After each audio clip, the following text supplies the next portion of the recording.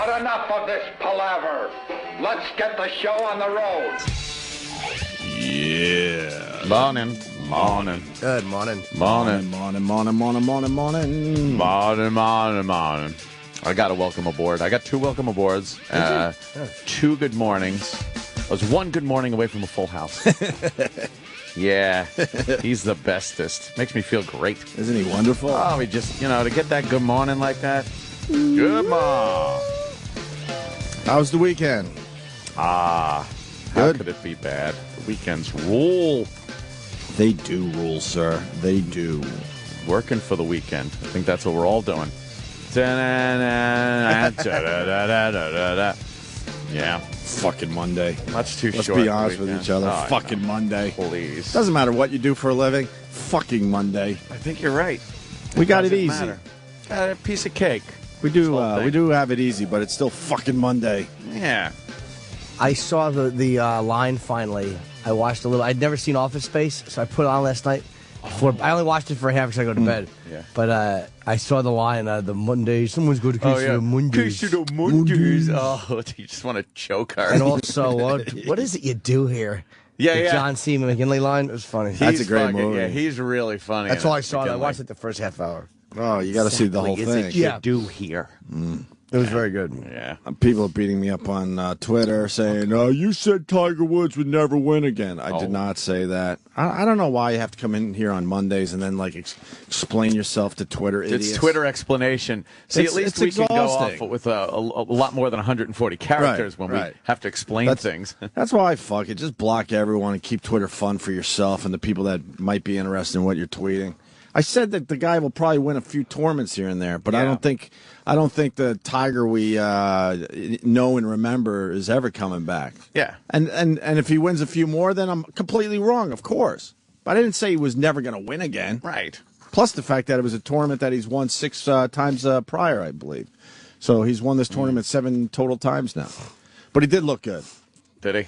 Yeah, he absolutely looked good. He looked good from the start, so I think he shot a 62 on the first day. That's pretty fucking impressive. That's like 10 under. Good for Tiger. And then he kind of kept it pretty consistent around, even par or whatever for the rest of the tournament. A little under, a couple strokes under here and there. I did pretty good. On 18, I think I was 9 under par. Nice. On 18. Yeah, I saw you tweeted. Kinect Golf. No, I know. I saw you tweeted that shit. Yeah. Is it accurate? It's pretty goddamn good. I got to say, Yeah? I really like the Kinect, man. It's I think it's the infancy of this kind of technology where you don't use a controller or anything, you just kind of stand there, and it's pretty fucking cool. And the finesse that you got to give some of the shots, it's translated in that, so it's pretty good. I think if you got to use actual golf clubs, then it would be really cool. Yeah. Because if you have nothing in your hand, it's weird. You almost kind of grab your thumb and kind of swing. It's a weird, because that's the one thing with golf. You still gotta get the club on the actual ball. Right. Yeah. You need that. And if that you miss feeling. it by just a hair here or there, it will affect the shot. But if you get to hit real golf clubs in your house, that would you got to get tall ceilings. Obviously, imagine the people that would have golf clubs flying through their televisions, but that would be fucking badass. But you think this version is pretty cool, huh? It's for a golf game that isn't a controller game, it's pretty fucking good. It's I was playing online also, so there's some other faraway land playing always with strange. me, and they were fucking really good, and I kind of was like, were they cheating? I don't know. You can't tell anymore if online people are cheating, but all online I people didn't cheat. even give a shit. If they're better than you, they're cheating. They're cheating. How can you cheat at golf? That's what I tell myself. What do you mean? It's pretty good though. Well, I don't know. I don't know how the game goes, but certainly, maybe somehow you could fucking figure out how to hit it further and shit. I don't know how you cheat with Kinect. I don't either. So I'm out. But I know. I'm sure there's cheats, but I also like the little intermission part where you make a good hole there, and you get to celebrate, Yeah. And your character is kind of standing there, and it'll do whatever you're doing. If you throw your hands up and fist pump, it'll do that. Yeah. So I usually I grab my balls and make like I'm jerking off, good. and the character's just like jacking off on the screen. And I was doing this when I was playing online, so the other person can see this. Right. And then another time, I just put my hand out in a sig heil Nice. and start goose-stepping around. Good for you. And there's this little animated icon goose-stepping Good for around. you. It's fucking hilarious. As soon as you start saying that, I'm like, the only thing you should do is jerk off. Yeah, you just jack off. You should bend over and fucking just spread your Grab ass cheeks. and look over your shoulder. Fuck you. It's hilarious. You. It's hilarious. Fuck you. It's a lot of fun, man. I was having fun with that game. What is Bobo doing, Sam? Your stupid fucking friend. He's not my friend. He's fucking mad at me because I didn't say hi to him. I didn't even see the guy. I am dealing with all problems from now on. I don't know. The guy is all over Twitter. Oh, doesn't even say hi. I didn't even see the kid. I don't know why he's mad all the time. He thinks he should be back on the show because the reason is because it's been a while. The show. All right. He So doesn't Big have A any- hasn't been on in a while. Starker Patty hasn't been on in a while. Pat from Menaki hasn't been on in a while. That's what we told him. But then he's all over Twitter. Oh, doesn't even say hi to me. Did you see Bobo Friday? I didn't even know he was here. I was out. Yeah, I said hi to him. You didn't say hi to him? I told you he was here. I'm like, go say hi to Bobo.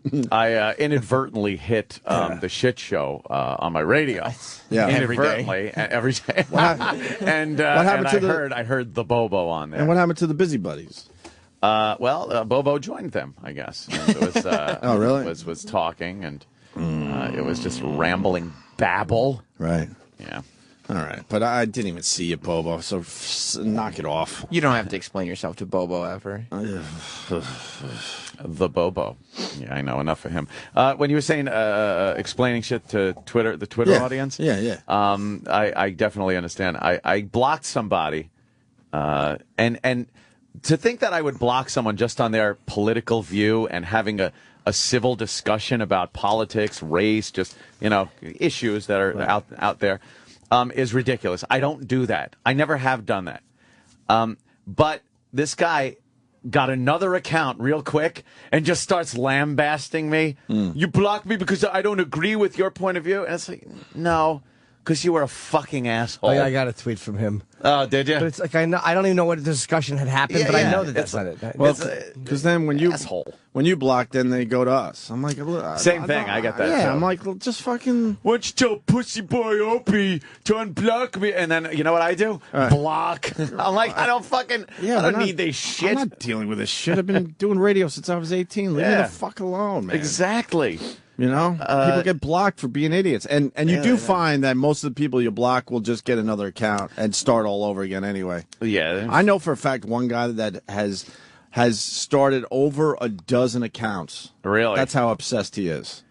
That's fucking, Yeah, that's bordering on psychopath. Oh, of course. And we all have them. Jesus. We all have them. We all have a few of those. Getting into, especially over the weekend, a lot of Trayvon. Trayvon. A lot of Trayvon tweets. We got the young man that was gunned down in Florida. So there were a lot of those tweets, and I was just, I was trying to let people in on some facts, not so much about the case, but things that people don't really understand about use of deadly physical force laws. Because people are like, he was unarmed. Now, I've said this many times. I'm not saying anything about what happened, what didn't happen, because no one knows yet.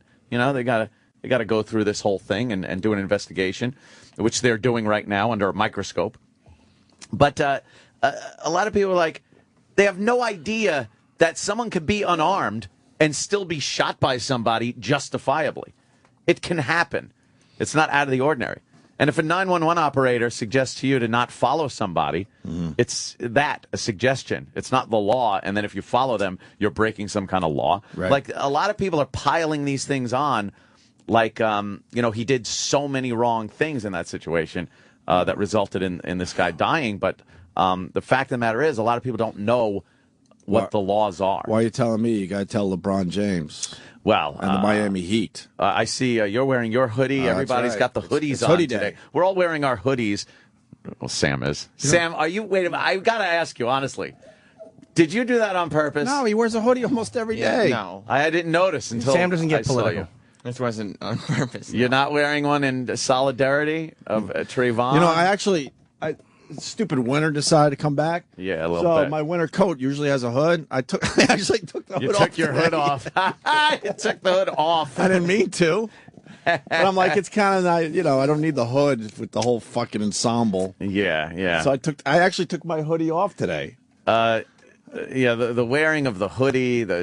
I saw a bunch of, it looked like kindergarten kids all lined up wearing hoodies and holding Skittles because he apparently had Skittles and iced tea with him. So did Trayvon have a hoodie on, obviously? Yeah, and was it pulled up? Yeah, he had a pulled up hoodie, and he was walking through this neighborhood, which they call a gated community. It's apartment buildings with a gate around. It's not quite the rolling lush hills of a gated community, but they'd press. Is it one? Hold on, though. Yeah. Is there only one way in? No, because that's a gated community. There's a way in off a few different streets, a few different But is there like a guard at each entrance?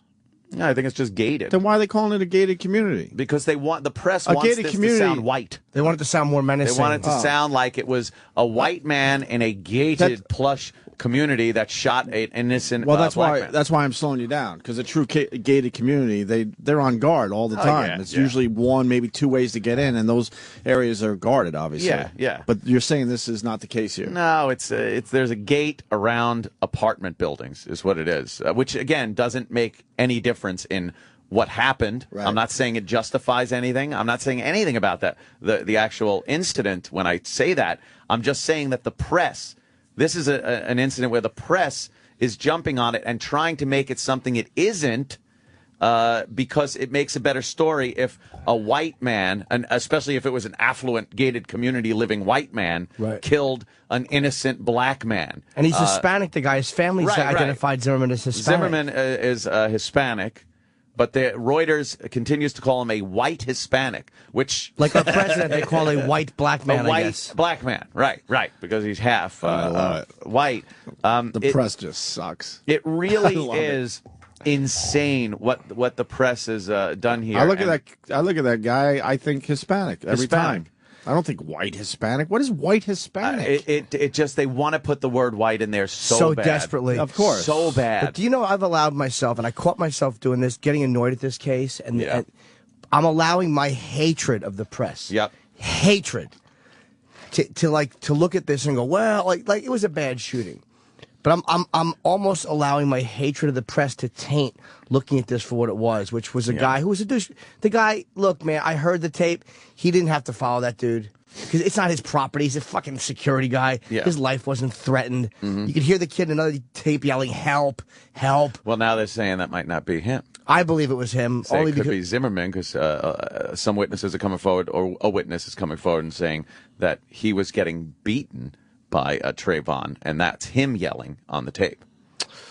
And they'll be able to figure that out eventually. Yeah. And Zimmerman allegedly had a broken nose, all kinds of bruises on his face, and the back of his head was cut open from where he was thrown on the ground and being punched by Trayvon. How old was Zimmerman? 28. 28. Trayvon was 17. And then they're trying to show that there is some kind of penchant for violent behavior because Trayvon was suspended for 10 days from school, and it's being floated out there that he was suspended for what? For beating up a bus driver. But now this case, if it turns out Zimmerman didn't do anything wrong, there'll be riots in Miami like Exactly. we can't get justice, and Yes. it's not Yeah. without, because maybe. But I personally thought it was a bad shooting. But man, if he was getting beaten up, I maybe. know, that's just it, Right. and that's the reason that he has not been arrested as of yet, is because all of the evidence on the scene that the police have to act on showed it as a self-defense shooting, and they took down the report as that. They took witnesses from witnesses, and the scene, they determined it was a self-defense shooting, and they didn't arrest him. Now, it will go to a grand jury, I think April 10th, they're going to start hearing this case. And like Jimmy said, if, in fact, evidence that hasn't been heard yet shows that this was a self-defense shooting, and in Florida, with the you don't have to retreat from aggression in Florida in order to use deadly physical force. It's not a prerequisite to that. If it's shown to be a good shooting, wow, there is going to be some shit. Jeb Bush came out and said it was that stand your ground did not count here. Was that him just trying He's trying to fucking because he doesn't look too good right now. He's trying to smooth this over. Fuck yeah. The stand your ground law is it's perfectly fine. It really is a good law. It leaves you not open to these lawsuits if you do have to use deadly physical force. Did you hear him say "fucking coons" into the mic? Like that's like, of course, CNN harped on that. Well, we got it right here. You got the tape? We got it right here. When you hear it over and over, at first I didn't think it, and then when I heard it played a couple of times, cleaned up, like I've allowed the obsession with if it was in reverse, it wouldn't be reported this way. I'm trying not to. Well, Zimmerman's lawyer is saying that he was saying goons. And that's what I don't buy that. He would call thugs or people that are, suspicious. Wow, if he's acknowledging goons. I don't know. The lawyer, is trying to. Who's put got out their fires. pink hoodie on? Look at all these hoodies. Hoodies all over the place. Oh, God. Which entrance is that he's heading towards? The back entrance. Are you following him? Yeah. Okay, we don't need you to do that. In my honest opinion, that's coons. I think That he said doesn't fucking sound coons. like. In my honest opinion, that's coons. Which entrance is that he's heading towards? The back entrance. Are you following him? That is so coons. Yeah. Okay, we Oh don't my need you to God. do that. Fucking coons. Yeah, that does. I mean, that does. Yeah. But that's to me a case like I don't want my hatred of the media to interfere with. Like that's a case where it actually does matter what he said because you could see that that's part of the motive maybe. Following the guy. If you're a neighborhood watch guy, your job is not to follow a guy No, you call with a police. fucking pistol. And how do you get? Here's what I find hard to believe, not knowing all the facts. You're following a guy with a pistol. He's unarmed. You pull a pistol. He has Skittles, and he attacks you. I'm not saying it couldn't happen. He apparently did not pull the pistol until he felt his life was being threatened, and some of these witnesses are alleging that when Trayvon was on top of him and punching him, he pulled the pistol out then and shot him. That phone call to the girlfriend is disturbing, though. Like they're saying, like the call from that Trayvon made to his chick and was telling, like, this guy's staring at me. Now he's looking at me. Like he was bothered, but it didn't sound like he was menacing this guy. Why would you call your chick in the middle of fucking menacing? That just doesn't make sense to me. Well, all this stuff it has to come out in an investigation. There is an investigation ongoing. It's under a microscope. So people that are screaming for justice, the wheels are in motion. We'll see what happens. Yeah. Why was Trayvon walking through the gated community? The quote gated community. His father was visiting his girlfriend. His father has a girlfriend in that community. Trayvon, because he was suspended from school, didn't have to be in his neck of the woods where he lived, and he was going to hang out with his father and his father's girlfriend at this complex. So he went there. He was hanging out with them. He went to go get some Skittles and iced tea, and that's when he was coming back and met up with Jorge Zimmerman. It leads to Geraldo Rivera. Geraldo's own son hates him right now. Geraldo is a douche. and I know what he's saying too, but I just think he's wrong. Yeah. Well, Geraldo again is motivated by his own interests. He's very pro-Hispanic, being Hispanic himself. Yep. He's been on our show, and I think when Jimmy brought up something that was questioning something he said about Hispanics, he pretty much just lost his mind. We got into it because I said something like, I'm happy with people. I don't want the borders closed. I just want people to come here legally and attempt to assimilate into the culture and learn the language. I don't think that's too much to ask, but I wasn't saying get rid of them, don't let them come in. You're welcome to come. It was too much to ask for Geraldo. Geraldo was out of his mind. He's like, no, they're learning English faster than. And then me and Opie are walking home. After the interview, we're walking home. We look in a building. They're doing in Opie's building on the other side. They're setting up a mock apartment for another building. So I'm like, which building is this? We couldn't even talk to the guys. They couldn't even answer what building they were fucking doing. A very simple question. Mock-up for. Before we play the Geraldo Rivera, we got Erik in Philly. Erik disagrees with Anthony. Oh, what Erik, what's up, buddy? I didn't see anything to disagree with. Anthony, I agree with you 99.9% of the time, but in this instance, it's not about race, it's about shoddy police work. Explain to me how they could drug test the victim, but not drug test the shooter. What would have given them the right, by the way, to drug test the shooter? There is no law that says that. Wait. There's no law that says a shooter has to be drug tested. Is there a law that says the victim has to be drug tested? I don't know. The point is, the kid wasn't. I know. Though wasn't out there wielding a gun for no good reason. If he didn't track the kid, he wouldn't be in the situation he's in. it doesn't. It doesn't matter. I mean, he was following the kid, and his contention was that he was doing that as part of the neighborhood watch. If no shooting happened, this just would have been he followed some kid, called the police, they checked him out, whatever.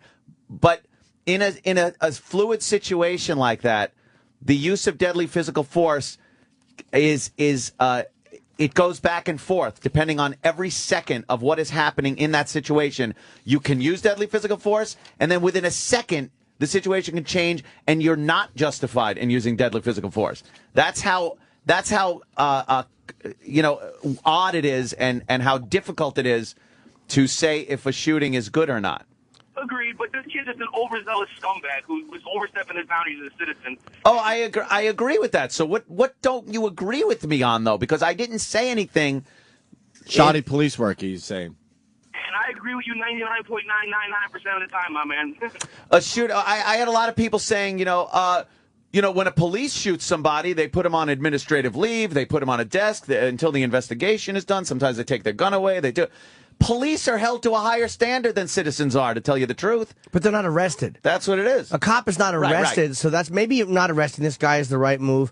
But that is a good point about them drug testing the victim. Like, maybe they shouldn't drug test the shooter, but why do you drug test the victim unless that's standard and I didn't know it?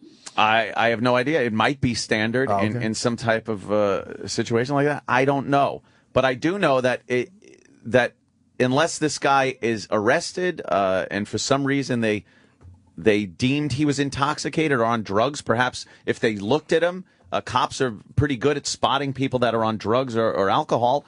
I guess they didn't have a reason to drug test or alcohol test this guy. And what picture are they showing these days of Trayvon?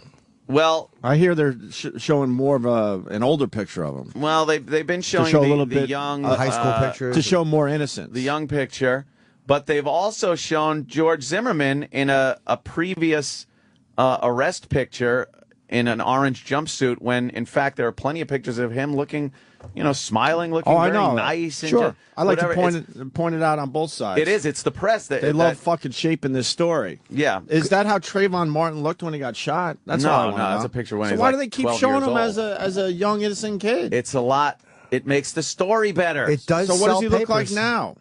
More like that? No, he's. I didn't recognize that Zimmerman kid looks like Chad Bono. Maybe that's why he was so pissed off.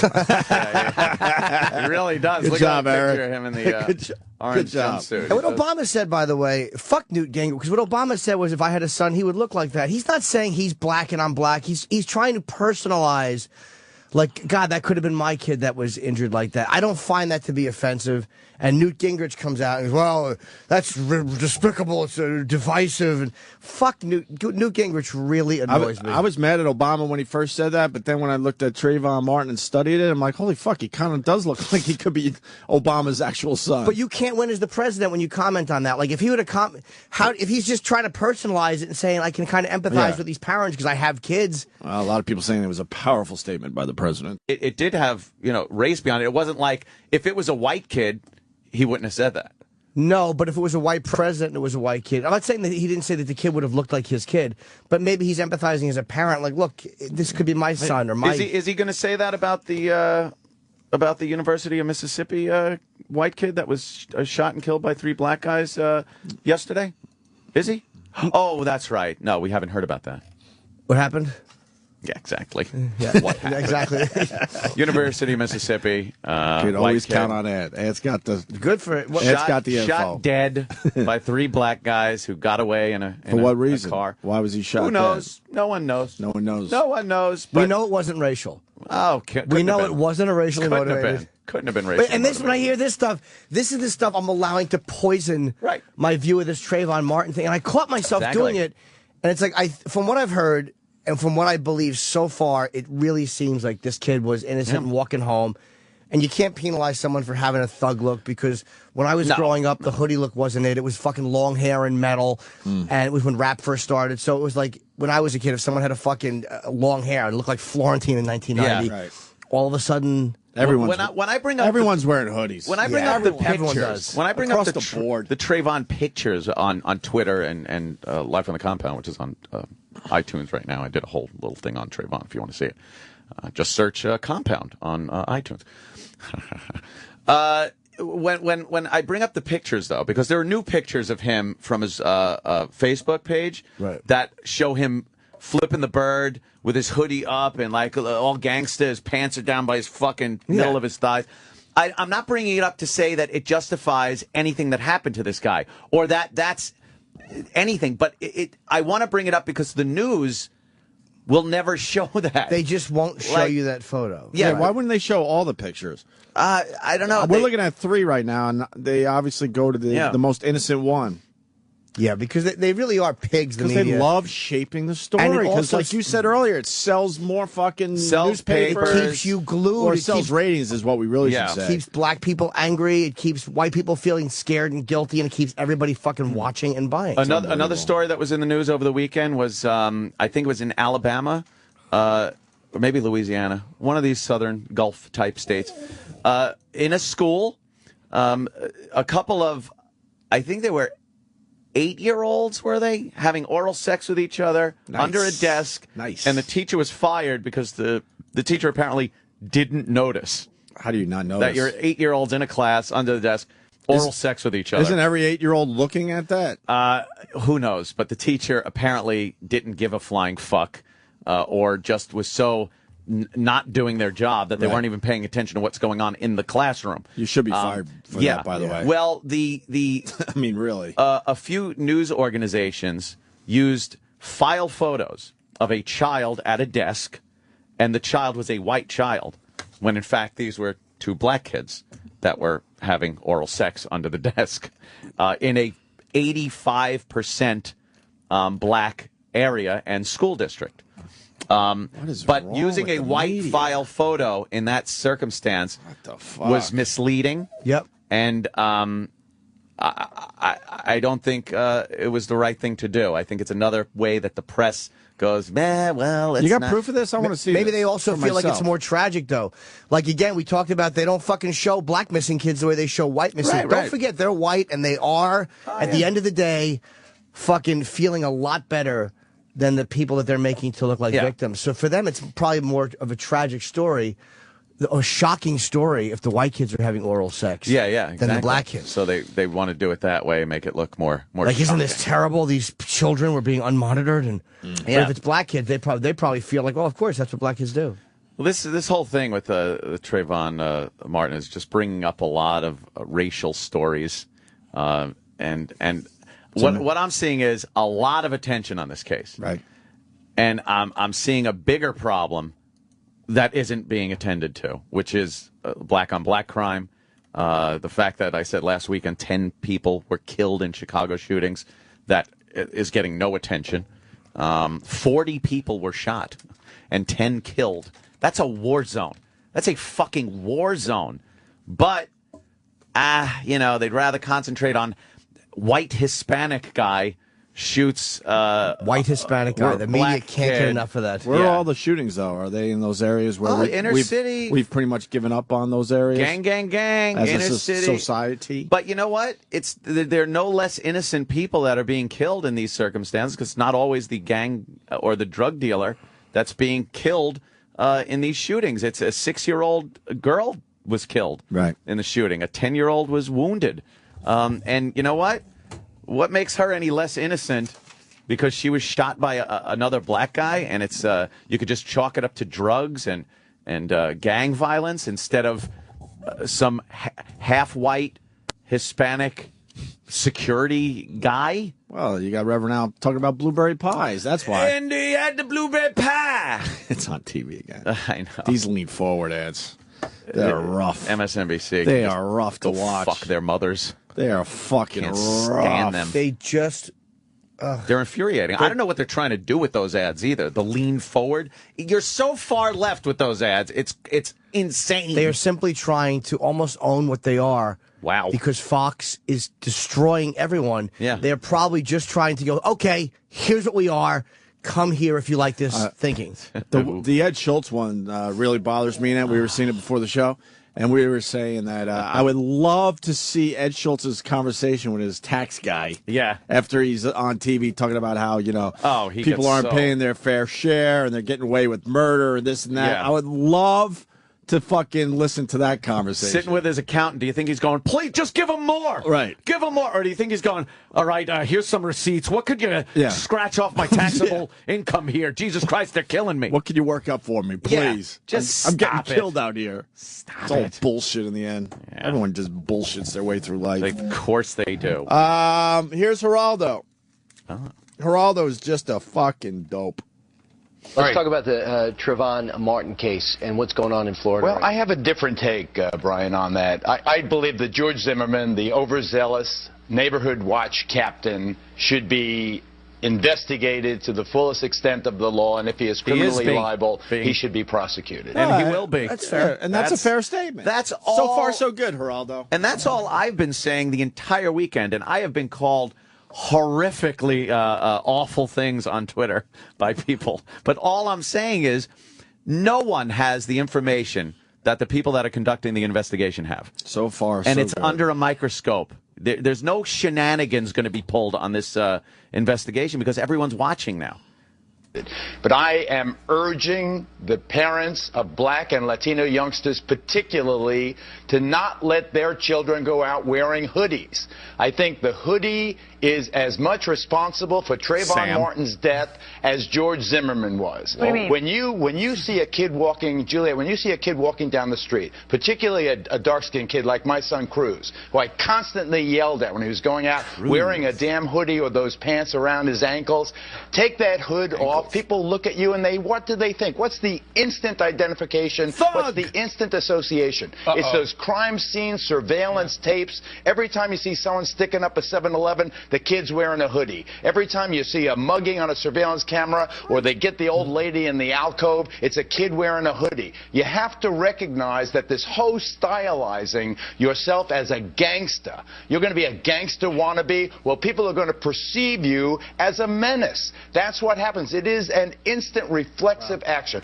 Look, not the worst thing in the world, Not what at he just all. said there. Hearing him To be say it completely honest is with not you. crazy at all. He's right. I don't know. I mean, I don't know if that's reflexive what action. happened here in this case, but he's Right not or- crazy for what he's saying right there. right or wrong, it's what it is. You know, you can't say that Geraldo's wrong. Oh, what? No, Because he's when, not. when you do look at surveillance video, you do see a lot of hoodies with guns pointing at people. There happens to be a person underneath the hoodie. Saying he's as the hoodie's as guilty as Zimmerman is stupid. That's dumb. But, I mean, are kids walking around with the hoodie all tight? The hoodie up and tight? I don't know the style of hoodie, Sam. Well, what is Geraldo saying there? Just walking out of the house with a hoodie on? Well, the whole Because that's dumb, because across the board, people are wearing No, hoodies. if you just walk out of the house with a hoodie on, but if you're, like you said, the pants are pulled down on your ass and you got the hoodie up and you're just barely looking out from underneath it. Right. That's all menacing. Everyone knows what the look is. Let's not fucking, semantics come into play here. Let's not fucking bullshit each other here. We know what the look is. It's a gangster thug look that when you see somebody walking toward you on maybe an empty street like that, you might have some concern, is what I'm saying. But it doesn't justify anything. If that guy had walked up to him in the booth and started a fight with him and he shot him, I would say fuck Trayvon Martin. Mm-hmm. But it doesn't look like that's what happened. Even though he had the hoodie on, to me, the things that bug me are the fact that he followed him, which it's hard to justify physical force. He was a cop, but he's not a cop. He's a neighborhood watch guy whose job is to take a look, call the fucking police, and he did call the police. He called the cops. Then he should have just let the cops do their job. work. But if this kid would have just disappeared, or the cops didn't get him, or he would have broken into a house before the cops got there, before the shooting, it doesn't seem like that bad a thing to do, is what I'm saying. Following someone that you don't recognize in the neighborhood that you're the neighborhood watch guy. I mean, so following somebody isn't in and of itself a bad thing pre-shooting. Was Trayvon wearing a hoodie? Yeah. All tight and shit, or just fucking... Oh, yeah, that's why everyone's wearing a hoodie, because that's all he had was a hoodie on and some... But, I mean, Skittles. was he wearing it the way Geraldo's saying? That's important here. I don't know how he was wearing the hoodie. It is Florida. It's tough to walk around with the hood up and tight. Was it raining? Oh, are you kidding? Come on. I see people in July wearing snorkel jackets around the city. Please.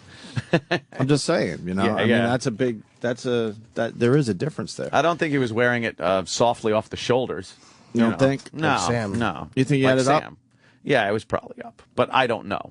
I'm just saying. Geraldo continues here. Remember Juan Williams, our colleague, our brilliant colleague? He got in trouble with NPR because he said Muslims in formal garb at the airport conjure a certain reaction in him, a response in him. That's an automatic reflex. Juan wasn't defending it. He was explaining that that's what happened when he sees these particular people in that particular place. When you see a black or Latino youngster, particularly on the street, you walk to the other side of the street. You try to avoid that confrontation. Trayvon Martin's God bless him. He's an innocent kid, a wonderful kid, a box of Skittles in his hand. He didn't deserve to die, but I'll bet you money, if he didn't have that hoodie on, that nutty neighborhood watch guy wouldn't have responded in that violent and aggressive way. God, I don't hate what Geraldo's saying. I don't fucking hate it. Except Like for the line, everyone went nuts about this. except for the line about the hoodie being as responsible as that was a dumb line. That's dumb, yeah. But in general, I don't hate what Geraldo's saying here. Nope.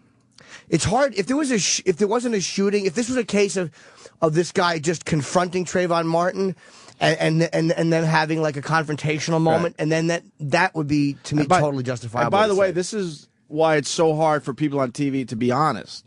Yeah, because they attack. They just attack you. And they didn't quote him accurately. This is Geraldo being honest. Yeah. And then we get mad if people are being honest, right? And they didn't quote him accurately, and they didn't quote his intent. Because you listen to that, he's certainly not a racist. I don't fucking hate what Geraldo's saying. And that's probably not the smartest thing to say today, because everyone's all about hoods up and it's hoodie day and all that. Oh, yeah. But he raised that one, what's that guy's name? One. Because I think he's generalizing here, obviously. And and he's not necessarily completely talking about Trayvon. Right. He's generalizing. Oh, Juan Williams, who got fired for NPR. Right. Yep. Yeah. And he's quoting him as saying that certain looks, people do wear certain things to sometimes because they want to appear a certain way, and if you react to that appearance, you're a blankophobe or a blankist.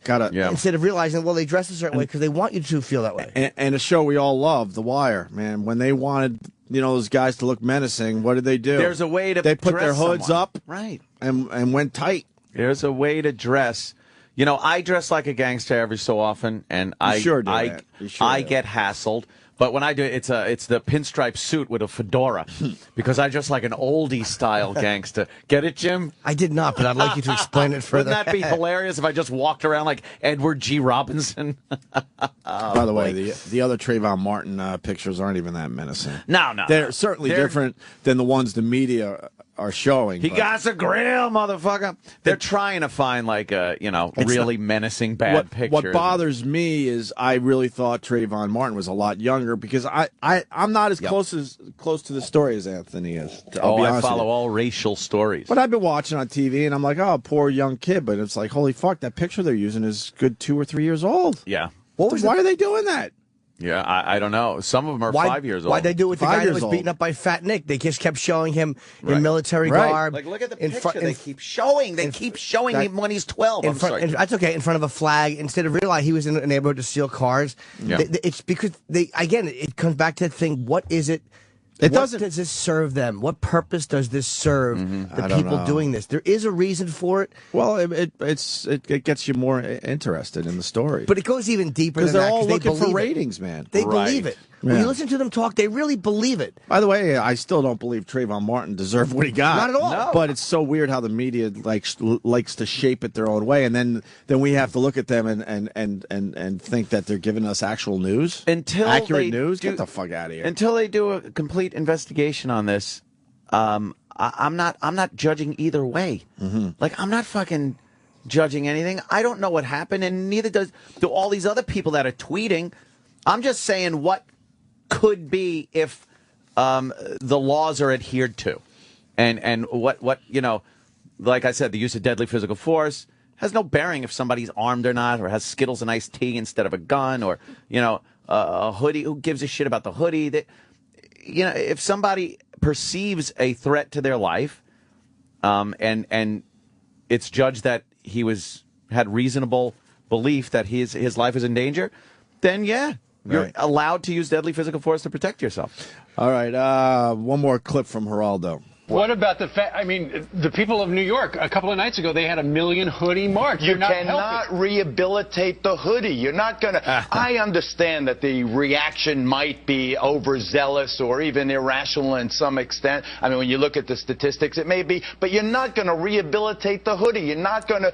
Just stop wearing it. Stop wearing it. Don't let your kid. You know the old Johnny Cash song, "Don't take your gun to town, son. Leave your gun at home." There is some things that are almost inevitable. I'm not suggesting that Trayvon Martin had any kind of weapon or anything, but he wore an outfit that allowed someone to respond in this irrational, overzealous way. And if he had been dressed more appropriately, I think, unless it's raining out or you're at a track meet, it was raining. Leave the hoodie home. Don't let your children. It was. Yeah. Okay, I thought I remembered that. You know what? It was raining. He was wearing a hoodie, and it was up because it was raining. Bravo, Geraldo.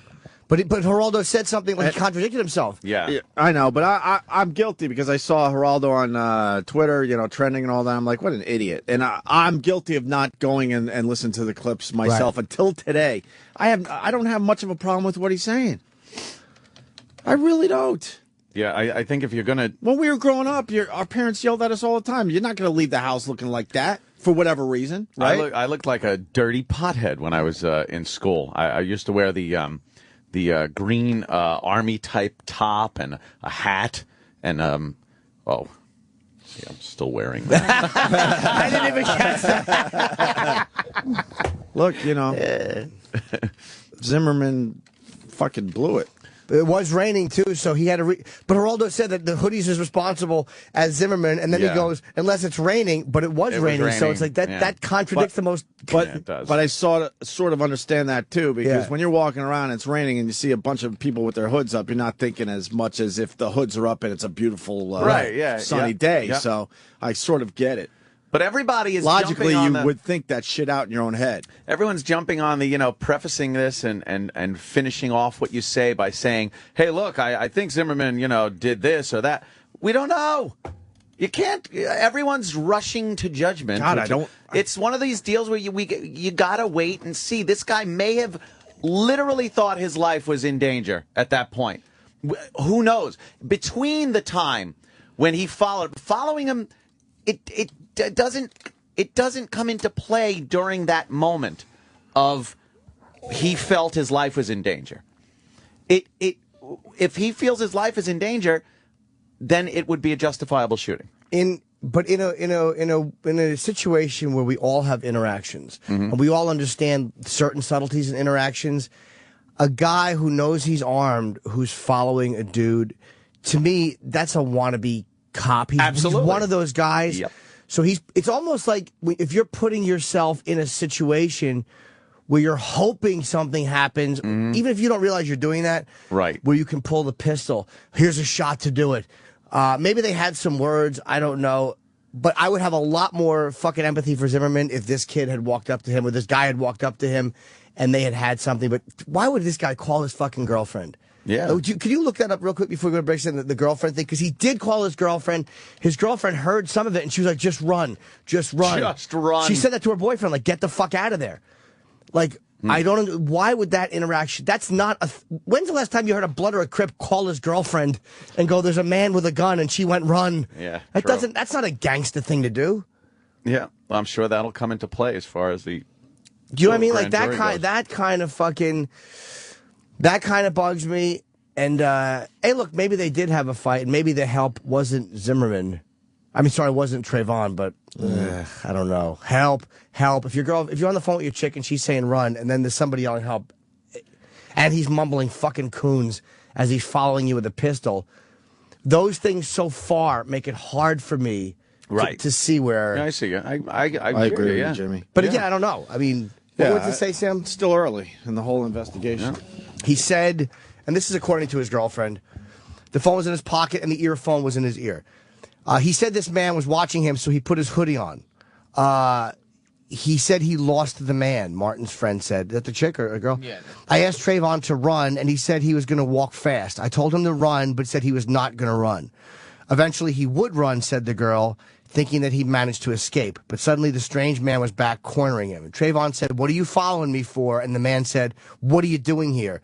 Next thing I hear is somebody pushing, and somebody pushed Trayvon because the headset just fell. Now, that could have been Trayvon pushing him. Who knows? Yeah, whatever. I called him again, and he didn't answer the phone. The line went dead. Besides screams heard on 911 that night, as Martin and Zimmerman scuffled, those were the last words he said. So they don't know who.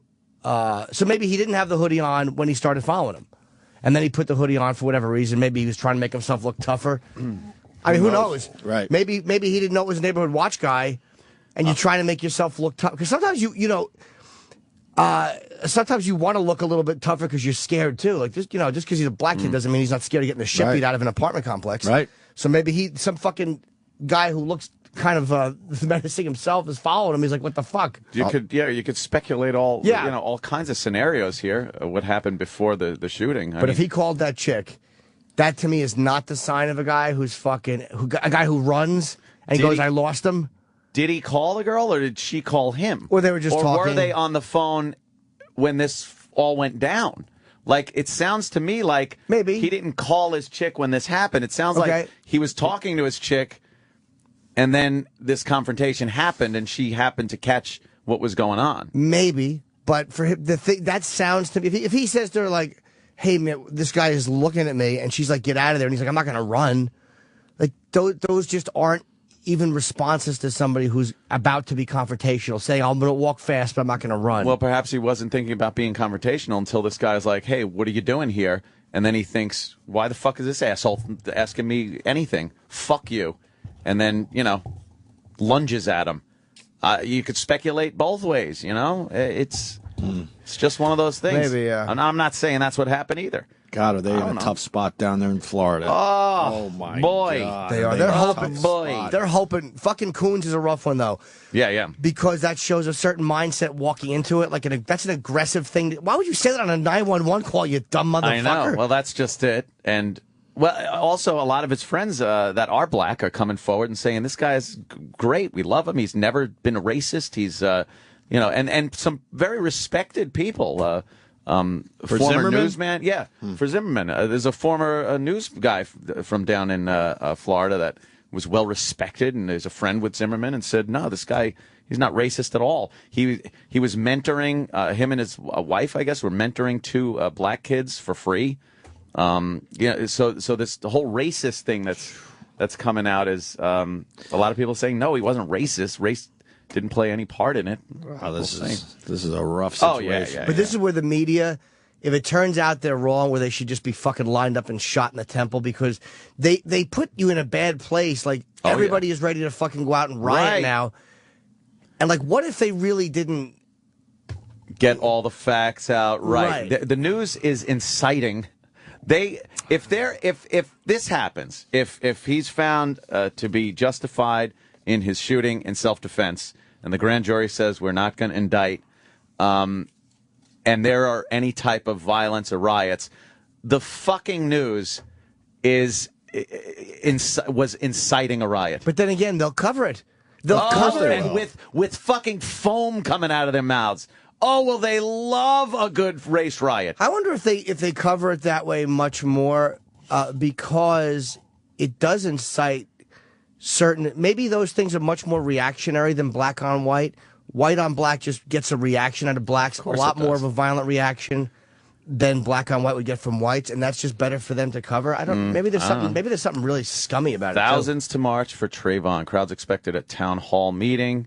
That's in Sanford. Martin's parents expected to speak at town hall meeting. Thousands with their hoodies on. Look at them in church with their hoodies. What the fucking hoodie being the symbol of fucking whatever for this is stupid. Stupid white. Stop it. Stupid middle-aged white guy. They'll be delivering communion at church with Skittles. Right. Oh my God. Even Tebow was out on the town wearing a hoodie.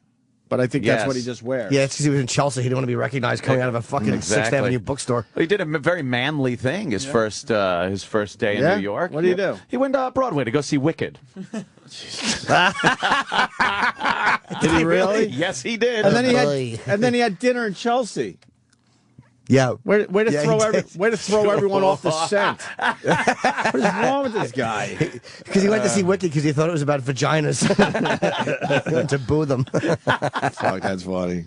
Hey, and Rex Ryan coming out and saying, yeah, fucking Sanchez is in trouble, man. But, we didn't bring Tebow here to fucking hold a clipboard, which is going to make it even worse for Sanchez. Maybe they've just had enough of Sanchez. I mean, they want to see if Sanchez could step the fuck up and handle the pressure. If not, then they're looking at Tebow, man. Rex Ryan said it. Has Sanchez let everybody down every time, you think? He falls apart a little bit under pressure. Maybe they've had enough of that shit. Like, he's supposed to be a franchise guy. He's got good quarterback skills, but he doesn't have that extra little thing that fucking wins championships. He panics a little bit. Yeah. And Tebow certainly doesn't panic, and he doesn't have quite the quarterback skills that Sanchez does. In general, I would say. He doesn't have that thing that who's Manning for the Giants? Not Peyton, but fucking Eli. Eli absolutely has it. Yeah. I've turned the corner on him, man. I thought he was a joke compared to his brother. That guy is great I'm under a complete pressure. idiot for thinking that because he's great under pressure. You're right, Jimmy. You're fucking right. Want a break? Yeah. All righty. God, I didn't hate what Geraldo said. I'm an idiot. I know. I did what everyone does. I should have fucking searched out the clip after I saw it trending all over the place. Hoodie gotta eat. And let's do that. Hey, everybody, this is Geraldo Rivera, and you are listening to Opie and Anthony. Sirius XM. You're listening to Opie and Anthony.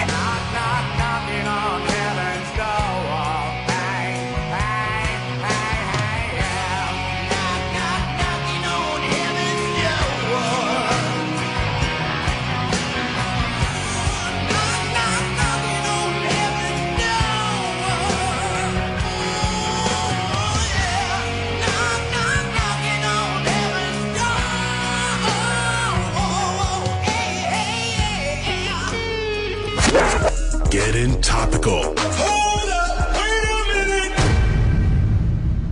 With the Sex Man. Morning, sexy. Morning. How's your Monday? So I got a case of the moongaze. Fucking E-Rock. Did you buy some blue rocks for your house? I saw you tweeting about it. I saw that too. Very exciting. Yeah, that was a joke. Oh. Why? Why was it a joke? I thought it was something cool to get for your pool. Well, I don't pool area. I don't have a pool. Oh. See, I thought you would decorating the Nagel Palace with some blue stones. I would totally do that if I had that, but I don't. Oh. What a letdown. Well, that joke went over everyone's head. I just assumed you had a pool and got some dumb blue rocks. I know, that's what I thought. Nah, it was just towards one person. Troy Kwan. Who was it for? I guess Jennifer Hutt lost her American Express card over the weekend. So I just posted that I bought all this stuff for my house on her card. Why are you kissing her ass? What's wrong with you? You need to be liked by everyone? That's where that came from. Jennifer Hutt. Inside jokes with Jennifer Hutt? Is your wife pissed at the Mash Up Nicole picture? No, not at all. Why is she sending you those shots? I don't know. I don't think that wedding's going to work out. Everyone's saying that. But why is she sending you pictures like that? Were they nudes? No. Oh, we're not allowed to talk about this? Oh, yeah, it's not her. It wasn't her. So why is she saying what? She was playing along with... I threw that up there saying it was her. And then she finally responded like 2 days later saying that, that was just supposed to be for you. God, you got all this inside weird shit going on. It's like inside jokes on Twitter. Oh, God. Oh, I see. It looks like her, but it's not her. Is it? Let me see. Where is that picture? God. Oh, what are these jokes for? You're using Twitter for one person? Well, you're using it to insult celebrities. So of course I am. Whoa! Look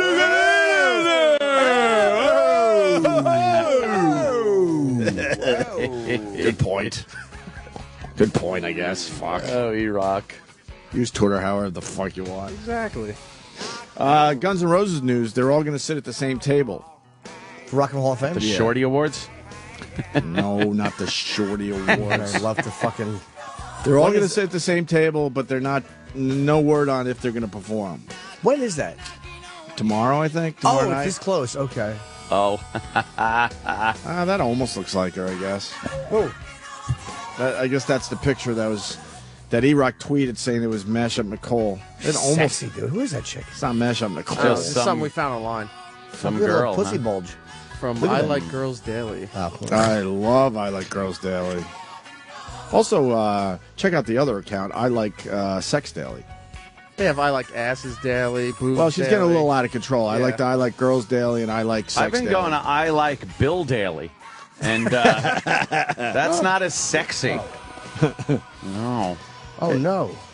What happened? Gallagher suffered another heart attack. No, I know. Another one? I swear to God. Wait. No. Another one? Yes. On Sunday. Yeah, because I thought it was just like, no, we know that already. Oh, no, he's man. had two. Oh, no. Come on. He's had two in the last 2 weeks. Oh, boy. You know, he was in that coma from the first It's a one. minor one. And then he's been out of the hospital a few days, and he just had another minor one. He's retiring. He's had it. Fucking Gallagher's had it. Wow. That's not good. Nah. Gallagher could He be. said he's going to retire checking from out. on-stage shows. Yeah, he's retiring. Wow. Gonna miss Gallagher on the show. I swear to God, I thought it said comedian Jim Gaffigan. A quick look. I was like, really? what? Yeah, that's why I made a fucking gasp. Hunger Games. Goddamn, $155 million over the weekend. Wow. That's a lot of money. That's a big opening. successful movie. The most successful opening for a non-sequel Oh, here they go. film that came out in March or something. I love those stats. Where the weather was above 75 degrees. I think that's Yeah. the title they got. Yeah. We got Donald Sutherland from Hunger Games coming in today. The Hunger Games at 9:30, by the way. And tomorrow it's Shaquille O'Neal. And Aziz is coming in, huh? Aziz, yeah. Nice. Aziz, excuse me. Aziz Ansari. And Paulie D in studio tomorrow as well. What time is he there? Yeah. Oh, no, that's Wednesday. Sorry. Sorry, I'm ahead of myself. Shaq and Aziz tomorrow. We're going to get them in a fist fight. I That's hope my so. goal, to get Aziz and Shaquille O'Neal to fucking throw down. I'm using Shaq's shit. I am too. It actually smells really good. His smell good. deodorant and shampoo. Yeah. And I smell good. Is there shampoo there? I didn't get any fucking shampoo. I didn't see no shampoo. That was a body wash. Oh, that's a body wash. Oh, oops. Oops, my hair's I'm body been frizzy. washing and I'm fucking using his deodorant. New Dove products. Yeah. Yeah, they're all right, man. He must go through a bottle of that body wash. No like, shit. At one sitting, one shower. Very excited to have Shaq on the show tomorrow. Dick Cheney got a heart transplant, and everyone made their heart jokes over the weekend. Everyone on had Twitter. their jokes, right? Yeah. Yeah. Mm-hmm. Yeah. What was the biggest, most popular one? I'm going to guess something about. Oh, good. Don't you have to have a heart in the first place to have a heart transplant? Yeah, I read that one a few times. I went with the. I wonder if they, got the giant stick out of his ass while they had him on the operating table. Right. I try to do it a little different. A little different. Don't you have to have the heart in the first place? I also read one about Go to the Dick Cheney trend. Let's see what eating hearts. I tweeted a good one. What do you I got? said, how come you don't have no clubs of spades or diamonds? That is funny. Yeah, it is. I fucked up my own tweet. Let me, because it sounded horrible. Let me see. Are you finding other Dick Cheney tweets? I went. What did I write? I went. Cheney got a heart transplant. Right. Oh no. What was yours? God, come on. Uh-oh. This guy. I literally lost 200 followers on this tweet. You want me to read it? Yes. People kind of liked it, though.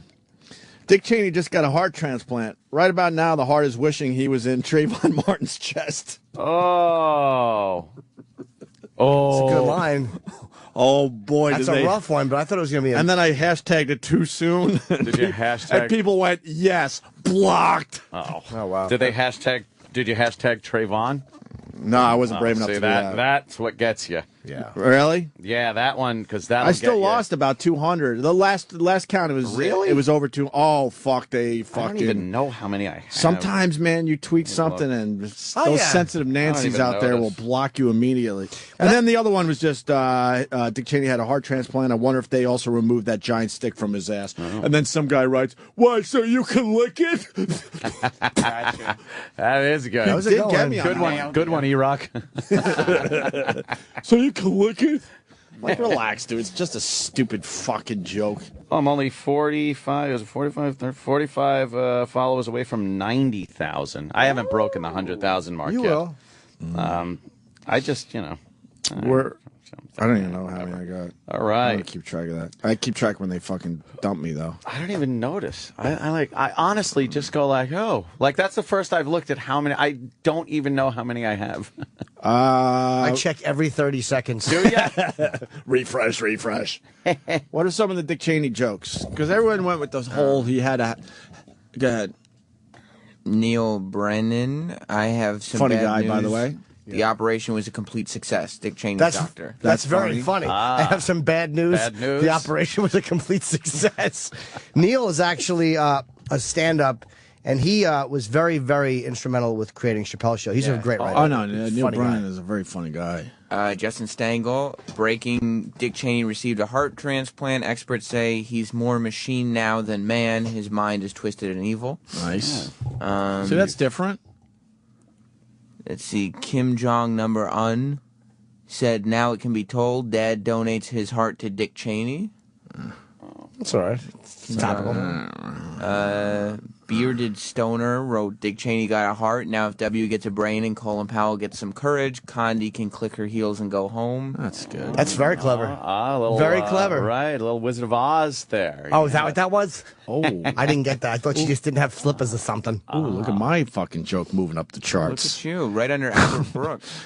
Right under Albert. Albert Brooks is Dick Cheney gets new heart, not to be confused with compassion. He's a funny dude. That is funny. That's pretty Fuck. good. Go with Patton. I thought Patton Oswalt had a good one, too. Which one is trending on his? Oh, God, let me out of here. Quote, the heart that was just sewed inside of Dick Cheney.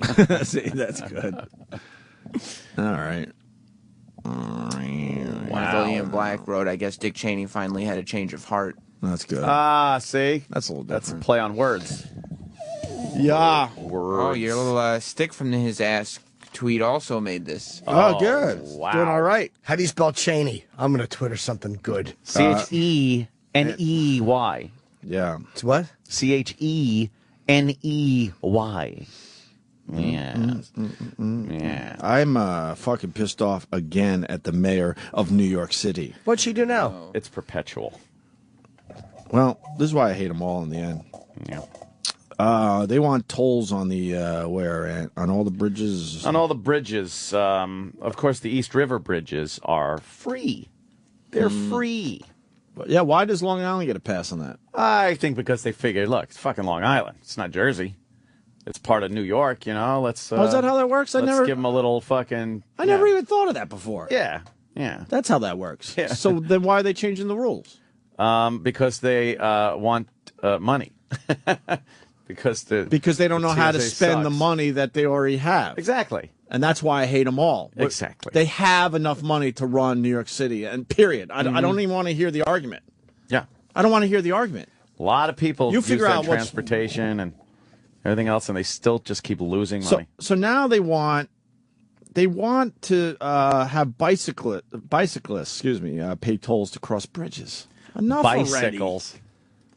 already. Enough already. He's a fucking out-of-touch scumbag. The mayor is an out-of-touch scumbag. Third-term douche. 3 terms. Enough with him. When is he done?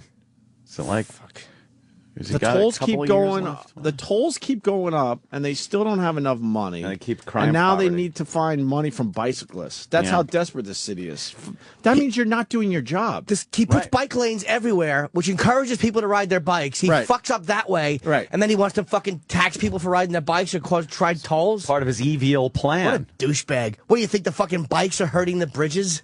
Yeah, how Asshole. much damage does a bike do to a bridge that, you got to... It's just enough already. God, what pay a a toll. fucking... How about instead of spending $100 million to run the city, you fucking baby boy rich kid, how about you donate that money so bicyclists and middle-class people don't keep getting fucked at the tolls? How about that, shithead? Because now, like, a lot of people are looking at their bikes and going, oh, fuck, I'll save money on gas and tolls. Yeah. And I live close enough, so that's what I'm going to do now to commute. And now they have to turn around and go, we need your fucking pocket money, too. No way. If they try to charge tolls, people for bikes should just rip the fucking tolls down. There should be a massive And there protest. shouldn't be tolls on the east, crossing the East River. Right. Because of what Ant said. It's part of New York. Yeah. Then again, Staten Island doesn't matter. Staten Island going into That's fucking true. Brooklyn. Staten Island, good point. You pay. They fuck pay a lot of Staten money. Island so Oh, bad. God, man. they hit you hard. Yeah. They hit you hard. Oh, boy. But that's the latest from this fine city. Now they're going after bicyclists. That's just ridiculous. Did we build this city on rock and roll? We sure did, Ant. Yeah. It's got to pay for it somehow. Sure did. That fucking song is in the new Muppets movie, which is the go-to movie in my house right now. Is it? And that song is in it. And all I keep thinking in my head is, my dick's all shitty. This one. My dick's so shitty from your asshole. Dick's so shitty. My dick's so shitty from your asshole. So, isn't this great? I love the MIDI. The horrible MIDI fucking. Who wrote this? This is great. Favorite of Is mine. it a fan or no? Was it? Was I this don't a know. fan? That's a good one. Say you won't blow me. I get in your face. It's so blatant. Say you only take the cock in your dirty place. Now I'm all filthy. There's duty on my dick. What makes Just like a black man's, but not quite as thick. what makes this song? He sells it. Oh, yeah. Cooling needs a diaper. My baby going low. Gotta turn Oh, he's yelling. my dick's so shitty. My dick's so shitty from your asshole. My dick's so shitty. My dick's so shitty from your asshole. No interpreting this any differently than it is. He just went right for it. From your asshole. Nice. I love it. Dun, dun, dun, dun. Someone very mad that I'm saying bicyclist instead of cyclist. Oh, What's the difference? I don't know. In the story, it says bicyclist. What's so. You're right to say bicyclist. It's a Montreal guy. Montreal. What? Let's say hi to Kirby. Kirby. Yeah, I have a problem with. What are you laying in by the street and by the grass or something, Kirby? Or Are you a vacuum cleaner guy or something? Yeah, Kirby. Where's Curb A? Yeah, what are you doing? Is the garbage sitting right by you, Kirby? Is someone getting kicked to you, Kirby? Hey, where's Durwood? Yeah, I got kicked to the Kirby or something? I don't know. Okay, I'm punching out. Cyclist, please, cyclist. Why? Is that what you say up What's there? the difference? What do I say up here? It's English, my friend. I don't know. You're Canada. What's wrong with bicyclist? Yeah, what's wrong with saying You're a bicyclist? bicyclist. I would rather say cyclist. It would be much easier for me to say. Trust me. Maybe bicyclist is a cyclist that sucks dick and pussy. There you go. Hey, how's your enthusiasm? Yeah. That's from Truth. Wasn't mine. That's Truth good. Diggins. Hey, can I yield my appetite or something?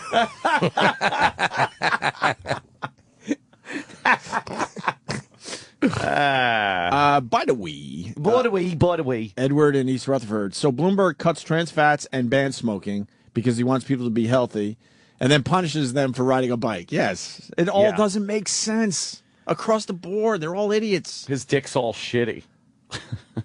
Take the fucking money you got and figure out where you're not spending it properly. Yeah. It's not my problem anymore. Holy fuck.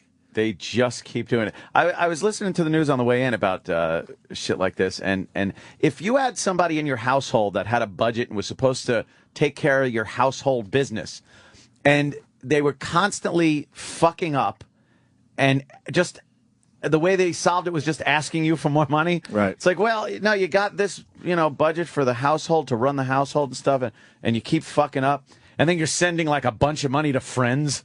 It's like, well, no. How about you pull back? Don't send money to friends. Don't shop around a little. Look for cheaper prices for things, and then maybe you won't have to keep asking me for money. Right. But they just keep asking for money. You'd say, what do you do? You'd get all pissed. I see people every day in New York City doing their jobs, going to work, spending like crazy. So what the fuck? It's the exact same city as it was 20 years ago. So what are you doing differently? What are you doing? You're not spending the money right. We didn't read far enough. Uh-oh. Oh, no. We didn't. This is not necessarily the mayor pushing this through. This is a guy named, this is a former traffic commissioner. Taxi McTaxter? Sam McSchwartz, actually. The guy who quoted the Gridlock Sam, that guy. Gridlock Sam? Gridlock Sam. Bloomberg's in Asia right now. He's not supporting Thailand? a congestion price plan. That's what part of Asia? Lady boy. But because they want to keep cars out of Central Business District below 60th, Schwartz wants to reduce tolls on uptown bridges, the Triborough, Whitestone, and Throgs Neck bridges. The round-trip tab would drop from $13 to $8. That's never going to happen. No, but I'm saying he's trying to balance it, I think. Uh-oh. Oh, wait. We're assholes. Get some money from the bike guys. Or just put these midtown things. But that'll never happen. To That'll be the excuse to do the bike thing, and then they'll never fucking okay, maybe, yeah. I think. No, you might be right, dude. They never do the right thing in the end. They say they're doing it for this reason. It's never for that reason. My dick's all shitty. From your asshole. I can't get that out of my head now. I'm going to sing that all day. Exactly, Erik. Dun, dun, dun, dun, dun, dun. You know, asshole. You know what? Thank you. Man in Brooklyn makes a good point. It is cyclists, so you don't exclude the assholes riding unicycles. Oh, how hipster is that? That just looks exhausting. Have you ever tried a unicycle? No. I tried it once. I think I fucking tore my fucking ACU.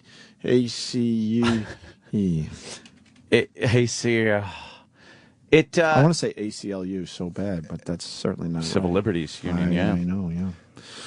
It's an ACL, right? Yeah, it is an ACL. You tried the unicycle? No, it looks dumb. It is dumb. It is stupid. I like the extreme unicyclists now. They're doing ramps and everything. Like, no, you still look stupid. It's like doing fucking BMX on one of those giant front wheels with the little back wheel bike. Imagine just like doing a cross up. You go off a fucking dirt hill and you cross your fucking giant wheel up. I would assume Jackass did that stunt. If not, someone should get on it. I think they did. Okay, because that would be a great video to watch. I think they did. Hey, you were listening to the news on the way in. Did you hear the Facebook thing? Yes. Yes. Are they trying to make it a law or trying to? They're trying to see if it's legal. I'll see if it's legal at all. Because a lot of employers, potential employers, if you go in and fill out a job application, along with the rest of the questions they ask you, they're asking for people's password to their Facebook account because they want to check out what this guy's all about. Wait, no. No, you sure it's password or just accept a friend request? I heard fucking password. Well, that's just they want to be able to dig into the shit that you might have behind the privacy thing or so. Yeah. What?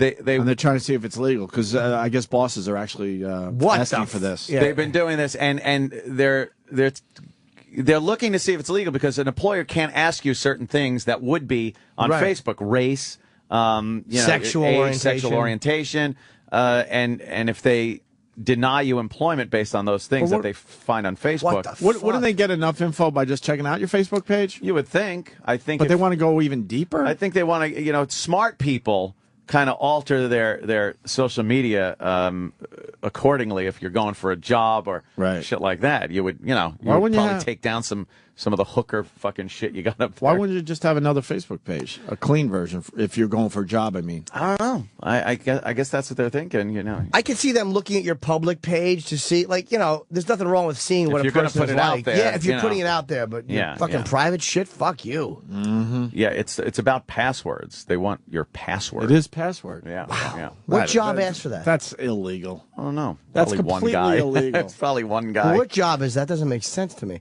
Or some high school student just got suspended or expelled for things he twittered, and they will lose that case legally because the Supreme Court backed up a ruling that said you couldn't punish students for making a parody of their principal's MySpace page at their home. Right. You can't punish people for the shit they do at home. Yeah. Well, people are. They're punishing a lot of people for what you do at home and what you tweet. And, That's where the privacy stuff's getting crazy.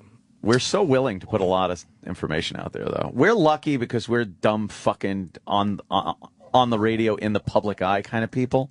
So we're not really tweeting anything that we don't fucking say on a daily basis here.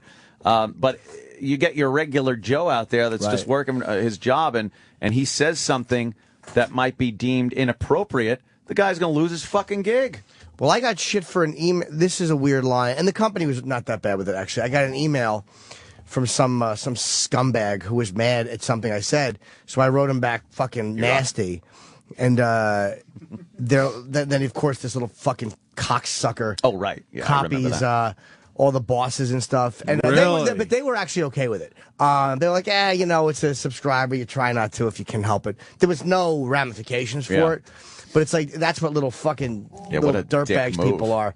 But there was no penalty for it, which was good. And I would never, ever edit a response to somebody where if you write me and attack me and I attack you back, all bets are off, motherfucker. Yeah. Fuck you. And on Twitter, if I attack somebody, I never want to hear shit from the company for what I say on Twitter. Of course not. I mean, business. What do you got on this, Travis? Nothing. There's another story today. Thank you. All right, take care. Bye-bye, Travis. Safe trip home. Yeah, why would you start something with nothing? Everything, and then it's funny. It's like, so what's up? Oh, nothing. I was just going to say, well, you said nothing. I have so much for you. There's another story today. This high school kid that was expelled from school because a tweet that he wrote at home said fuck. Whoa. Oh, what? wow. Yeah, that's right. Sounds suspiciously like the story I just mentioned. Wow, because Jim just was talking about when I'm walking down. Travis. Yeah. When I'm walking down the hallway. Yeah, sure. What happened in Florida? Did someone get shot? Go ahead. You cover. Go ahead. Wow. Boy, he's right. You did have nothing.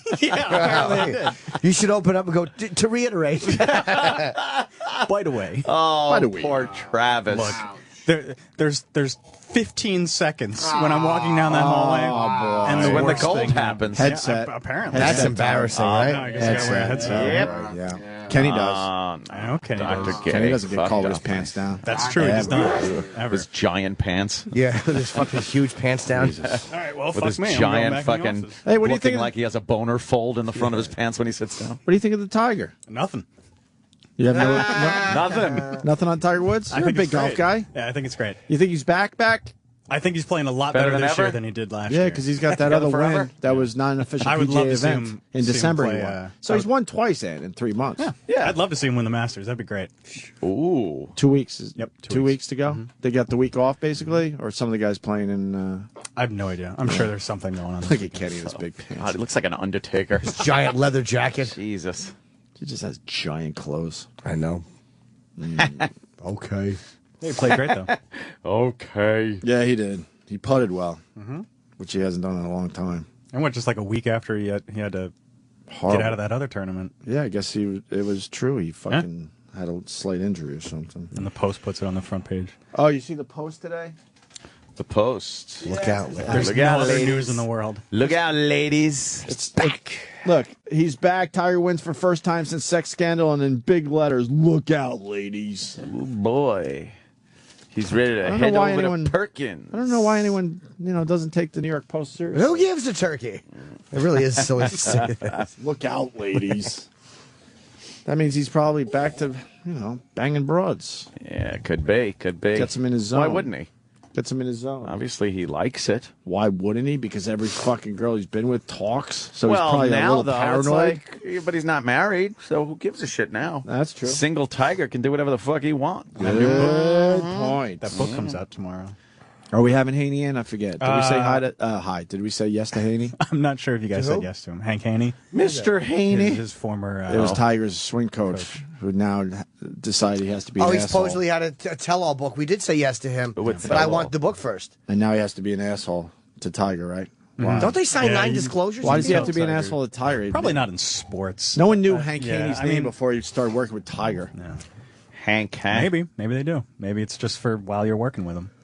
Who knows? You could get someone to sign a lifetime I'm sure if there was anything preventing him from releasing this book tomorrow, it would have been taken care of. I love the fact that Tiger's lawyers crushed that fucking cunt. I think that's the one who blabbed about it or something because she had a non-disclosure. A blabbermouth. Yeah, Rachel. And I guess I don't know what the details were, but she hinted to it or something on the Celebrity Sex, whatever the fuck show was. Oh yeah. And I love the fact that fucking twat Gloria Allred could do nothing about it. Oh, how fucking hateable. I'll bet you Gloria Allred kept her percentage though. Oh yeah. If she got one, I'll bet. It's my guess. Gloria Allred. We're gonna break because we got things to talk about next. Things. Truth's on our side, Bubba. Oh yeah. I want to know about this James Cameron after the break. Oh my God. Director. Guy's in a fucking adventurer. He is more an than adventurer. a director. He's fucking crazy, man. Yeah, we'll talk about it next. And I just want to know how you get a signal from that fucking. What? I know. He was tweeting. No. Yeah. Well, he obviously went through Verizon. Tweeting. Oh, can I tell you? I was so annoyed on Friday. I'm in the elevator and I'm seeing people with So are the Verizon other iPhones. people. Oh, sorry. People with Verizon iPhones texting with no problem in the elevator, and I'm That's just constantly crazy. dropping signal with AT&T. Why Why don't were you you get some with them? Verizon? Because I'm still under contract. It's not contract. I How don't much have it- lots of money like you to But break how much my is it to contract. break the contract? Hundreds of dollars, and I have 2 phones. They're not fucking owning up to their part of the bargain. They're a terrible Yeah. They don't fucking care. company. That's fine. I hate AT&T. Yeah, it's terrible. I got the Verizon, you have Verizon stinks though with the text messaging. Verizon's text Why is that? messaging, yeah, I lose a lot of texts and a lot of them are not go through. Really? Even though they go through. Yeah, Verizon's text needs work. Yeah. Yeah, but the phone calls, it's worth it. Yeah. Yeah, I wouldn't, AT&T just stinks to high heaven though. All right. James Cameron's got some fucking balls. Let me see. Yeah, we'll Set talk up about. balls Let's on talk him. about it next because Yeah, we're gonna yeah, take some definitely, time with this shit. definitely. All right, stay there. Sirius XM, the Opie and Anthony Show. How's everyone today? Hope you're having a good Monday. Hi. Brr. Hi there. I have a song running through my head. Uh-oh. You're writing it? No, It smells shitty? no. Oh. What? Did you ever just hear some of the Ramones called "Somebody Put Something in My Drink"? Oh yeah. It's a You have heard that? Fuck yeah. I had never heard that. Like I said, I just kind of found the Ramones recently. Dude, that has been in my fucking head. It's an amazing song, isn't it? Somebody. It is so fucking catchy. How's my acting? Oh. Not bad, right? Taking acting classes. I've never heard this before. Oh, I thought it was a big hit. I never heard this one. Just the chorus is just. But don't you feel like you have? Yes. Yeah. Sorry. No, it's very true. People take the Ramones very seriously.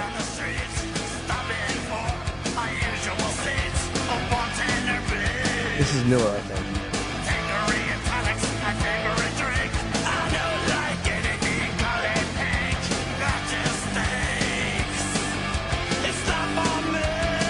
I like this song. I remember the kids that used to listen to this.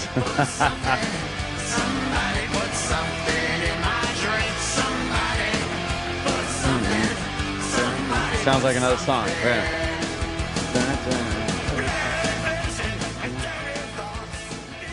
I asked him to turn it down. That's fucking been stuck in my head. That somebody. Fuck. It's good. Yeah, I liked it a lot. Actually. Oh, there's a Pat Benatar riff that I goes to like that. it. What's the Pat Benatar? Heartbreaker. Oh, really? Oh, yeah. She's a heartbreaker. Love taker. Yeah. I don't know which was first. Heartbreaker, love maker. Yeah. Somebody put a heartbreaker in my drinks. Where you at with the Pat Benatar? She had Wasn't her bad, time. right? Wasn't she bad. had her time. What's your favorite one? Love is a Battlefield. Well, I'm not going to. I like the Love Is a Battlefield video. Yeah. Leave me alone. Yeah. They used to do the videos and like in the middle of the music they'd have dialogue from the drama that was going on in the fucking video. Just play the stupid song, please. Yeah. Yeah. We are young. Or the before video, the drama leading up to the drama leading, and then all of a sudden they start dancing. Solves a song. What, really? Yeah. God damn, she was sexy, man. I forget. What does she look like now? Oh, you want to do this? I guess. I'll turn this up for a second so we can hear a little bit of Pat. Let's rock it. Let's rock out. Love is a battlefield. Oh, she's on a bus. Where is she going? Is that Times Square? Yeah. Winston! She was pretty. Old school Times Square. Wasn't she with Jerry Brown? Was she? Married to him or no? I don't think so. She's just singing in the bus. She's leaving her parents' You house. leave this house now! And then she's got to sing. And then she's singing her responses. Forget about coming back! The father's got to stop talking. I know, he's the same age she is. It's a fucking younger brother. If you leave the... right in the middle of the song. I'd be so embarrassed to sing a video. Oh, the brother. She's got to say goodbye to her brother looking out the window. Yeah. She's got the Japanese writing T-shirt on, Of too. course she does. That was all the rage. Oh, she's boy, hooking. now Please hook. Oh, shit. Oh, girls. She's Please walking eat down a boots. seedy street. Please blow somebody like fucking... Oh, but you made it to the fucking bus terminal. She's at the bus station. Oh, my God. What are these gay guys that have come up? Yeah. Ooh. Oh, no. I did. Yeah, what happens here? She falls in with like a pimp or something? I hope so. Oh. The father's looking at girls. Where's Morgan Freeman when you need him? Now the father's worried. Where is she? Yeah, where's my I should have girl? said to leave. She's in the can't text body her. hole. Oh, that awful 80s fucking bandana look. Oh, no. Look at the guy with the short shorts. The father said he can't eat. no. He's thinking of his little girl in the big city. Yeah. Sucking cock. That's all I'm thinking of. All right, she's walking into someplace. What is this? The bandana. It's a rough and tumble area. You think Oh, she's hell. trying to find herself? She goes to the bar. There's Wait, there's a guy in a some greasy- Hawaiian shirt in the bar. the greasy pimp guy. Oh, please start hooking. Well, I think this is supposed to be a sort of supposed to represent hooking, but she's dancing with guys. Slow But she's dancing. doing it without any emotion or anything. With that awful fucking 80s. Yeah, her hair is up in like a headband with. It looks like they put her hair in a headband and then threw an M80 in the middle of it. Yeah. With the weird. What is her job? To dance for old guys? I don't know.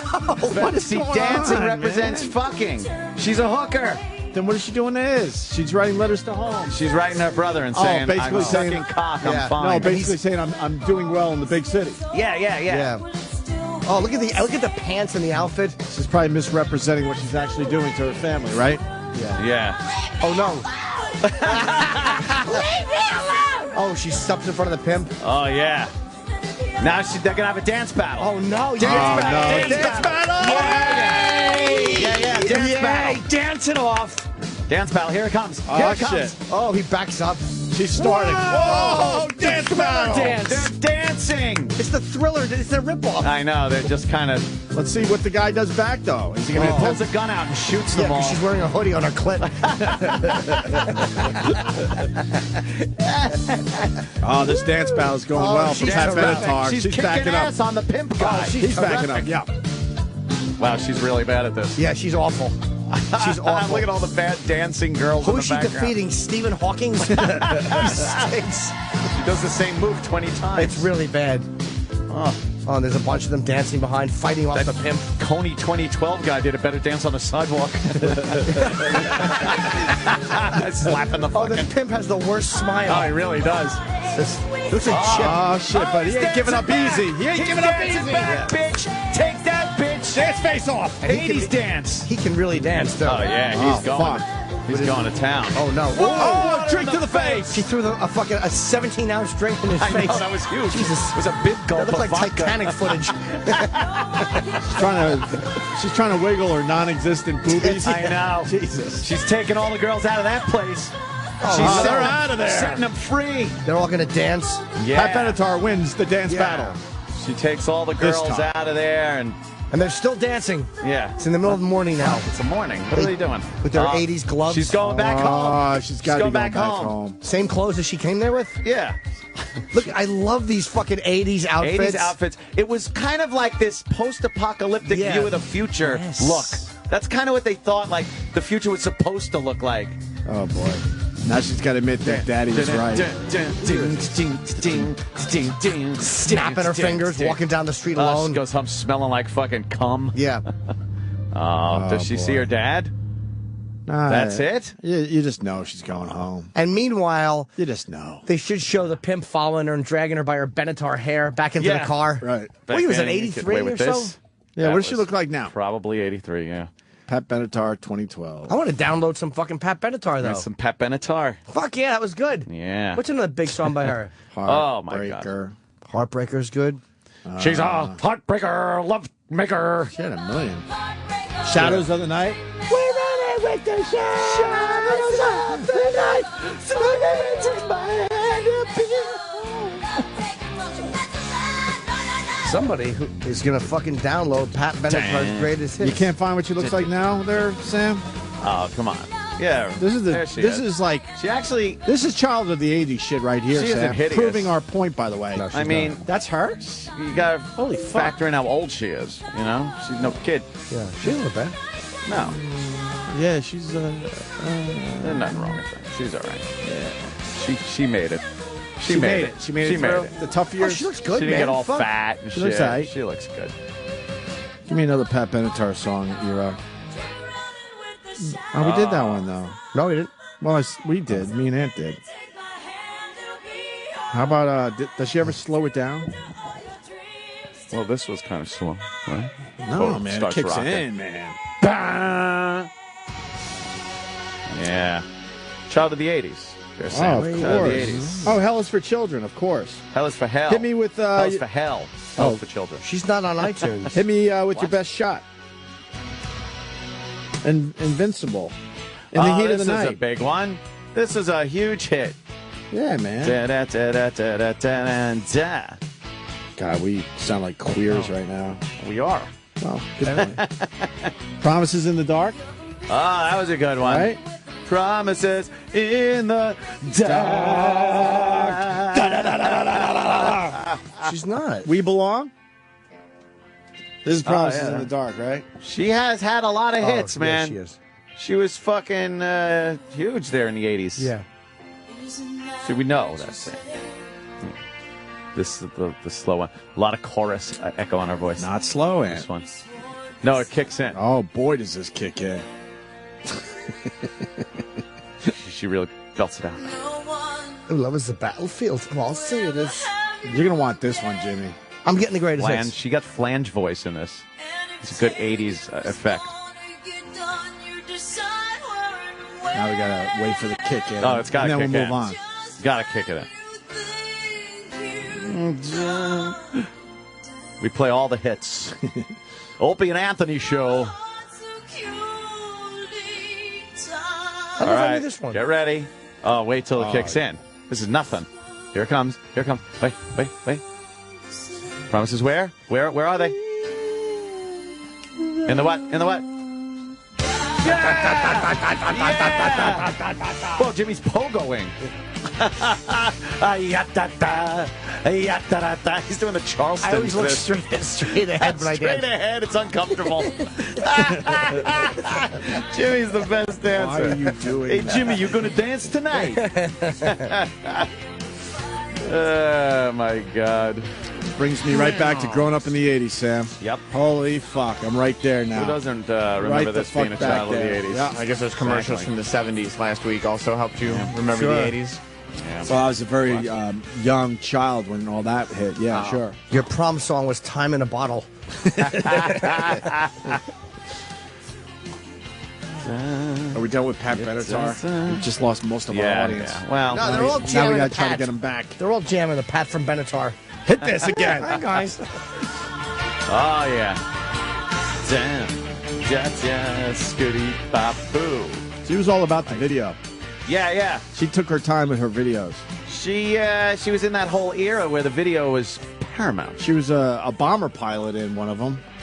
Shadows of the Night, I think. Was it Shadows of the Night? Look up Shadows of the Night. And she's like flying a old World War II fucking plane. Yeah, I just call it a plane. I'm sure you know the exact model of it. Well, I don't remember.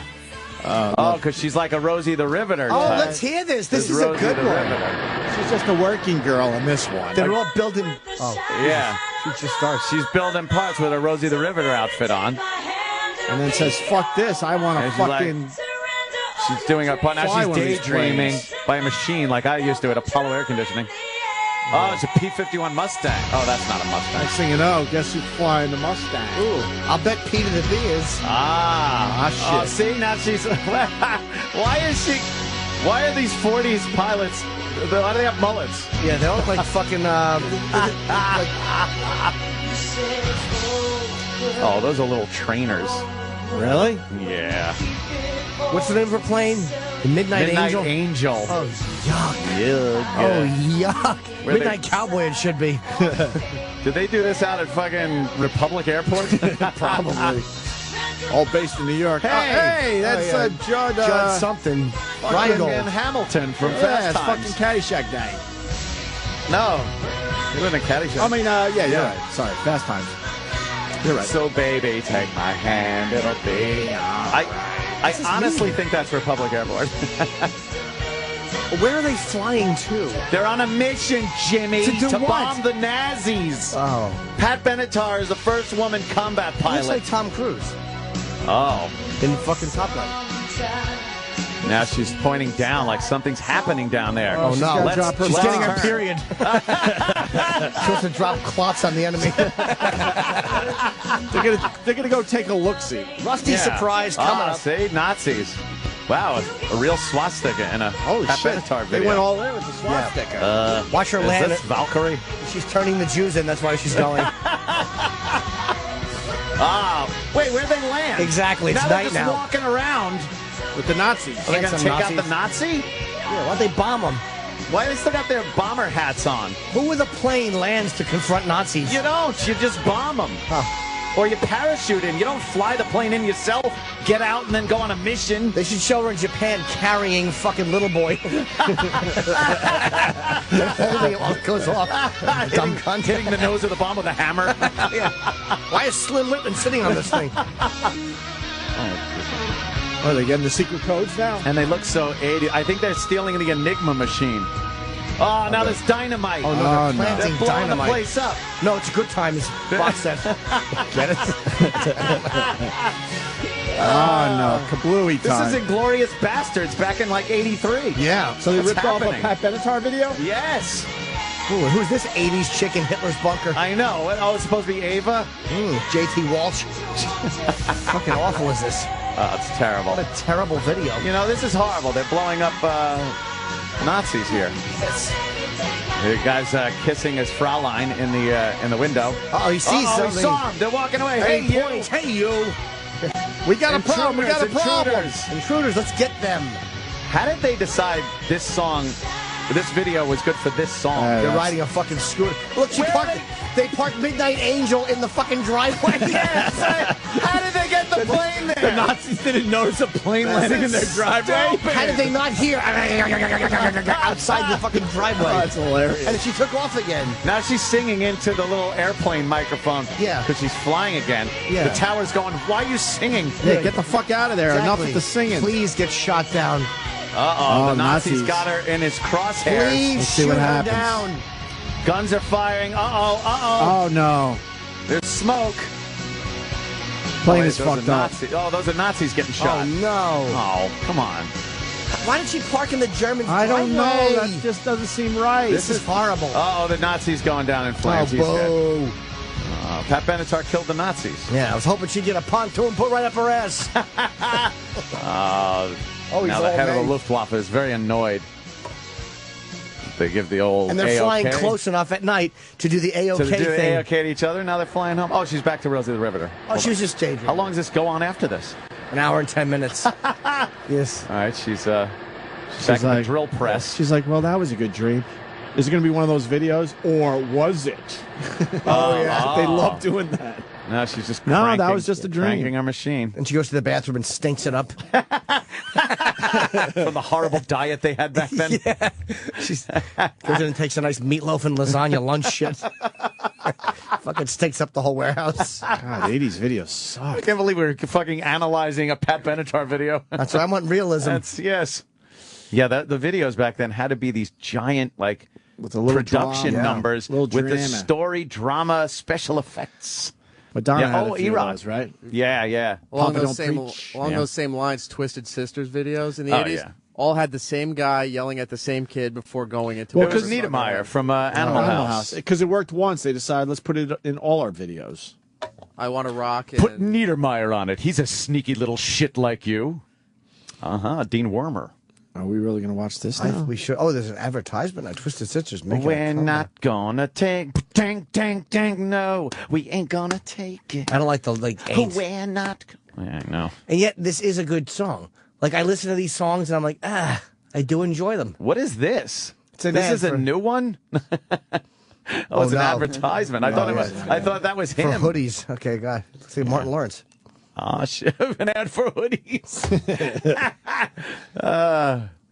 All right. What? Pass the carrots, please. Niedermeyer. Can you move the arrow, Sam, or I'll bite your fingers? Excuse, please.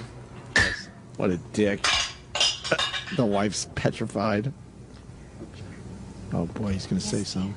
Faithfully submitted, Douglas Niedermeyer, Sergeant at Arms. He's great. Feels like dinner at my house when I was a kid. What a great prick he is. Oh, yeah. Uh-oh, he hears the music. What is that? What is that? I know what that is. That's music. Douglas, see, please. Douglas. He's just a child. Don't Douglas see me. Uh-oh. Oh, shit. Uh-oh. Kid's playing guitar in his room. There. Kid sucks. Yeah, he really is bad. He's not even playing with the music. No. Bang. Dun, dun. All right, mister. What do you think you're doing? I like when he looks at the poster at Twisted Sister. This is a pigsty. I want you to straighten up this area now. You are a disgusting slob. Stand up straight. Tuck in that shirt. Adjust that belt buckle. Tie those shoes. Twisted Sister. What is that? He points at D. What is that? Smile off your face. Oh, boy. Do you understand? What is that? A Twisted Sister pin on your uniform? What kind of a man are you? You're worthless and weak. You do nothing. You are nothing. You sit in here all day and play that sick, repulsive, electric twanger. I carried an M16 and you carry that guitar. He's spitting like Who crazy. are you? Where do you come from? Are you listening to me? What do you want to do with your life? I want to rock. Kid does look like a fucking waste. Oh, now it's just him.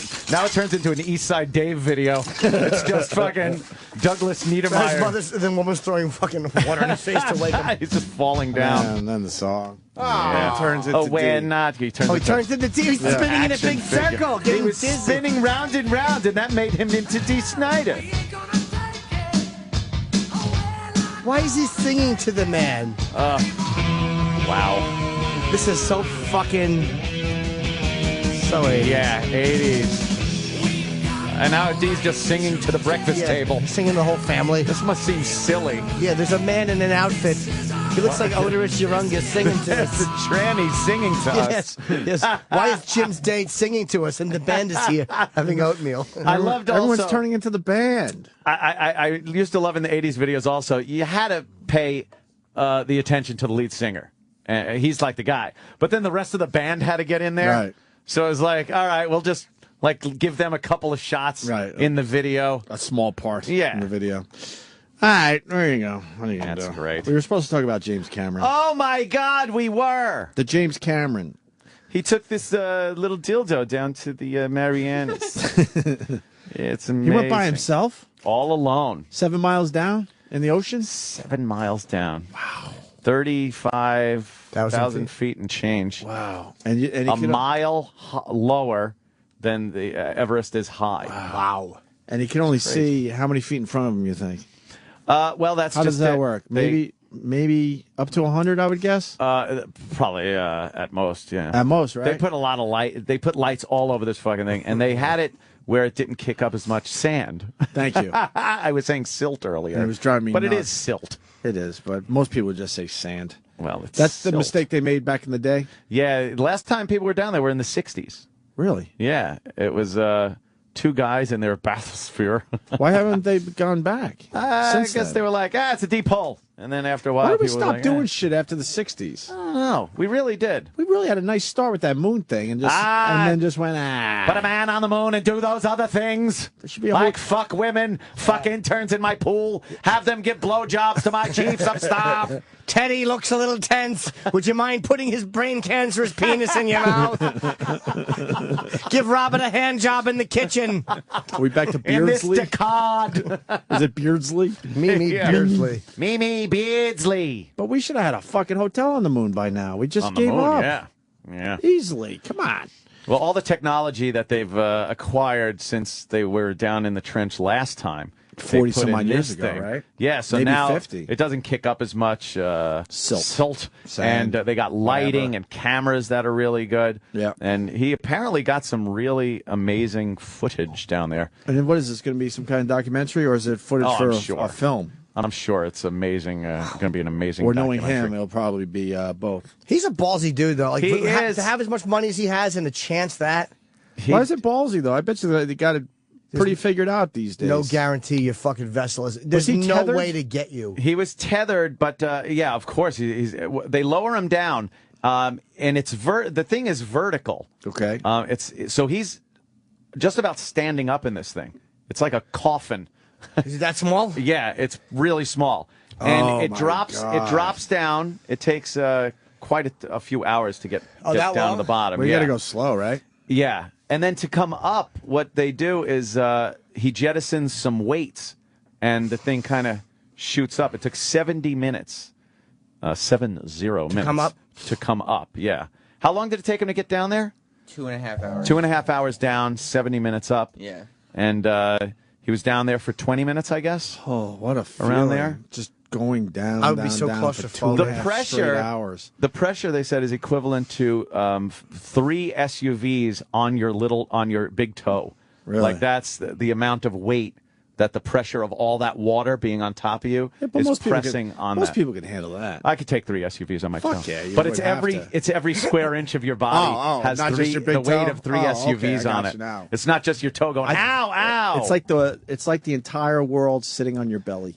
yeah. That's what I think. 3 SUVs. The pressure on every toe. The thing is, if there's ever every inch. a catastrophic failure of that thing, Yes. he would never know. Why? It would be instantaneous implosion that he wouldn't even feel wet for a second. No, but he might. But I'll tell you one thing. He would hear the. I think by the time you hear it's just anything that's compromised on that thing would just crush it. Wow, that's pretty amazing, intense. though. I mean, Imagine if you really looked out and saw some guy swimming. yeah, the guy's waving to him. Good evening. So what is he going to see? Got a down hammer and chisel. He's coming for your window. Oh man, that would suck. there? That's like a Twilight Zone episode. Yeah. What did he see down there? More of those weird fucking fish things. I bet he saw a fish with one of them light hats that they wear. Yeah. They got them light hat fishes. Yeah. They do have some weird little life down there. It's weird because it's totally pitch black. What's the place he went into? Is that the crevice you guys were talking about the other The day? Mariana Trench. Mariana Trench. It's the deepest point on the Earth. Did he go to the bottom of it? Huh? Well, no, they No, pretty probably much. know I think now, they've right? mapped all the oceans at this point. He went to the bottom? Yeah, right to the bottom. So he went as low as you can go? Yep. Wow. And he's the only one that ever did it solo. The other guys that went down there, it was 2 guys, and that was back in the 60s. What a ballsy fuck, man. Back in the fucking 60s. Yeah, that is ballsy, man. I mean, you could say, well, he's got the 2 technology. biggest films of all time he has. He's an amazing guy, James Cameron. Titanic, fucking, yeah. Avatar. Yeah. He really is a fucking... And Aliens, don't forget about that. Right. Whoa, One of my most favorites. brutal part of Cameron. You know what? Let this guy say it because he looked up his shit. I didn't. Todd in Harrisburg. Go ahead, Todd. Yeah, I was reading that the most brutal thing about the descent is that the capsule is shaped like a bullet, and in order to get down there as fast as they can to maximize the amount of time they had in the bottom, it spirals the whole way down. So he's spinning for 2.5 hours going. Come on, is that no true? fucking way! Come on, is that true? That can't be. How the fuck isn't he? As fast as they can, so they made it like a bullet, and that spins. Nah, come on. Wow. How is he not extremely fucking dizzy? How do you spin for 2 hours? 2.5 hours. Must be a very slow spin. Wow, that's craziness. No, maybe you just. Because they train astronauts for that It's shit. at 5,000 RPM. Wait a minute. Is that him just, that's all the room he has? Yeah. I guess they make it yeah. really narrow so it's like less I don't, likely to implode or? Yeah, any breach in that thing has to be small and very fucking structurally sound. Like, look at that hatch he's going through. It's got to be 6 inches thick, and he gets in there and gets in a standing position. I'm not claustrophobic, but that would drive me insane. Yeah, you would have to be, right? Oh, man. He's probably taken so many test runs in that thing and simulated it. Yeah. Well, what are you going to do, though? You know? I want a Down there, submarine. nothing. Can we see if it says... I want a submarine badly. A submarine? Yeah, just to tool around in Long Island Sound and stuff. That'd be fun. Just off the beach, nothing crazy. I remember I wanted a kit for one in Popular Mechanics once, and I wanted to build it. Wow, that'd be awesome. I never did. Never thought I could anyway. I would love one of those. Just tool around scary. in the bays or something. Just the thought that spiral? Less than 50 feet down. Just thought that it would break, though, and you'd just sink. Yeah, but if you're only 50 feet down, you can figure it out. 50 feet, you'd be dead. If it breaks? Yeah. Why? Let's see. Wait, let me look at that. Sam, why is that thing popping up? I'm trying to see. It doesn't look like it can spin with all the tethers. I want to know what he saw. And when do we get to see what he saw? She saw. And what kind of tweets did he have? He said, have arrived, something like hitting bottom. Never felt so good. Did he say something like that? Something like that.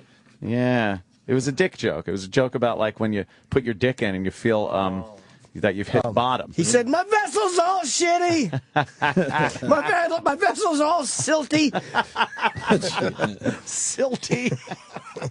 Is he up already yet? He's back up. Oh, right? yeah. He came up like 20 minutes later. Yeah, he supposedly spent 6 hours down there. 6 hours? He plans to spend. Oh. I guess. Let's see. Engineered to sink upright and spinning. Jesus. Like a bullet fired straight into the Mariana Trench. The sub can descend about 500 feet a minute. Wow. That's pretty fast. Yeah. That is fast. 500 feet a minute. Yeah. Oh, yeah. 35,000 is a long. You forget how far that is. Oh, man. Phew. Wait. Just to think you're in that. Like, think of the big scheme of things and what that must have looked like. That little tiny dot at the end of a rope. Just way the fuck underwater. Do you feel it spinning, though? Because I guess you do. I would assume you gotta have think. to. How do you fucking stop that? Yeah, how fast is it spinning? Because even a slow spin can get you fucking dizzy. Yeah, and then once it's stopped, you know, the fluid in your ears is still spinning around, and that's what makes you all dizzy. You turn your head sideways when that happens, you'll fucking puke. I wonder how they trained him to stop that. I bet he wore those little things on his wrist that I used when I was on the Carnival Maybe cruise. it took some Dramamines. What did he take to fucking stop puking? That guy's been in the North Atlantic on ships for he's probably impervious to any type of motion sickness. Nobody took nothing Balls. because he's a real man. He took testosterone. Right. He took nothing. Yeah. Anybody would get sick, even butt renots. Hey, E-Rock, you Renaud's. got a song for us today in honor of James Cameron and his descent? Uh-oh. Just thinking if you're thinking like I'm thinking. Oh, no Are you way. thinking like I'm thinking today? No way. He might. Let's see. He No might. fucking way. Let's see if we have a match. Do we have a match today, E-Rock? You can't think all day. No, I'm not. No match today. Oh. Didn't Jimmy sing a fine version of Yellow Submarine? Oh, God. Oh, I have. Yeah, I had that one queued here. Oh, you did? Well, that would have been the match. It's not spinning yet. Submarine sandwich. Submarine sandwich. Submarine sandwich. You show the window, James. Submarine sandwich. Submarine sandwich. Submarine sandwich. Submarine sandwich. Wow, first attempt in over 50 years, Ant. So it was the early 60s. Yeah. Wow. I would so do that. I'd be scared out of my fucking mind. But It was way bigger back then. No images were captured because of the substance. Oh, okay. Leaving no visibility. Leaving no visibility, yeah. That's why he was lowered, probably. Yeah, yeah. They wanted to make sure, you know. What's he saying? If you go all the way down there. Let's make sure. Cameron Deep Sea Challenger is fully equipped with lights and cameras. And action. The 60 descent took 5 hours. His is less than 2. They can stay there for hours. You get a sense of how thick the steel is here in the hatch to withstand the pressure at that depth. So this is the steel sphere here. This is where the pilot goes. Pilot. He is cramped in there. He has to keep his knees bent and cannot extend his arms. 7 miles down and come back up 7 miles in the big empty ocean. The sub may not But he can't return move his to where arms, it's Can't supposed to extend them. be, and the search and recovery crew have to find it, have to get you out. You're bolted in. Wow. We can't get out. So we may complete the dive, get all the way back to the surface, and then have a potential fuck hazard this. at the surface. Remember what I just said? Fuck this. Can't bend his knees. Holy fuck, that looks claustrophobic as all hell. Of course I'm worried. Worry is a good thing when you're an explorer. I think when you're cavalier, when you take risk for granted, that's when you're going to get bit. No, I think it could just happen, even if you're not cavalier. It's hard to breathe after seeing We that. know that we're going to see very strange animals, like showing- amphipods and holothurians. Scrimps down there. Holy shit, motherfucking scrap! Scramp on the bottom. That was the bottom of it, right? Yeah. But science can't answer one very basic question. Are there fish? I like me some of them scrimps. Maybe not. Wow. Because the We're looking at a calcium of drop their camera at the bottom. Yeah, where's this video for the people out there? We can't just watch videos. Where is it? NationalGeographic.com. All right, yeah, go there so you can see the videos we're checking out. How can you grab a fish from there and bring it up? Can you with the pressure kill it on the way up? Can't reach. No.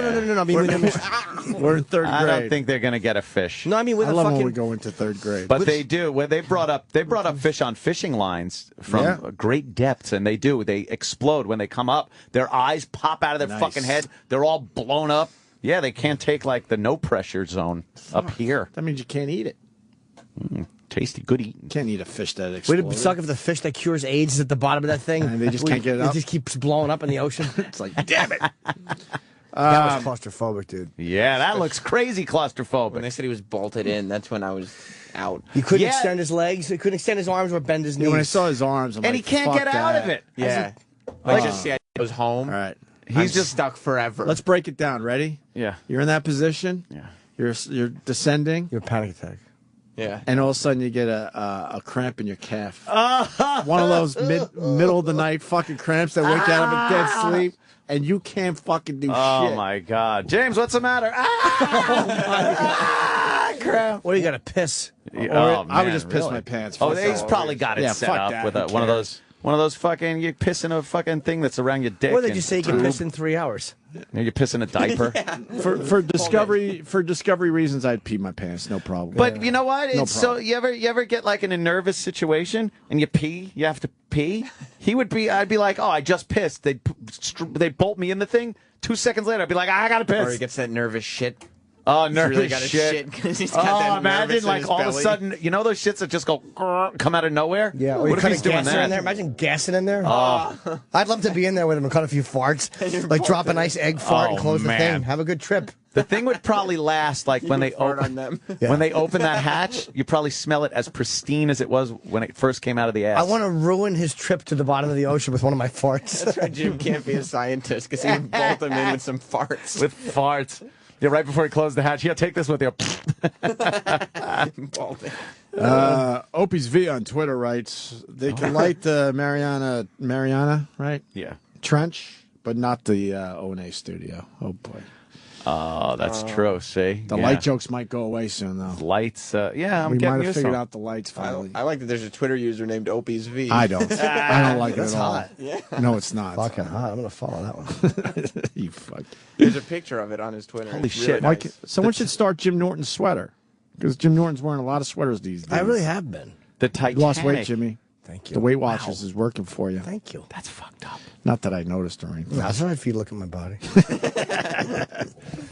Wow, it just goes like that. Oh, there's a sign down there that said, welcome to Challenger Deep. No, that's what the website is saying. That was very nice of them to put a sign down there for James Cameron. 6,000 The Titanic is at 12,000. Would you take a... So that's fucking 3 times as deep.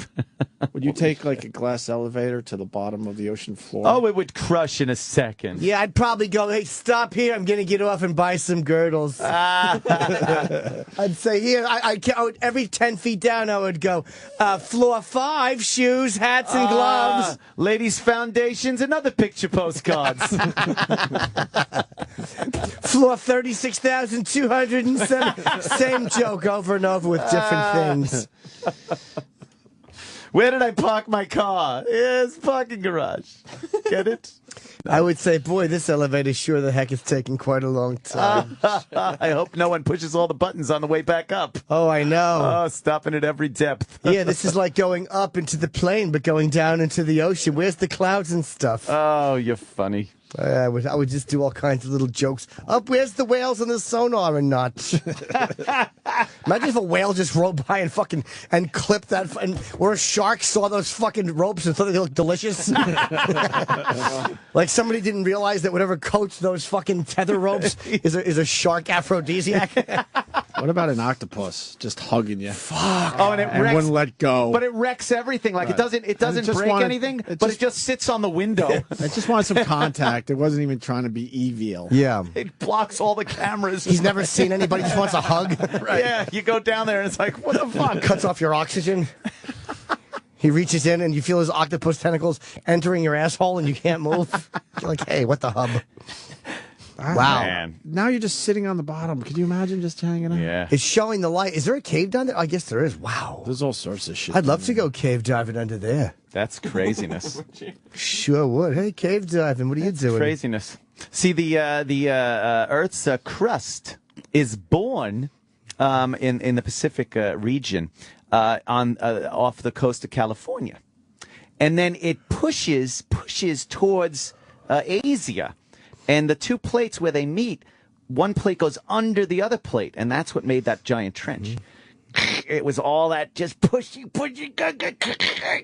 Amazing what the Earth is constantly moving. Yeah, it pushed it down, and that's why there's a ridge where it actually comes out of, and a valley where it goes back in. And California will someday be right against Japan.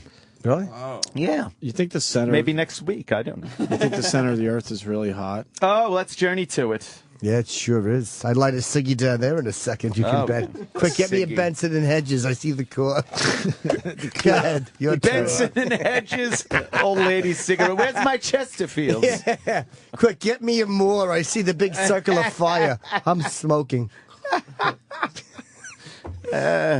Well, you got to give him credit. I mean, what a set of bulls. You have all that. The guy lives in fucking palatial mansions, makes very popular motion pictures, and he feels compelled to go underwater a lot. Titanic. Yeah. I think they're doing that Titanic special April, is it 8th or 10th? Enough with that boat. Yeah, enough. Are you tired of the Titanic? Yes. already. Sam, can I see the video? He's got half the video showing, and he's showing the... Shut up, I'll spit on you. Ah, back to the Titanic. Ah, toodly-doo.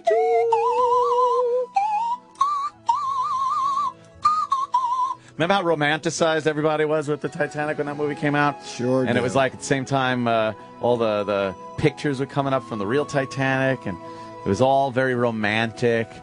Now everyone's just like, all right, without the romanticizing it, just show us the pile of fucking rust and shit that's down there. Who cares? Give me a leg. Yeah. Shouldn't we have a hotel down there by now? Oh, my goodness. Come on. I What are we don't even doing think they with our want people technology? I don't think they even want people going down there anymore. Why? Because they've disturbed a lot of Who the... cares if you can't see it? Who cares if it's disturbed? Exactly. Right? We look at it and disturb it. The only That's people what humans do. The only people that are disturbing it are the people that are down there that see it. Right. So give people the opportunity to see it before it completely goes away. What are they saving it for? It is rotting very quickly, they say. Is it? Yeah, it's rusting. A lot of rust. How much longer until it just disappears? I don't know. I wonder. I don't really wonder. I said that. Is it possible to raise it, or it would fall apart? No, it's very fragile. Oh, really? Yeah, it's a big pile of rusted shit. Even when they send some of these remote vehicles in there and it hits like the edge of something, giant chunks of rust fall off. It can't take like anything. Oh. It's a game. Yeah, the little blow-up toys at the fairs. Why don't they go down there and just lift it up with a bunch of ropes? Just pick it up, push it. It's like it's underwater. Everything's lighter than the water. Suck all the water out of the area. Build a giant, like, what do you call it, a gurney or something? Gurney. Here in Gurney. Yeah. I had a dream last night that my ex was blowing me, and I cut a silent gasser. And I was so embarrassed that she was blowing me, and I farted. So I pulled her up and started making out with her, and then she blew me, and then she's like, I could smell your fart the whole time. And I was so embarrassed. No. That was your dream? That was my dream. You dream things like that? You bet I do. That's hilarious. Why would you dream that? I don't know. What's that, Sam? Well, that's one of the beautiful staterooms in the Titanic. That's a small room, right? Where someone drowned. Oh, yeah. Yeah, right? Jesus. Titanic's in 3D now, right? Why don't they just fucking remake the they're working Titanic? on the 3D. Yeah? Nah, they got the 3D. I think it's going to be 3D. They'll do the 3D. Look at that, yeah. Coming out in a couple weeks. Well, enough with that fucking movie. Is that an actual photo, or is that a mock-up? That's a photo. But I mean, of the real Titanic? Sure. You ever touched the Titanic? No, how? When we were living in Boston, they had a little display where you could touch Titanic shit. They want to touch it. Oh. Yeah, they had like... what do they sacrifice? They sacrifice a piece where everyone gets to touch it. Yeah. So you're like, fuck, I'm touching something that was at the bottom of the ocean. It's a little piece of steel that you get What to was touch. it? I Hopefully forget. it's a toilet seat. A toilet.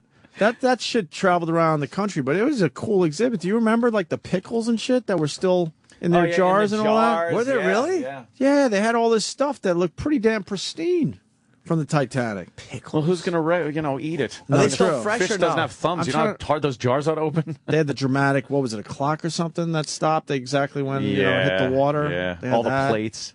But the they White had Star Line watches plates. and stuff, but they were in really good shape. White Star Line. Is a plate from Titanic worth a lot of money? I would assume they're probably worth a lot of fucking money. Yeah. I think White Star Line was the ship company? Yeah. They only brought up Fucking racist.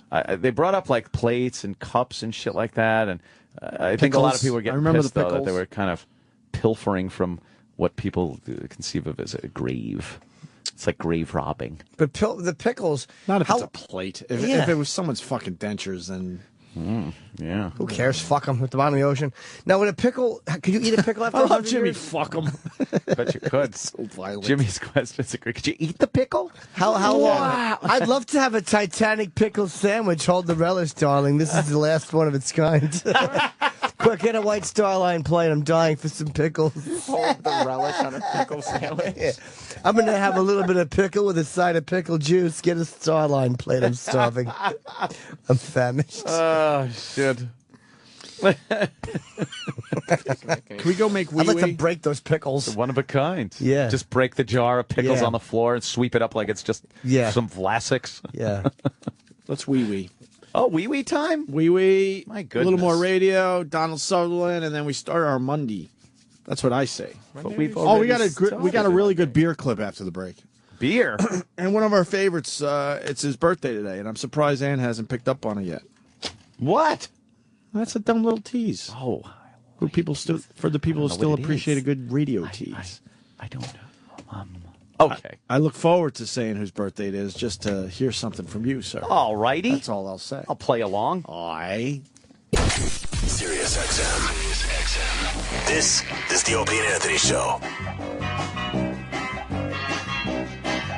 In the middle of the earth, in the land of Shire, lives a brave little hobbit whom we all admire. With his long wooden pipe, fuzzy woolly toes, he lives in a hobbit hole and everybody knows him. Bilbo, Bilbo Baggins, he's only 3 feet tall. Bilbo Baggins, the bravest little hobbit of them all.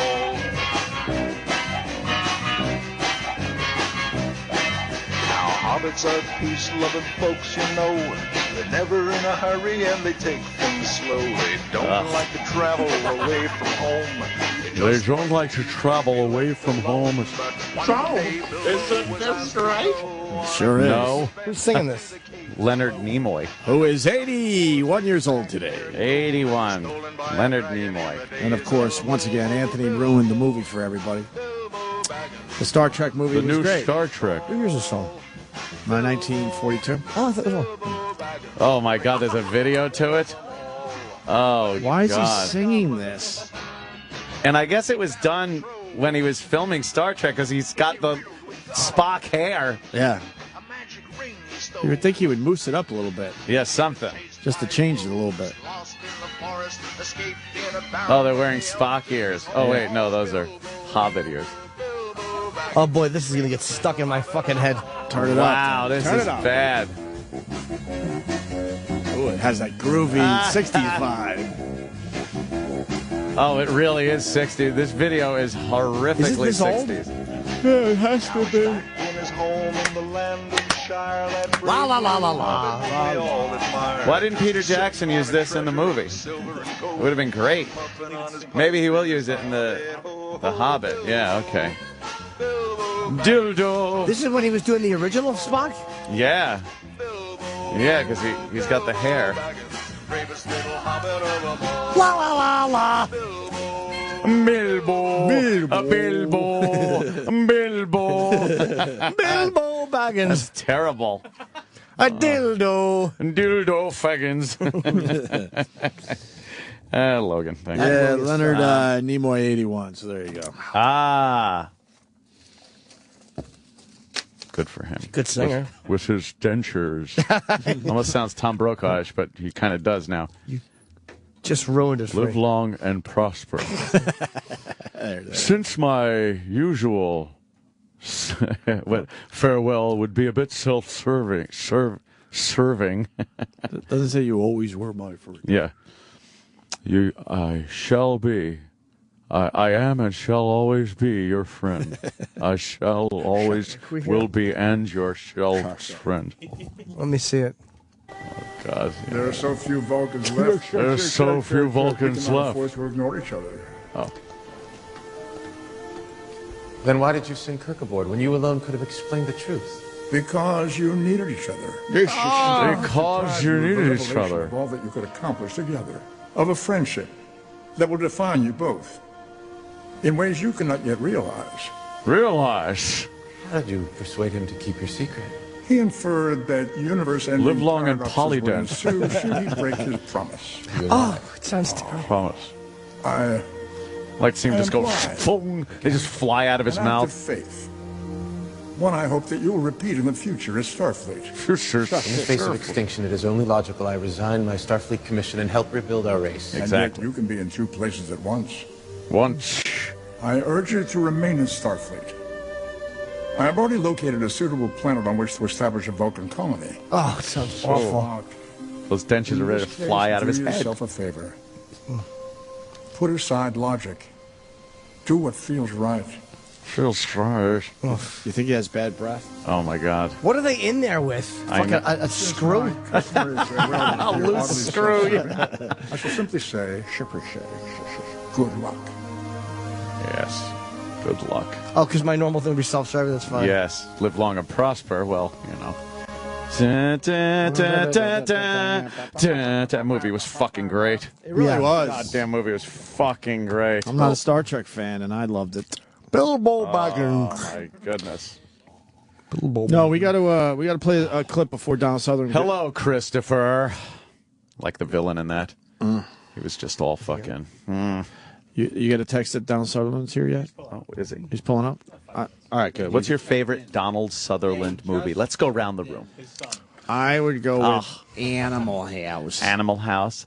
I really enjoyed the remake in the 70s of Invasion of the Body Snatchers. I loved him. 79, I believe it was. I forgot he was in that. Oh, it was great. I loved him in JFK, and I loved him in Little Murders. It's a 71, Yeah. but he's great in that. Yeah, he's very funny. Where he goes, where he's on the phone in Invasion of the Body Snatchers.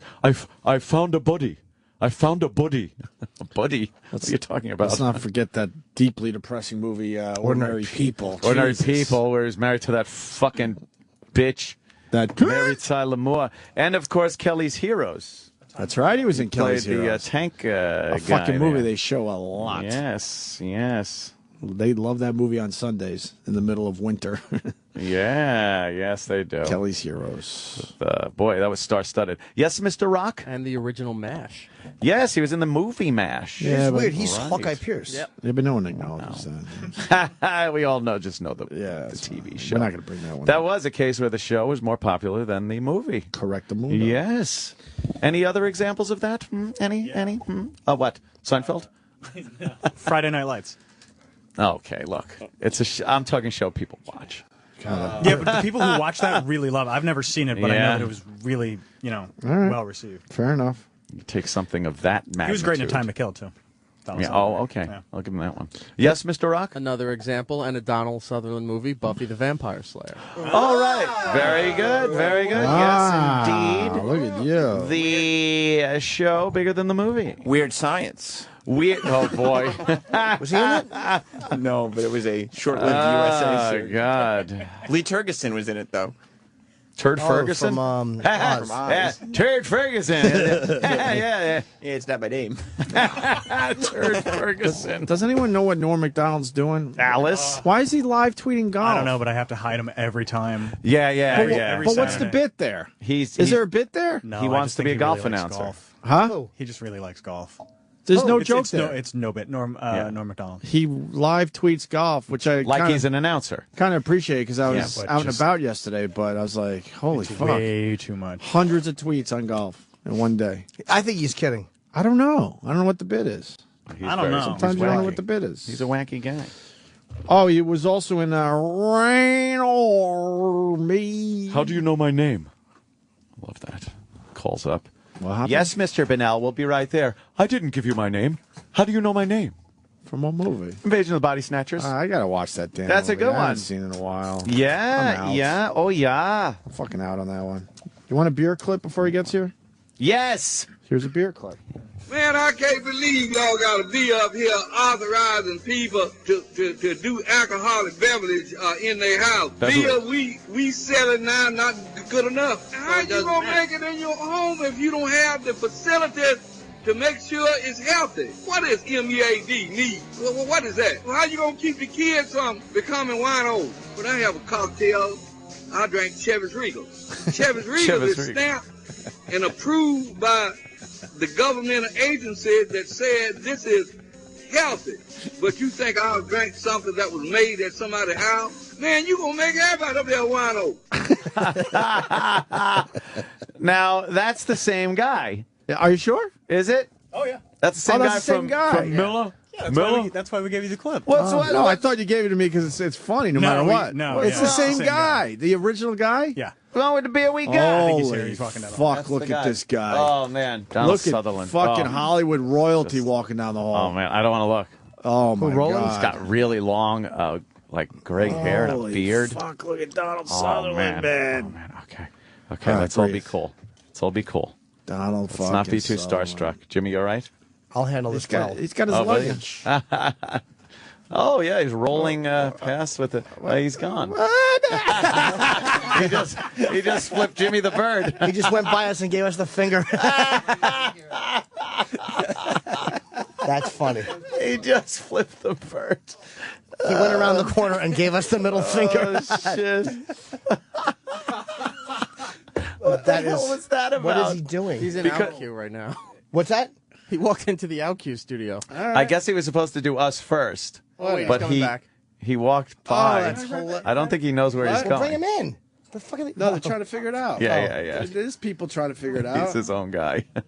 Oh, that's hilarious. He just gave us the He's just finger. like, whatever. That's great. He's got his Donald Sutherland luggage on. He's taking off his trench coat. Okay. What Got to happened? go to the restroom. Oh. Well, he is Well, what are we flowing. supposed to do? He Look has at those locks. of gray long hair. white hair.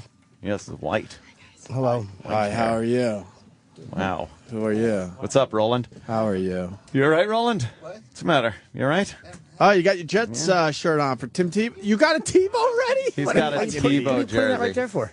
Why is it all Two-camera shoot. scratched up? Oh, Did so you- I could be on some camera too. Did you age it? No, it's just you did so fast when you watch. There's a camera over there too, Jimmy. Look, cameras all over the fucking place. Jesus. Everyone's got. What Roland? It's like a camera factory in here or something. What? I ain't moving shit. Ah, damn. You figure it out. No, it's just when they rush to do the shirts, it just doesn't make them that way. I can't go, what, like that? It looks better, but if you don't want Yeah, but I can't. Not the. He's not Donald Sutherland. Why does it got to face that way? You put it over there, but don't put it right. But this guy's sitting right here. Put it like over there in the like by that monitor and aim it up so you can get past the thing. The thing you do. There you go. Just make sure you point it. You point it. That's the wall. That's the. He's just fucking with you. Roland, what? Yes. Oh no, just said they rushed to do the shirts, and if they did, they use good material. The next batch will be better.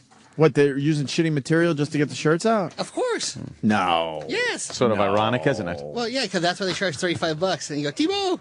35. Today I got one high five, and then Saturday they want to yell Tebow. I turn around, they go, "You're an asshole for buying it." Oh man. Oh, really?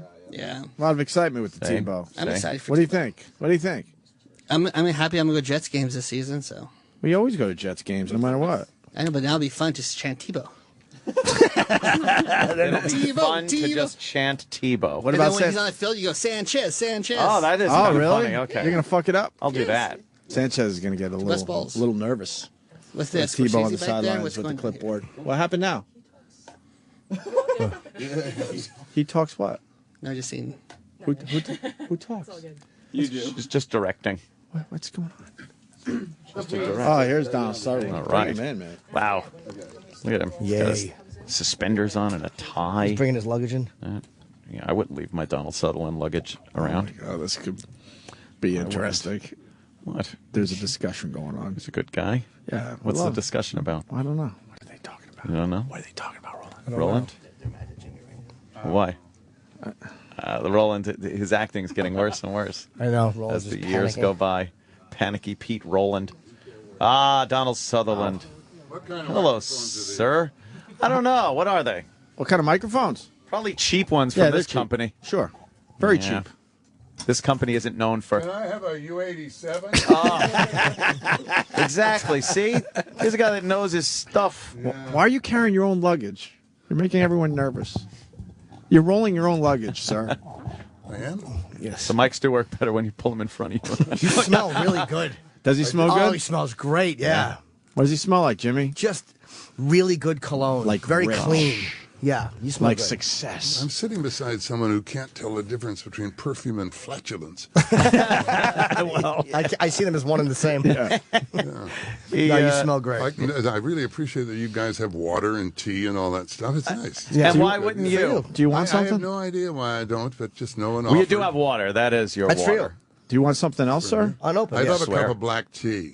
Oh, yeah. Go ahead. We'll get Please. some. Rock. We'll get some Snap black to tea. Wow, you do smell good. Yeah.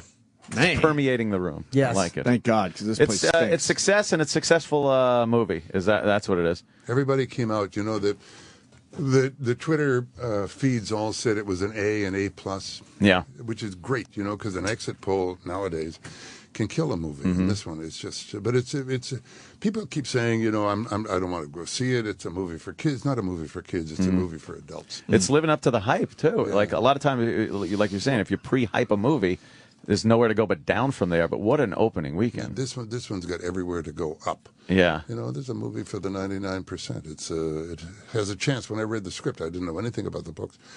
When I read the script, I said, "My God, this could allow young people to feel that they can determine their destiny." You know, and it's great.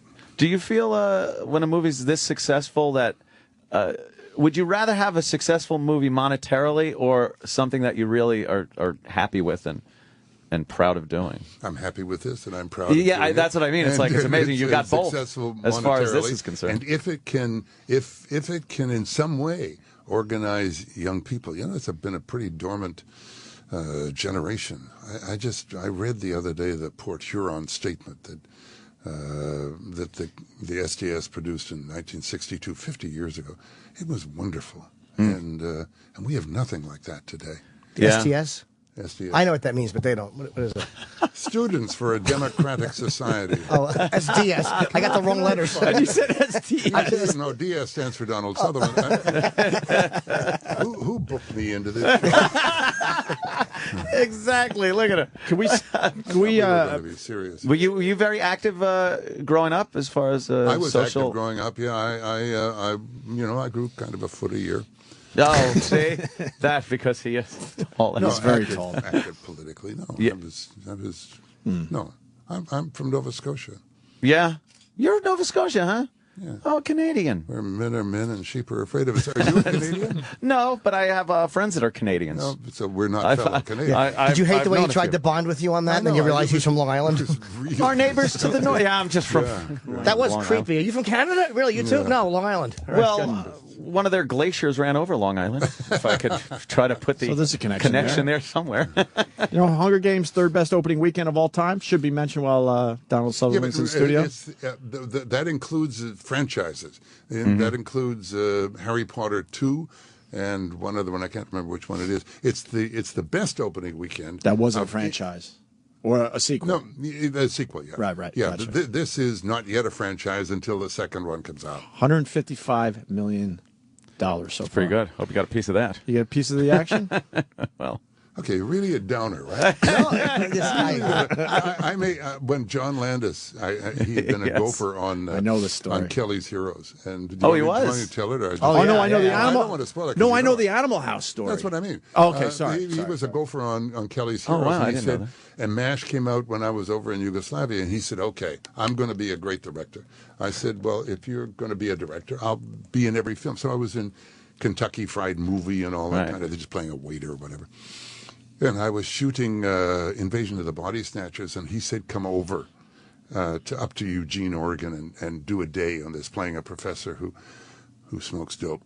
And I said, "Okay." He said, "Universal wants to offer you 2% of the profit." I said, "Universal? 2%? No." Oh, no. I said, "They would need to pay me my daily rate." So they did. 2% of Animal House, huh? Thank you very much. Thank you. Well, you know. Forget about the Neumann U87. Do you know what would 2% roughly have translated into? Do you have any don't want to estimate? know. Or have you just tried to block it? He doesn't want to know. If the figure 2 million comes into your mind. Yeah, I would think it would probably be a lot of money. Were you surprised in '80 when Ordinary People beat Raging Bull for Best Picture, or did you kind of feel like it was going to?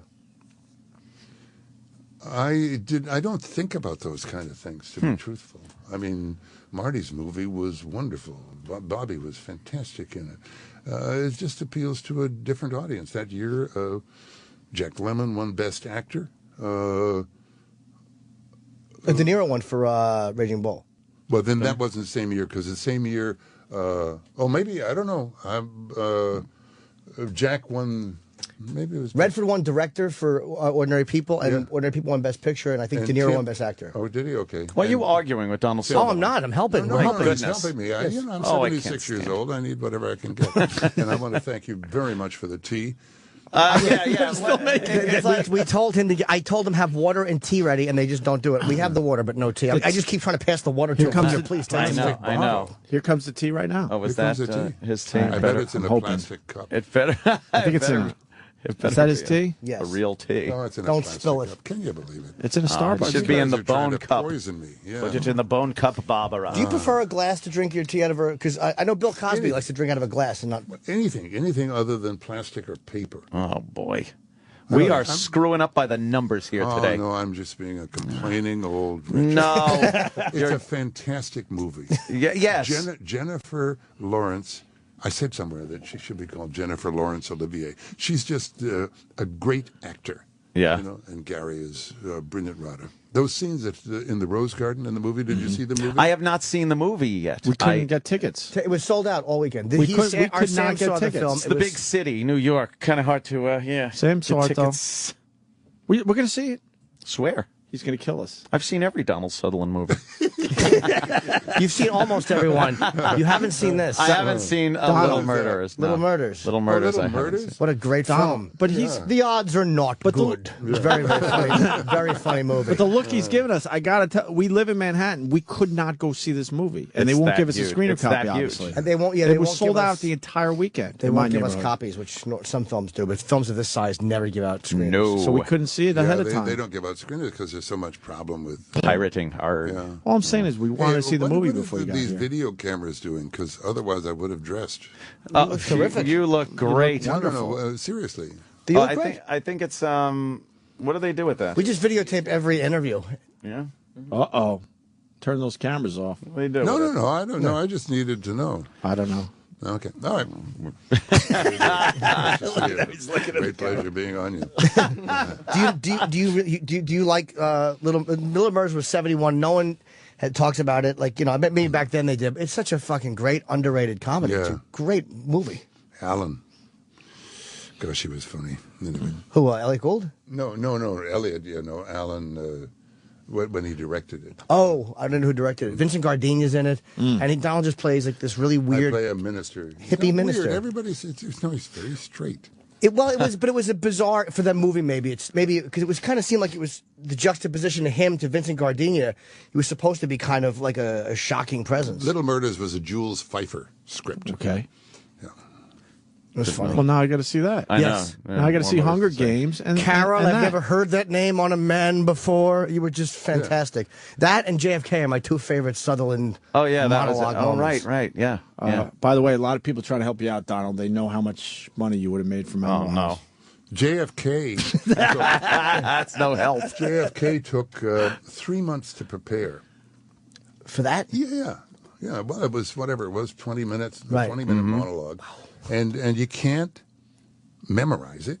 I mean, you could memorize it and Right. just say the words, but to make it real, you have to have it so profoundly absorbed that you can answer a telephone in the middle and then go right back to what you're saying because it's in your head like it's really in your head. Is that what you did? Did you research everything and just until you knew it backwards and forwards and then just kind of speak But I mean, it out? I had done a lot of the research earlier because I had produced a film called Executive Action, which was about that. And Fletcher Prouty was somebody that I admired and believed in. And, yeah, anyway. Well, he was the guy. Wasn't it based? Your character X was based on two people. It was based on Fletcher and somebody else. Go or- see The Hunger Games. It's a wonderful movie. It really is. It's a wonderful movie for adults. He's a promoting machine. No, I'm not like a that. promoting That's why machine. he's It here. was just, did I research what? No, I'm saying was X boring. based on Fletcher so and somebody boring. else or somebody else? No, it was really, no, Fletcher. Fletcher Prouty was there. Oh. Yeah, you know. Fletcher and Oliver Stone. Oliver Stone has a piece of everything. People actually are compelled with you and that movie and stuff. So I think it does. Well, and JFK. Yeah, people are interested in your Because other he movies. told something, Yeah. and when he told it, you listened to him. Yeah. I was just there for one day. I came and went. Well, it's one of those parts that kind of stand out. Same as though. this. Yeah, And, here you go, but not quite leaving the brilliance on that film. So It's, I'm failing here. No, that's all right. I can take exception. we're failing you. No, but please. In that wonderful. in that monologue, but that is what that kind of summed up everything everybody felt about that whole assassination in that monologue. Like the rest of the movie was great, even though I think Oswald did it. But I think that monologue was fucking summed up what everybody thought about. It's not whether or not Oswald did it. It's whether what was behind Oswald doing it. That's kind of just the window dressing. Keep the people guessing. It's like a parlor game. You're doing lines of Donald I can't Sutherland. help it. It's Donald Sutherland. Way too late, guys. Way too late. Hunger Games, though. See that, really. Of course, That's all what we're gonna see talking it. about. I can't wait to see That's it. Do you pay attention to the criticism or the positive reviews that a film like this gets, or do you not care what people say either way, or do you does it bother you and make you feel great? Are you going to say something bad? No. No. I know it's okay. No, I mean, not at it's all. okay. No, it's okay. Because you were saying the Twitter stuff was really positive, and Well, I'm like, but the Twitter stuff is only that's just exit polls. You know, that's people coming out of the movie saying, "I loved it," and that's wonderful. That means something because nowadays in this modern society, people coming out of a movie saying, "This one sucks," it just kills it. Suddenly, the rest of the weekend goes in the toilet. And this one was never, ever projected to be 155. Max, it was thought maybe 138. Wow. It just went through the roof. That's got to make you Did you happy. read the book to prepare? You said you read the script, but then did you read the book to learn more about your character, or did you say no? No, I didn't want to know it. You didn't Yes, want of course I read it. Oh. I just told him I spent 3 months preparing for this monologue. 20 Oh, I minutes. thought you meant for Did you read the book? JFK. I thought you meant for JFK. He did. You meant for JFK, didn't you? No, he did. No, I meant for Hunger Games. What are you Oh, I talking thought JFK. You said you spent 3 months preparing for that monologue to absorb about? everything. I know. But you were just asking me if I read the book about Hunger Games. Or did you maybe want to make character decisions that you didn't want to know what the book said because you couldn't bring that in, or did you want to? I didn't know. That's why I asked. You guys really are very brave. Why are we brave? Sit with him all this time. No, you know, this is how many? 30 million people have read this book. Wow. This is a movie in the imaginations of 30 million people. And 30 million people are going to be happy with the movie that Gary Ross has made. But to be a part of their imagination, obviously I had to read the book that their imaginations movie was based on. I was just afraid if I said, "Did you enjoy the book?" you would yell at me and go, "I didn't read the book. Why would I read the book? I'm playing the part." See, you screwed up, Jimmy. I know. I really. There's no good answer here. That's what we're all finding out. There's no winning. How they upset one of my favorite people? I don't think so. No, I'm in love with you. I didn't know how to bring it up. But I think you've given me an opportunity. But it's you come out of the movie feeling so happy. It's just if young people will recognize that they've been a dormant generation, and if they can just get it together to, this is a movie for the 99%. Yeah. They should stand up and do something. Did you think Occupy was a good thing? Like, at least it got people moving? Or? Oh, my God, of course it was a good thing. It was a wonderful thing. It still is a wonderful thing, Really? Yeah. When you have people... I like it. Ant said really. Oh, I'm over here going, really? Yeah, Ant said really. No. When you have people standing up saying, we don't care that you're rich, we just care that you're trying to buy our government. Those are people that you can believe in. Yeah, but then they do care that you're rich. No, they don't. No, they kind of do. No. Well, they care if you're rich, if you have somebody like, what's his name, Steven Schwartzman, who says that Obama, when he tries to close that corporate tax loophole, when he says that, when he makes it akin, when he draws a parallel between that and the Nazis invading Poland. Yeah, sure. Take his $4.7 billion because he doesn't owe it. But when you have General Electric, who makes $4 billion in profit and doesn't pay any tax and gets a rebate, yeah, sure, come on. Oliver Wendell Holmes said taxes are what you pay for a civilized society. Yeah, but when do you think it kind of stops a little bit and gets a little more? They can't keep taking. My God, it gets a little. But it's the people that aren't paying. That's what I mean. They keep taking, and that's what I mean. The young people have to realize that it's their identity to take hold of and their destiny to realize, and stop the taking. I mean, the taxes they keep taking from me. See, I was on the other end of it. I'm talking about no. I don't like being taxed a lot. Well, then you don't like a civilized society. He doesn't. He's very uncivilized. You should see him eat with his hands. It's disgusting. I can't believe they got me on this show. Yeah, I he's know. He's part of the 1%. And you actually have listeners. Oh, yeah. Yeah, can you believe it? Boy, do we. I know. It is astounding. I was listening to NPR. I'm sorry. Wow. I was listening to NPR. That's the I came polar out of my opposite. house and Would you have insomnia? I have insomnia. I was driving on the PCH heading towards the McClure Tunnel, and the young woman was interviewing Willie Nelson on the occasion of his 75th anniversary. And it was, I just heard the tail end of it. It was a wonderful interview. And she was fine. She was very young.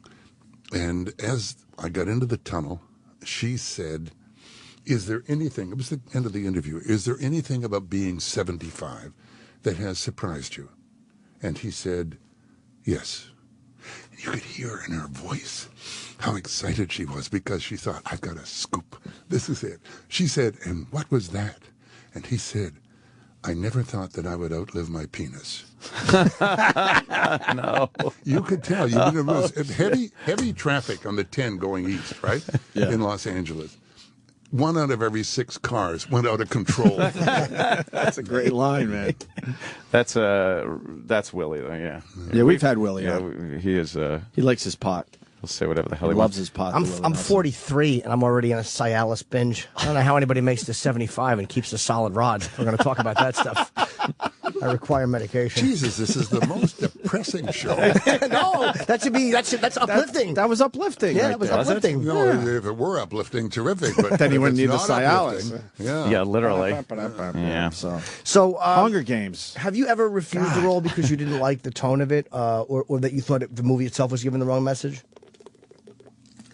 He doesn't like your stop, questions. does it? He doesn't. He doesn't stop. like. Do you like? Okay. Do you like? Okay. Do you like his John questions? Borman came and lived beside me for 2 weeks. I love John Borman. His twins came and played with my twins. He wanted me to do a movie called Deliverance. And I said, no, I do not. I said, can you believe it? No, I do not want to do violent films. So he went and he cast John Voight and made Deliverance. Sam Peckinpah said, please do Straw Dogs. I said, no, I do not want to do films that are violent. And then I went to play a fascist in Novecento who killed a kid by swinging him around his head. Oh, Jesus.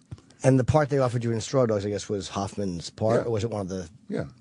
No, it was her part, but I said, yeah, no, it was the part that Dustin eventually played.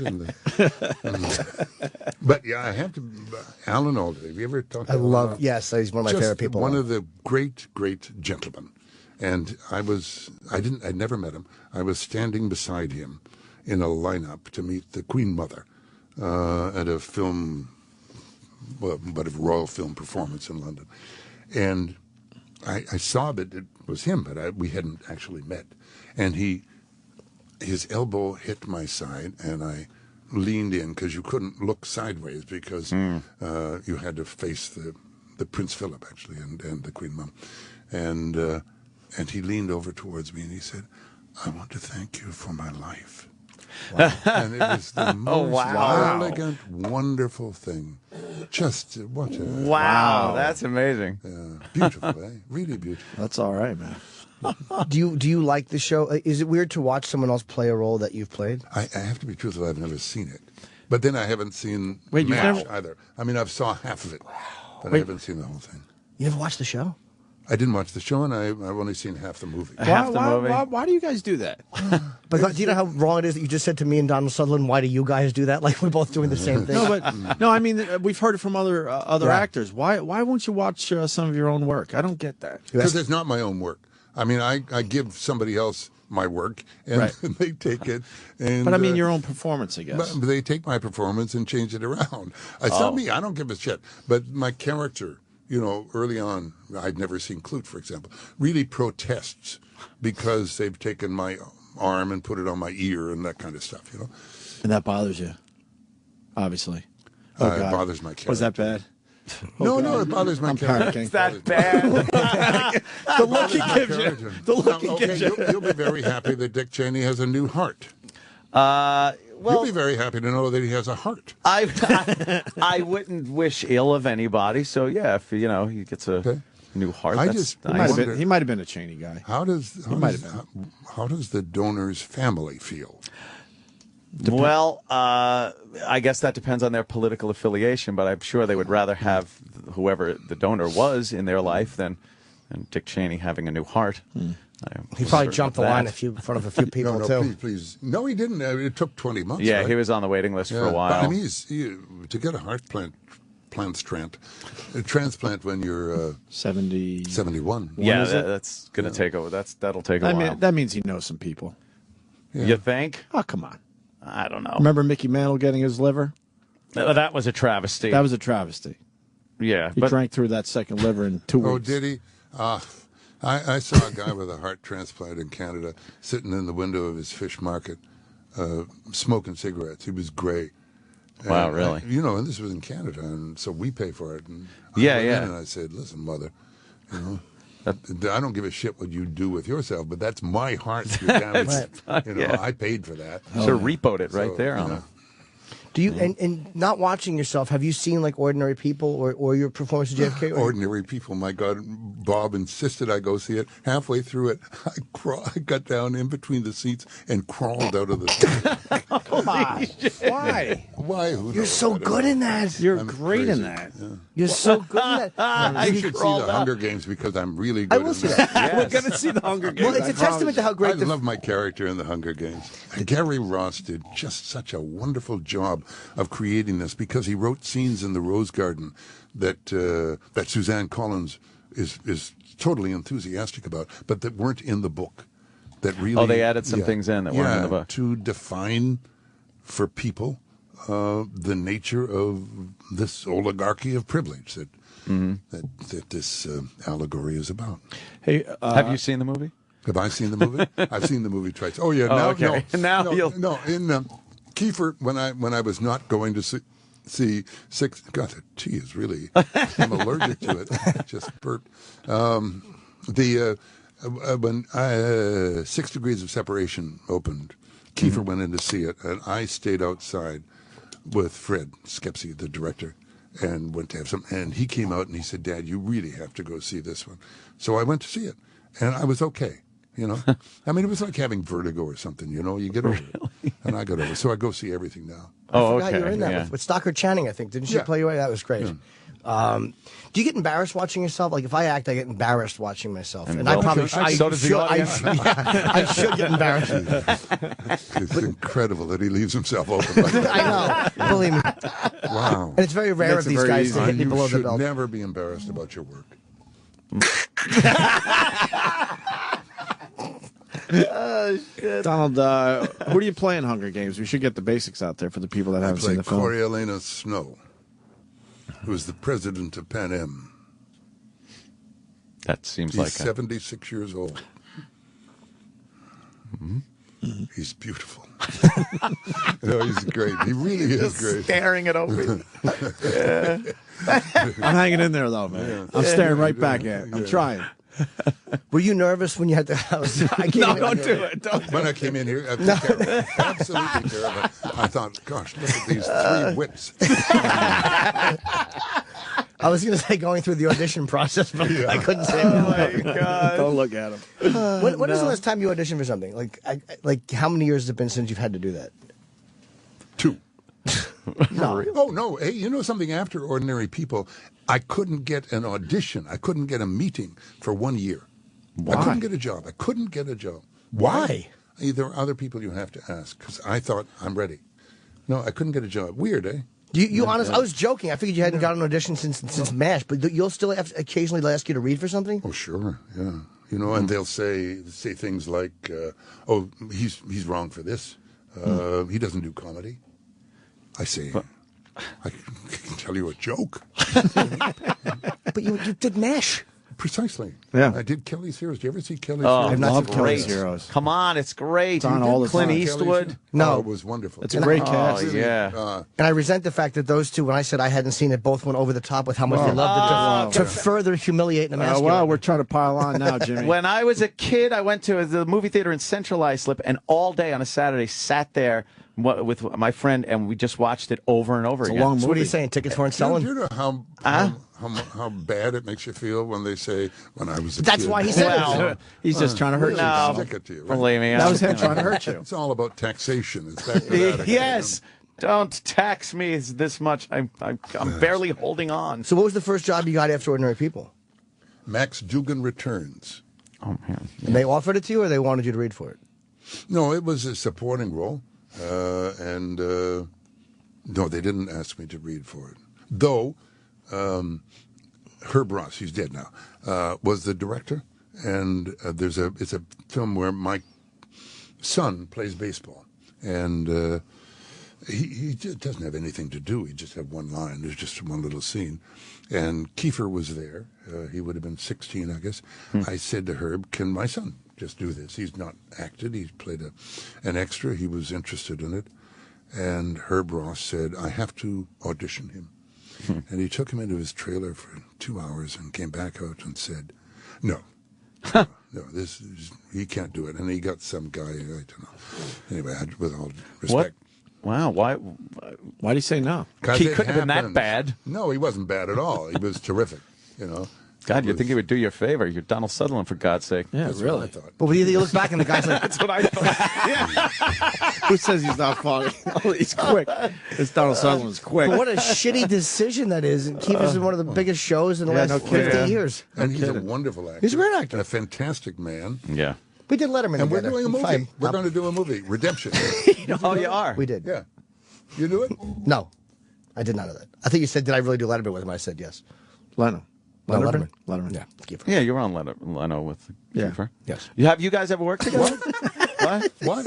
No, I He's, said. he's trying to brag, is what he's trying to do. Yeah, he is Mr. trying to Sutherland. brag to you. He's trying to brag. Well, I remember when Kiefer came off, he did his segment first, and he had said that Donald, I think he said, had never won an Oscar, and I was shocked by that. I was I shocked. couldn't win an Oscar.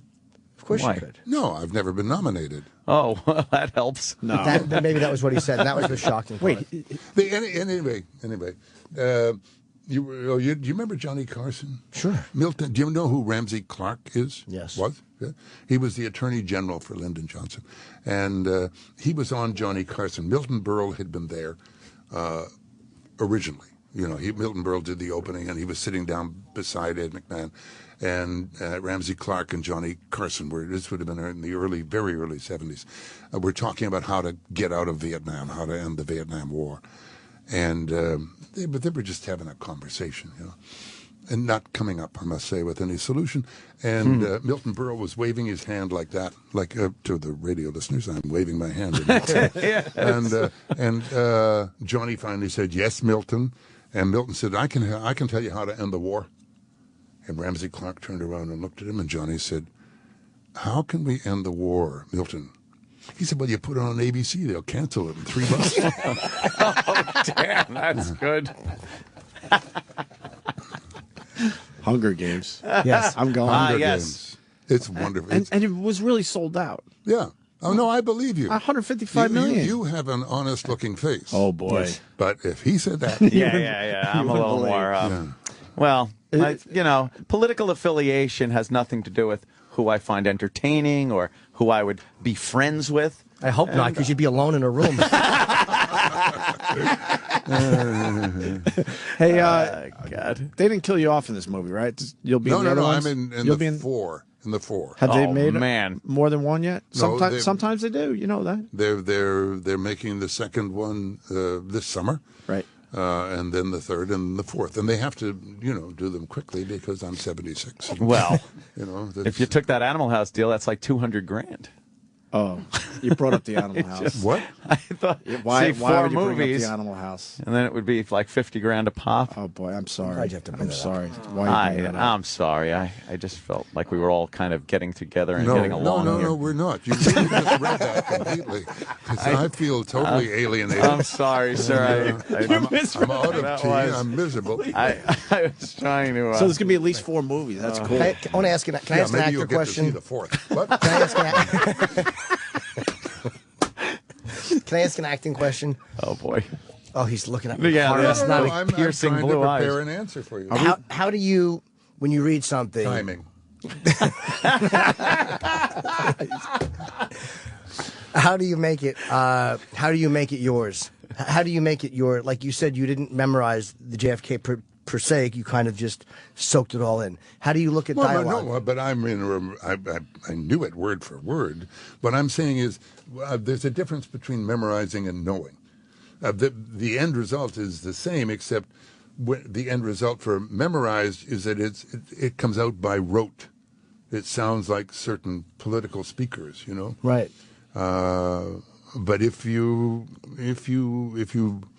know it, then it just sounds as if you're talking, like I'm talking to you, as opposed to reading off the teleprompter. And that comes from just absolutely going over it and Yeah, getting it so that it's an integral part of you. Yeah. Are you an actor? I'm a comedian. I do a little bit of acting, but my acting is, let's be honest, it's okay. Well, but okay is good. I thought you were going to say it was terrible. I should have.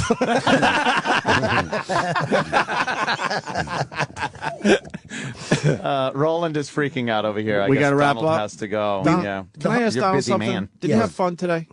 Did I have fun here? Yeah. Oh, I'm I need so to know. happy it's finished. I actually had a wonderful time. Yeah? Yeah, two of you are really terrific. But it's him is the one you don't like. Of course it is. He's the problem. Yeah. Yeah. I enjoyed the hell out of this. Yeah, we loved you. Yeah, Donald. And the Hunger Games is in theaters now, and obviously we're absolutely going to go see You don't it. need a lot of help from us promoting I know. it. I don't but, even know why you're here. You could have taken this hour off. You don't need to promote I this. flew in from Los Angeles last night. I fly back this afternoon. Wow. And as to your question of you don't know why I'm here, I don't know why. I don't know why. And he's rolling his own luggage. It's very I know. confusing. Yeah. We're very confused by this Donald. That really Sutherland. was a great entrance. He just walked by and gave us the finger and left his luggage there. You're an odd man. We're not here. I'll never wash that finger. Okay, goodbye, everybody. All right, thank you, Donald Thank Sutherland. Hunger Games, obviously in theaters now. I should have signed my little murder. Sirius XM. And now, the Opie and Anthony Show. It's almost time to go home. It's almost time to go home. It's almost time to go home. It's almost time to go home. It's almost time to go home. It's almost time to go home. It's almost time to go home. It's almost time to go home. Donald Sutherland in studio today. Oh my God, That was great. I got to tell you, one of my favorite interviews of all time. Yeah, he was. Just in general, it was just an amazing experience. I First of all, fucking loved it. He's a legend, so having him in here is really cool. And then he's such a sarcastic. When you figure that out, at first I was gulping. I was like, why did I say that? And then you realize he's just a sarcastic son of a bitch with quick comedic Funny, timing. man. Yep. Oh, I love that. Very God. funny. That was cool. I'm gotta- glad, because I loved his movies, and have him come in here and not be a dick is pretty cool. Because for me, it's very easy to bitch, obviously, but the other side of it, I fucking love today. That was that was good. I told my brother, because he goes, how cool is that? I go, dude, it just fucking, I go beyond. Yeah. Today's one of those days where I just fucking realize I love what I do. And I consider myself lucky. Yeah, that was very so cool. much fun. And he really had a good time. He just hung out for 10 minutes, by the way. He had another interview, and he just hung out during the whole break. He was spraying Jimmy with his cologne. With his cologne, yeah. And then, I don't know, they brought the cologne back in because Jimmy wants it now. I think Jimmy wants to steal it. I think he's trying to negotiate for the cologne right now. Oh, he'll put that up somewhere in his house. And then- Donald Sutherland's perfume. Well, then creepy Jimmy had to drink his tea that he left behind. Did he? Yeah, he drank his tea. The tea's right God. there. That's the tea that Donald Sutherland was drinking. Maybe he'll get the essence of Donald Sutherland, be able to act better. You never know. Part of Donald Sutherland goes into Jimmy. That was pretty cool. And I was saying, it just amazes me when these guys come in, these huge, over-the-top, famous fucking people, and they don't see their own work. They haven't seen MASH. You think he actually did, but it's cool to say he didn't? No, he seems too. I believe him. He's at the point he So doesn't have weird. to lie for anything. What else to did anybody. he see? He didn't see Ordinary People? No, because he said that Kiefer, after he said it on the air, 6 Degrees of Separation. Yeah, Kiefer yeah. said, "You got to see this one, Dad," and then he went and saw it, and he's seen those since. But no, I believe him. He's probably one of those guys that just. Spencer Tracy was like that.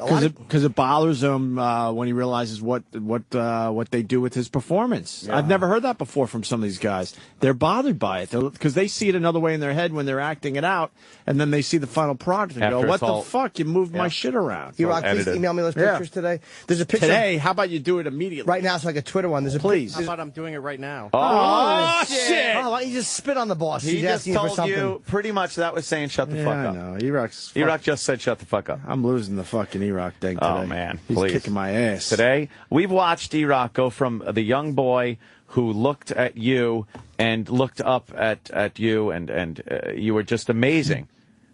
Yeah, I am. And now, what? But now we're looking not like amazing? now. What happened? Now he's reached those teen years where he's rebelling against you, and But behind the scenes, I've told Erock all I ever wanted from this kid was for him to fight back. That's all I ever wanted. And well, now he is. Now look at what you got. And now I wish I'd never told him that. Fucking created a monster. He's kicking my ass. Is he on Twitter, Sutherland? I don't know. He came. He had a great time, And that was Yeah, we were yeah. off air when he was signing stuff. And then I asked him, like, what was the cologne? I forget, some French name. Yeah. So he fucking goes into his luggage. They're waiting for him to go to other press. He goes into his luggage and gets it. And he calls me back in and sits there and sprays me with his cologne. Right. And then he sprayed some on his neck. And You're not gonna shower for a couple days. I right? wouldn't have anyway, so now my balls will still stink. But I'll still wash my balls. Yeah, wash your balls. Keep that neck not washed. I want to smell Donald Sutherland for a few days. Donald Sutherland sprayed me with cologne. Yeah. Oh, by the Great way, days. I was too scared to say it. A lot of people did the math. He lost out on $2.8 million. The Animal House. 2.8. Yeah. Jesus. And he made $50,000. Yeah, 50 grand. I think it was 50 grand for his day's work. That's his day's work. And he could have made. Oh, you're 2.8. going to pay me my day's pay? What? Wow. What? Truth is on your side, Bubba. And that's a day's pay in 1978 was 50K. Yeah, yeah. That's a lot of fucking money in Sure. I bet you the 2.8 is higher. It probably is, because and he'd probably would- still be getting, like, every so often, here's your Animal House Oh, check, God, sir. yeah. It's much higher. He lost a lot of money, but I mean, he's probably made so much since then. Oh, you think? Yeah. Being Donald Sutherland. Yeah. And with this movie. Is there any little murders there? You can't find that, right? I bet you on YouTube there's none of it. He was so fucking great. He only had one scene. He plays a preacher. Why'd you bring that movie in for him to sign? That's weird. Because it's such Out of everything he's done. I see you did bring in your JFK. I brought in the disc. I didn't have the box because Little Murders is one of my favorite Sutherland performers. Otto turned me on to it years ago, and he's so.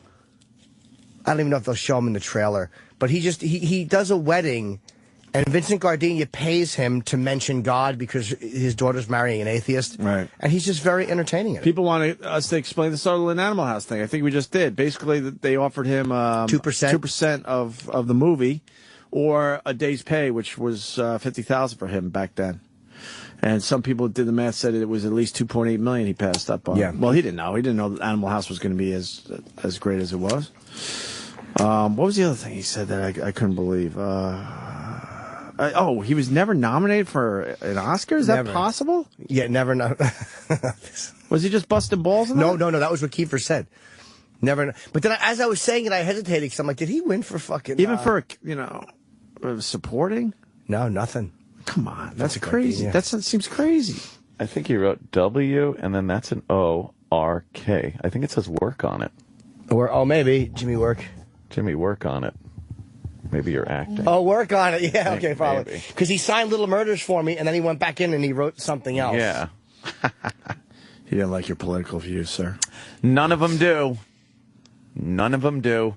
But he's, Hollywood fucking elite. He's one of the royalty. He really is. I give him a pass on anything. There's no actor in Hollywood he couldn't be comfortable with. Like, he worked, they listed who he worked with he's worked with Brando, obviously De Niro, Sarandon, Mary Tyler Moore, Will Smith, Oliver Stone, Michael Douglas, Hoffman, Freeman, Clint Eastwood. Like, there's nobody. Oh, there he is. Oh, he's so great. The only one he'd be. That's so cool. Mm-hmm. Oh my God. The only one he'd be in line with, like with Alan Alda, standing in a line, would be to meet the Queen. They're all just like fucking amazing actors. Thank you for my life. Thank you for my life. Don't we have stories like that? Yeah. Just like that, right? We're on line at Starbucks. Right. We were ready to meet Sting, and we run into Danny Bonaducci.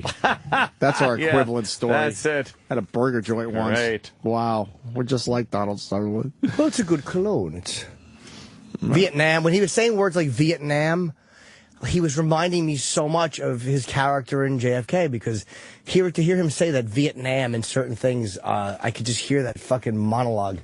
Fuck, was he good, man. That was fun, man. I really enjoyed the hell out of that. Yeah. Why don't we get the fuck out of here? I'm so happy he had fun, too. Jimmy Caroline's right. sold out, probably? No, but it is selling very well. Thursday, Friday, Saturday, Sunday. 212-757-4100. Nice. For tickets. And I'm going to Washington, D.C. in a couple weeks. First gigs ever Washington at the D.C. Improv, which will be the 12th through the 14th of April. April 12th through 14th, I'll be at D.C. at the improvisation. Why are we still here? Still on the air? Because I still have Donald Sutherland fever. Oh, my fucking Sutherland picture. I look like a fucking... A what? I don't know. Hot stud with a V? Dope. With a good body. Fuck yeah, man. That body looks pretty smoking in that picture. Look at this stupid fucking picture. You agree, Sam? Oh, yeah. All right, let's calm down.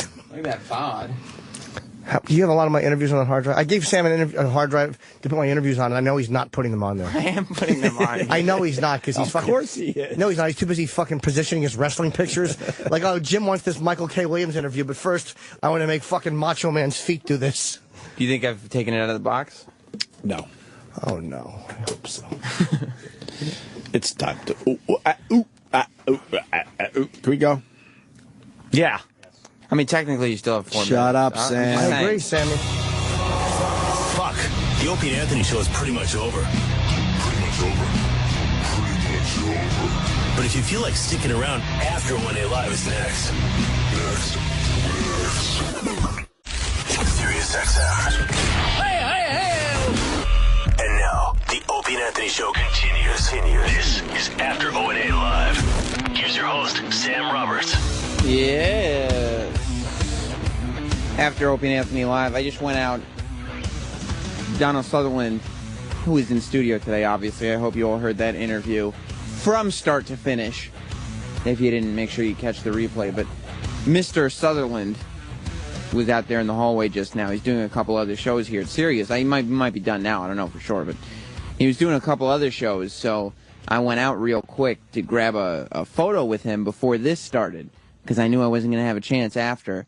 And, I went up to him after he got out of the studio and said, hey, Mr. Sutherland, would you mind taking another picture? And, would you mind terribly? And he gave me this look like, did you just step in shit?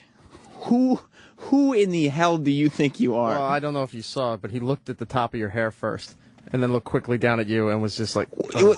Well, listen, Sutherland, you don't exactly have traditional grown man hair either. He came in here with... But he's earned it. Well, so how long do I have to take before I've earned it? He's always had long hair since he was young. Yes, but the full beard and the Santa Claus kind of long wavy hair. I guess he has a certain degree of skill that I simply don't possess. So in that respect, even when he was young, he was still good at what he does, which I'm still working on as we speak. When you get older, you can rock whatever look you want, and no one's going to give you shit over it. And then they'll look at the old pictures of me and be like, oh, that makes sense, because that's his look. But now it just doesn't work. But yeah, he was a hilarious guest, just because I love when somebody like that comes in here, like a Donald Sutherland, who is Hollywood royalty. So right away, it's like Opie, Anthony, Jim, like, they're a little off their game because they got to figure out how to read him before the interview really gets going. Because, this is a guy who they don't want to upset. They want to make sure that they're going with his vibe, whatever that is, and, just reading the situation. With some other people that come in here, it's a who gives a fuck parade. It doesn't matter what their vibe is. It doesn't matter what they think, because Opie and Anthony know they're bigger than those celebrities are anyway. I mean, they thought that with The Rock at one point and were wrong, but more often than not, they're right. They come in here and, it's like, if so-and-so is on his way in here, we really don't have to do anything special. We'll just be ourselves, and he will vibe with what our show is. When someone like Donald Sutherland comes in here, you are now vibing with him. And so when he came in here and the quest to figure out whether he was pissed or sarcastic for the first, 10 minutes or so of the interview was just hilarious. And I know that Opie, Anthony, and Jim, especially Opie, also just bathe in that awkwardness and just love it. But I think based on the read that I got from him, he had a great time in here. He did. You could tell, right? Yeah. Because it was just not a traditional radio interview, and they were acknowledging, like when he took a shot at them, they weren't going, oh, Donald, and moving on to the next thing. Like, they were like, okay, let's swim in this for a little while. And that's what you don't get on radio. That's what makes the Opie and Anthony show very, very special.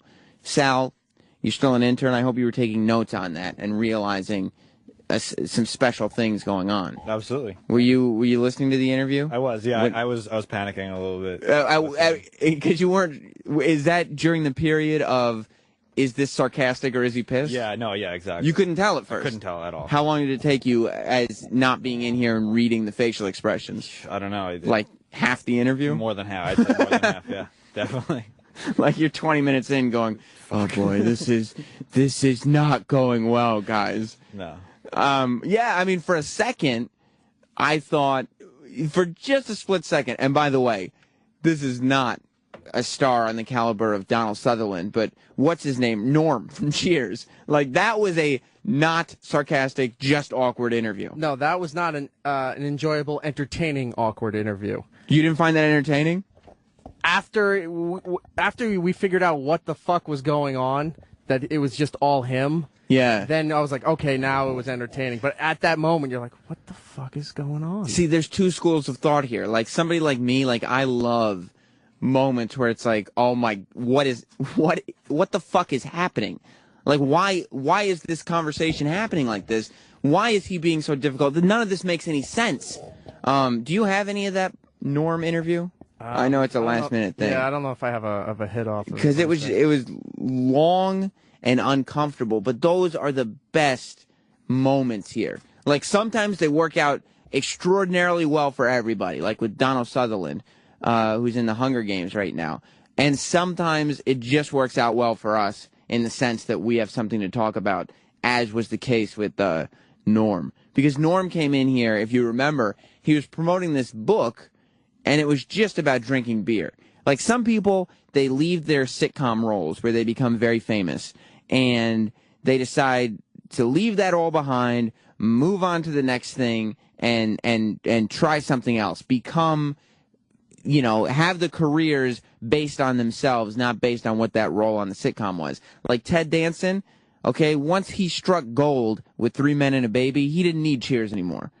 And then he put blackface on, so he left it all behind. You know what I mean? I think that doesn't sound right. What? I think he went back to Cheers, didn't he? He did 2 movies and went back to Cheers. I mean, I thought it kind of peaked at 3 Men and a Baby. Was that not? I think it peaked at Becker. Becker, yeah, that's true. And then he went back to TV. And Becker, hey, come on.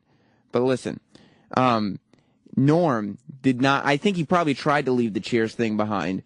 It wasn't working out. And so he wrote this book book, by the way, that would have probably been better had he released it while on Cheers. Right. Exactly. He might as well have written the book as Norm. Like, he might as well have written the book in character, not as this actor. What's his name? George Wendt. George Wendt. The book was... I didn't remember his name. The book was by the actor George Wendt, but it might as well have been written by Norm because it was just a book about beer, about different kinds of beer, about where you can get beer, about how you can prepare beer. So this would have been, you're right, this would have been better had it been written as Norm. Right. Like, look, Norm has written a book, and then George Wendt could come around promoting it and saying, yeah, I wrote the book as the character Norm. Like, that's a humiliating interview to have to sit down and say that I had to channel this character that somebody else wrote to write a book about beer. But it's not as humiliating as, yeah, I'm the actor who played this character, and now I'm writing about what this character is interested in. But I guess George Wendt is also interested in beer, because as the interview started, we start asking him questions about beer, and as I thought was a good question, asking him questions about whether or not he was an alcoholic. Because that's like, How dare you? If your passion in life is alcohol, you might be an alcoholic. Anthony Cumia has other passions in life. That wasn't a shot at Anthony. He's got tons of stuff going on. Alcohol is one of his passions, but that doesn't mean anything. He's not writing books about wine yet. So there's no reason to throw that. But when George Wendt came in here, yeah, we were like, especially Jim, he was like, hey, have you ever thought, are you an alcoholic? And I think that was the point where everything turned ugly. And that was actually ugly. Not like the great Donald Sutherland here, who just held us, not only the audience, but all of us in studio in the palm of his hand, thinking, is he being sarcastic or is this getting weird? For George Wendt, for Norm from Cheers, everybody was just spilling all over the place. Nobody was in anyone's palm. And there was never a question of, is he being sarcastic or did this just get ugly? It was just It was just an ugly day. Did we have a shorter clip of that? I'm looking. It kind of went on. Yeah. For when he started asking him about his alcoholism. That's where it started, right? I was right. Yeah, but then it goes on for a while where they try to weave in other subjects, and then it comes back into, like, there's a long pause, and up goes, "What's wrong, George?" I kind of want to hear a little bit of that. Can we find something? Hold on. Yeah. Let's just start it from a point and play it. And by the way, a lot of people are tweeting me about the Cleveland game. Oh, and maybe I will. I mean, people, speaking of Twitter, were tweeting me about SNL ripping me off again on Saturday. That was a rerun. But, yes, they did rerun the episode where they ripped me off, so maybe I'll talk about that. Also, as far as Cleveland goes, we don't have, the on sale. I don't think we're going to sell tickets, but we don't have all the venue information and the who, what, why, where, and when yet. But we are doing Cleveland. It'll be on the Friday before Jim's show at the end of the month in April. So I think it's the last Friday in April. We will be in Cleveland, so just leave that day clear on your calendar for now, and hopefully you'll get to see the show, because we got a lot of great stuff planned. Now, is that true? I don't know. I actually don't know if we have anything planned, but we should have something.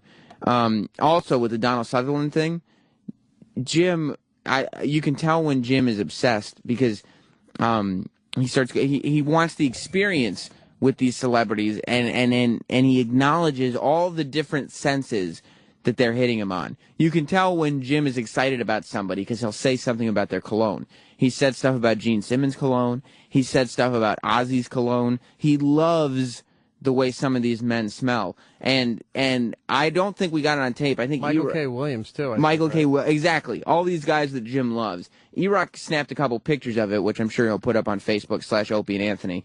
But Donald Sutherland, while we were on commercial break, was actually, like, after Jim said, "No, really, you smell amazing," he went into his luggage, he took out his cologne, and he gave Jim 2 spritz on either side of the neck. It was one of the most intimate things I've ever seen between a show host and a celebrity on that caliber.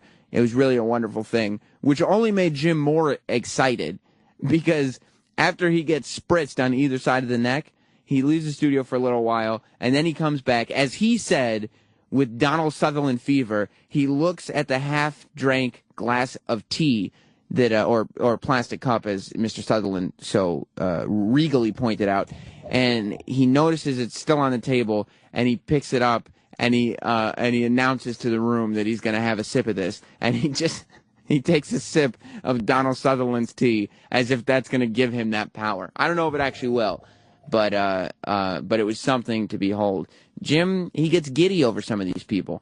I mean, he's got a lot of admiration for a guy like Donald Sutherland. I don't know who doesn't, but he gets giddy for these people. And so, yeah, he's going to want to experience the taste of Donald in the tea. He's going to want to experience the smell of Donald in the cologne. That's just a little weird. No, he likes all, I know he likes doing that, but I've never seen him drink somebody else's beverage after they left. Yeah, it may be the first time that we've noticed him experiencing the taste of a guest.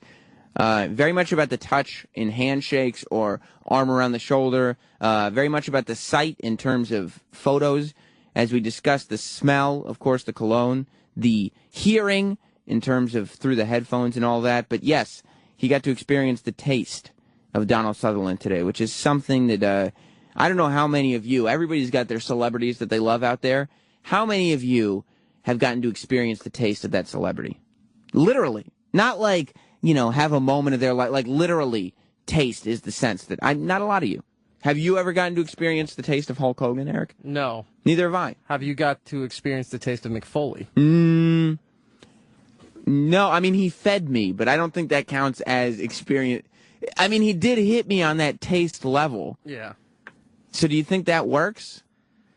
No, he's got to either taste the food through the spoon that he fed you with, right, or vice versa. I have to eat something after him, not from him. Like if you had a sandwich with him and you took a bite. Right. It would have to be like a peanut butter and jelly or like a chicken cutlet or something, because my tastes are very particular. No, it would be whatever he was eating. Well, if you catch him eating a chicken cutlet sandwich one day, let me know, and I will I'll have wave a you bite. over. Yeah, and say, Mick, save a bite for old Sammy boy. And I'll wave you over. Sam, it's going down now. Come Yeah. on. Mick, you put any hot sauce on that? I like hot sauce. I don't know. Did you grab that clip? Yeah, I have. It's not the what started it, but it's a part where Jim just goes, I need to go back to the drinking again. Yeah. Does this highlight the awkwardness of it? It doesn't have to be where it starts. I just want to feel the awkwardness of the George Wendt interview from when was this? 2 years ago? Hold on, this a year and a half from October of 2010. Okay, is so that right? No, sorry, May of 2010. May of 2010. So it was almost 2 years ago. And George Wendt came in to talk about his book about drinking. And that's what I want to have. I want the audience right now to feel that uncomfortableness. Is it in there? Will this do it for them, Erik? I believe so, because they keep going. He talks about how drinking was affecting his kids. And were you uncomfortable listening to it? At this point, I was just. I think I was just trying to understand what the hell was going on. Okay, that's good too. And then a little later, I'm like, I can't even focus on this. This is just too sad. There's nothing. Okay, here's a little bit from George Wendt on the Opie and Anthony show. So the drinking. I want to get back to the drinking. I like the fact that George was honest. He said he drinks every night.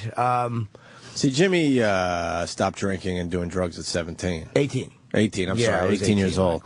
He knew he just couldn't do the drinking thing there, George. I was not a functional guy when I drank. Are you, as a guy who drinks every night, have you had gigs that kind of got messed up because of it? Like you're supposed to have a call at 6 and you get there at 8? Or No, I don't. When I say every night, it's not. That's if I'm left to my own devices, Right. If I have something, like for example, when my kids were in grade school, like I would only drink on weekends because, I had to hit the deck at 6:30 or something and, feed them, get them out the door, blah, blah, blah. Because they don't understand hangovers, right, George? That too. And then the night before, I was always like, now did you do homework? And, so, I was a lot more responsible. But now I'm just sort of sliding back into my, college days. Where you can kind of do what you want? Kinda, yeah, unless I have a gig. Does it feel good, or does it kind of feel like floating somewhere? It feels fine. I frankly, I wish I was busier, and then maybe I'd, probably, take care of myself a little better if I was busier. You mean eating better, or do you mean drinking less? Or just drinking less. Yeah. Yeah, well, I eat well. Are you probably why? Are you a vomiter? God, no. You mean vomiter From drinking? No. So you never throw it up? No. Yeah, I have. Yeah. Actually, I did it when a couple summers ago. My brother poisoned me. And you threw up? Yes. It was so frat boy. It was like, yeah. Are you a blackout drinker? No. No, you remember everything? Yeah. You have to make I used to make the phone calls. There's got to be some calls you make where you're like, what exactly? Where they call you back and you try to piece together the night before, but you have to act like, no, I remember that. No. No? So you drink every night a lot, but it hasn't really affected you that badly. Well, I don't know. I'm obviously grossly overweight. Maybe that's, could have something to do with it. Could be an effect, but no, other than that, I wouldn't say. No. Does the weight, is it something like, for me, it's sex. Eating is tough. I think eating and sex are very similar because you can't be abstinent. You know what I mean? You can not drink, you can not do drugs, but you can't not fuck, or you can't not be sexual, you can't not eat. So has it been something that's always been a struggle for you where you're like, all right, I kind of want to fix this, or, how do you kind of take that on? What? The weight, yeah. The weight? Just try to, exercise a lot. And if I, obviously I know how to lose weight. The hard part's keeping it off. So, it's kind of fun to lose weight, because it's all very active and, when are you going to do that? Yeah, you can do. Yeah, you can do it pretty easy. It's just because it's just like maybe several weeks, and it's like people are going, "Oh my God, you look fabulous!" Yeah, And then it just gets really boring. And it kind of motivates you to lose more for and then you go right back to. Yeah. Sounds like you need beer, George. I think that's what Jimmy's getting at. You need beer. No, George, kind of. You seem talking to you seem like a little. I know you're tired too because morning radio is a bitch. Yeah. But you seem a little bummed. A little bit. Yeah, slightly bummed. Jeez. I don't know. But, you know, maybe if we change the subject, maybe I wouldn't be. But okay, all right. But that's, you know, you can talk. You talk. Well, it's about hard to whatever you change want. the subject when the book is called Drinking Yeah, with I guess George. that's what kind of motivated me to talk about there, it. yeah, okay. Because it leads into the book, A Barstool Professional's Guide to Beer, Drinking with George. Yeah, that's kind Yeah, of. it's fun. Yeah, that's it. It's a laugh a minute. After O&A. I forgot how uncomfortable it was. I can't believe how bad that was. I told you it's long. Oh my! And how long was the interview total? Total 42 minutes. We talked to that poor man for 42 minutes. Well, you know what? The interview might be, I'd say maybe shave off 5-10 because we had Kenny come in afterwards.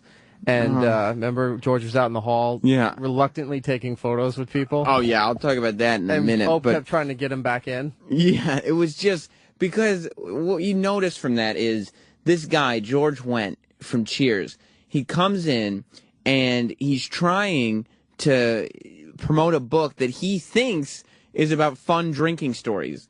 Like, I'm sure what he figures is, oh, yeah, when, you know, we have fun, we drink beer, blah, blah, blah, we go to the bar, guys watching sports, blah, blah, blah. Or, you know, like frat guys telling stories or whatever, just like drinking being fun. He had no idea that he was walking into the studio for an intervention. This was not a book about him coping with drinking. You know what I mean? This was not like him... And it was not a tell-all book. It was a fun facts about beer. That's all it was. It was in the humor section of the bookstore. It was in the humor section next to the Letterman top 10 list. And so he comes in and thinking, oh, we're just gonna, you know, me and the guys. This is a guy's show, obviously. So we're just gonna tell some fun drinking stories, not realizing that we're gonna be like, because I mean, I think that it's appropriate line of questioning. Because in my mind, I'm saying this guy sounds like an alcoholic, but I don't think he gets, you know, that gets said to him enough. That there's honest people in broadcasting that will say, you know, well, that will start asking him things like, you know, are you a blackout drunk? Do you vomit? Have you ever fucked up a gig because of drinking? And things like this that are just like, well, what's going on, guys? You're not asking me fun drunk stories. These are questions that an alcoholic gets asked. If I answer yes, and then he knew that too, that if he answers yes to too many of the questions, that's why he was like, no, it's never happened. No, not really, because he knows that that's the test. That if you answer yes to a certain amount of those questions, yeah, that means you're an alcoholic. That's how they figure it out. And yeah, and guess what? Nobody wants to hear an alcoholic who's an admitted alcoholic coming out with a book talking about his fun drinking stories, because now it's a problem. Now it's not the fun guy from Cheers anymore. It's the overweight man who's got a serious drinking problem. Yeah, then that's the book that you release after you've done rehab and cleaned up your life. Right. And it was just so sad. It's like a Motley Crue book or something. That was like a tell-all, blah, blah, blah. This was not a tell-all. This was not him. It was so sad when he said, well, I guess I wouldn't drink as much if I'd like to be a little more busy. Because it's just like, oh, he's not getting any work either, and he just had said that. And then Opie, Mr. Charming over here, I don't know if you guys caught that. I definitely caught it when George goes, you know, I exercise, and Opie said, when are you going to start doing that? It's just mean. Do you think George heard that? Well, he pretended not to, because in his head he goes, there's no way that this guy who's hosting the show that is interviewing me, there's no way that he could have just insensitively said, when are you going to start that? He must have said, it must be hard to start that. Because the question he answered was, it must be hard to start that, no? Yeah. As opposed to, when are you going to start that?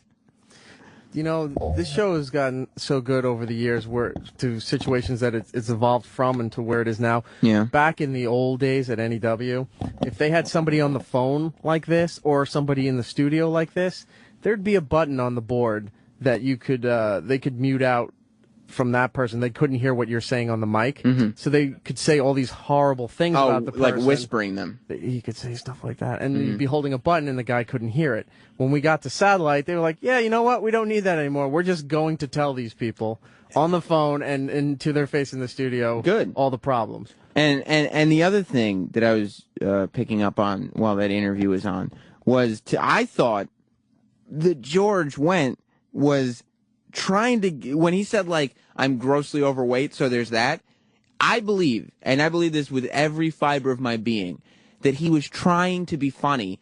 That was self-deprecating humor. And when the guys responded with silence, and it was almost like an Oprah interview, like, yeah, I see where that would be a problem. Like, you know what? Attack yourself so they'll stop attacking you. Right. And it didn't work. Like, that was sort of just like, because it wasn't an attack. He was just trying to get some humor across. And the guys decided, no, we're going to confront you, George Wendt. You have a problem. And the Opie and Anthony Show is where you come to get better. We, the Opie and Anthony Show, are SiriusXM's help net. We are the compassionate show that you can come to bring this out. Which is not what we are at all. But it's hilarious.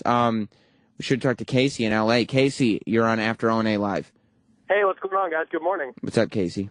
Hey, I just want to point out that at some point in the interview, you can literally just hear Opie going, it's like groaning in the background. Just because it is a difficult position to be sitting where Opie's sitting and realizing that for whatever reason, because of the line of questioning, because of whatever it is, that your guest has decided to completely clam up. And I mean, funny. Thanks, man. Yeah, it was hilarious because the reason in this scenario was that George Wendt was just not ready to be questioned on this. Like he just woke up and he walked from his hotel to here. Yeah, and he just wasn't in that frame of mind in his life. He was not at that point where he's ready to tackle the problem. To me, he struck me as somebody who probably is suffering from alcoholism, but he doesn't want to admit that. You know what I mean? And he knows that. He does admit it, but he doesn't want to do anything about it. Not only does he not want to do anything about it, he wants to write books about how great it is to be an alcoholic. He knows that somewhere in the back of his mind, he knows that he is suffering from alcoholism. In my mind, this is all what I took from listening to the interview, just like all of you. But in my mind, I see a guy who knows that he's an alcoholic, but he doesn't want to admit that. And so when that line of questioning is brought up, he clams up. It's uncomfortable. You know what I mean? Poor George. Poor George, indeed. Is he still alive? But that was I don't know. I'll look it up. Oh, and that's what we were going to talk about. And then, after the interview, I think it was me and Travis who decided we should get some George Wendt photos. Now, I didn't even watch Cheers. Okay? I don't care about Cheers. I became a fan of George Wendt because he's the guy from that awkward interview that O&A did. so that's why I wanted to get a picture with him, because I wanted to see what it would be like for somebody coming out of that experience to have one of the staffers ask for their photo. And it's probably the least happy celebrity photo I have. Like, is he faking the smile, but his eyes show he's sad? He's not even faking a smile. He's straight-faced. He's got one foot towards the door. He is ready to go. And I think Travis was the same way, that it just ready to go. And that's the whole difference. Like, that's why I wanted to hear that, because that's a truly awkward interview. Like, Donald Sutherland today, like, you thought it could get awkward, but he happens to be a guy who's hilarious. And that's why when we went outside and I asked for a picture with Donald Sutherland, he looked at me like I had stepped in shit, but he was goofing. He was being, because he's a quick-witted person. Whereas Norm from Cheers, not terribly quick-witted. Just a guy who's had a lot of shit handed to him, I guess. You remember, Travis. It's one of my favorite photos I have, and I did it for the exact same reason that you did. Forget about Cheers. This is the guy who had the most awkward interview on the show ever. First of all, I knew that there was no possible way I'd ever get another picture. Because he's not coming back on this show. Never coming back. And he's probably got cirrhosis of the liver or something. He's not going to be around that much longer. He just looks so depressed. Yeah. He came in. Did you hear, were you listening to that clip I played? Yeah. Did you hear when he said, well, I'm horribly overweight for one? Tell me I was wrong. Tell me he was trying to get away with some self-deprecating humor. I don't know what he was trying to do. And when Opie and Anthony and Jim met that with silence, it became just a thing that sat there. Fucked him up. It just became a fact. You know, it just became somebody struggling with what he's dealing with. He came in he looked like he rolled out of bed. Yeah, and that he was getting all fucked up the night before. Yeah. Oh yeah. Travis is finding the George Wendt photo. Favorite photo. He is alive. Oh, thank God. He's 64. God bless George Wendt. I mean, I guess he doesn't look that bad for 64. He's got a scowl on his face. Can you send that photo to Erik or just link it to the Opie and Anthony Facebook page? It's on Facebook.com/Opie and Anthony. You got to see this picture of Travis with George Wendt. I don't even know where mine is anymore. But I'll know what? I may have it on the hard drive. Okay. Yeah, put them up there because that was hilarious. Roland, you were with us when George Wendt was here, correct? No, I wasn't. That wasn't your booking? That wasn't, no. Did you hear the clip that we just played? No. I was into the Bruce channel. What's up? What goes on in your 10 mind? 10 o'clock, that channel changes in Roland's office. Nah, it changes before 10, but what goes on? That's true. What goes on in your mind when a guest interview is just going horribly? Like, you know what would be a good example for you? The Paris Hilton interview. What goes on in your mind when things have just taken a turn for the worse? I was like, great. I just got fucked in the ass by life. That's how you feel? Yeah. I was like, great. Let me just figure out how to get out of this fuckhole. Yeah. And it's still happening. It's not like it's not like when you do something, it's over. It still goes on. So it's as a time ticks, I hear click. Click. You're trying to figure out how to get out of getting fucked in the ass while you're still being thrusted into. Yeah, and then you have like 10 people shoot at you, and you have to answer questions right away. It's not like, can you give me a minute? If there's no give me a minute, it's like, what's this? You gotta do this. So. Well, luckily, in the case of George Wendt, there probably wasn't 10 people. Well, you probably had one person going, I gotta go. Yeah, it's just George. I think he was here by himself, right? Yeah, he walked right in by himself. He's not looking good in these photos. No, he looks terrible. The one in the studio, it looks like his whole face is just bloodshot. Yeah, he was having a big night. Well, and it was a rough morning for him. He just had to go through. He didn't know he was coming in for an intervention. He thought he was doing a fun guys show where they talk about drinking beers. He didn't realize this was like, George, well, you have a problem. We care. You're here because we love you. Yeah, but it wouldn't have been an intervention if he didn't come in looking like he was, bloated and hungover. Yeah. Yeah, I did ask his nephew, and his nephew went, oof. Who's his nephew? Jason Sudeikis. Really? That's George Wendt's nephew? Yeah. That's how Jason got started in Second City through his uncle. He probably keeps that information private. Yeah, well, we gotta get Jason Sudeikis on the show. Yeah, for fucking votes. Oh. I'll be honest. You gotta Where get the fuck's my votes?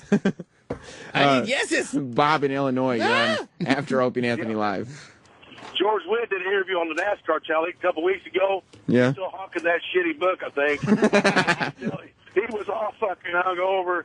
You could tell by his eye he was ready to die, poor guy. You want a Blu-ray there, Bob?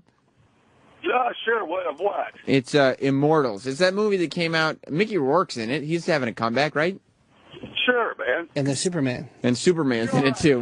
Henry Cavill. Comes with digital copy. What they said about you, Sam. You're all right. Thank you very much, Bob. I'm going to put you on hold. See, you give someone a $10 Blu-ray, you're all right. Yeah, exactly. Finally, I can get some compliments. All I need to do is give people things. Yeah, what's that? It's on the floor now. Yeah. I was looking at my brackets, Travis, because we're still doing this brackets thing, right? Oh yeah. Brackets is still on. Doesn't end, right? Somebody's really going to get $1,000, even though the show hosts are not involved whatsoever. Oh yeah, I think the company's contractually obligated. What a waste of money. Oh, I knew that. Yeah. Well, at least the Final Four's here. Well, I was looking shadowed by Tebow fever. I still got my champion team in Kentucky. Yeah, I took no. Or Kansas. Kansas. I took Kansas. We're not up to the Final Four. Yeah, next week is the Final Four. But we don't know the Final Four teams. Yes. What are the Final Four? Oh. Kentucky, Kansas. Yeah, there it is. I shot up to like 1,200, I think. I got to tell you guys something. Out of the Elite 8, I had 2 out of 8. That's 25%. In the Final Four, I'm out. That's it for me. I'm done. My Elite 8. Syracuse made it all the way to the Elite 8. But I had them going I would check mine, but I forgot my password and my username and how to do it. What was your team name? Dick in the ass. The real Dick in the ass. The Wasn't real it? Dick in the ass, yeah. Yeah. I mean, the Daniel Bryans are officially... The Daniel Bryans. The Daniel Bryans are officially out, unfortunately. But I guess, how are the B Sharps doing, Eric?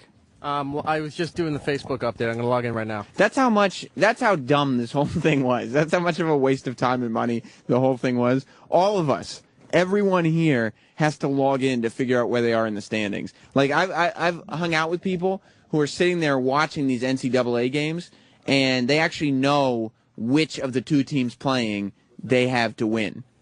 Like, I'll watch a game, and unless it's like Syracuse or something, I don't know which team I have winning. Wow. I have what number are you?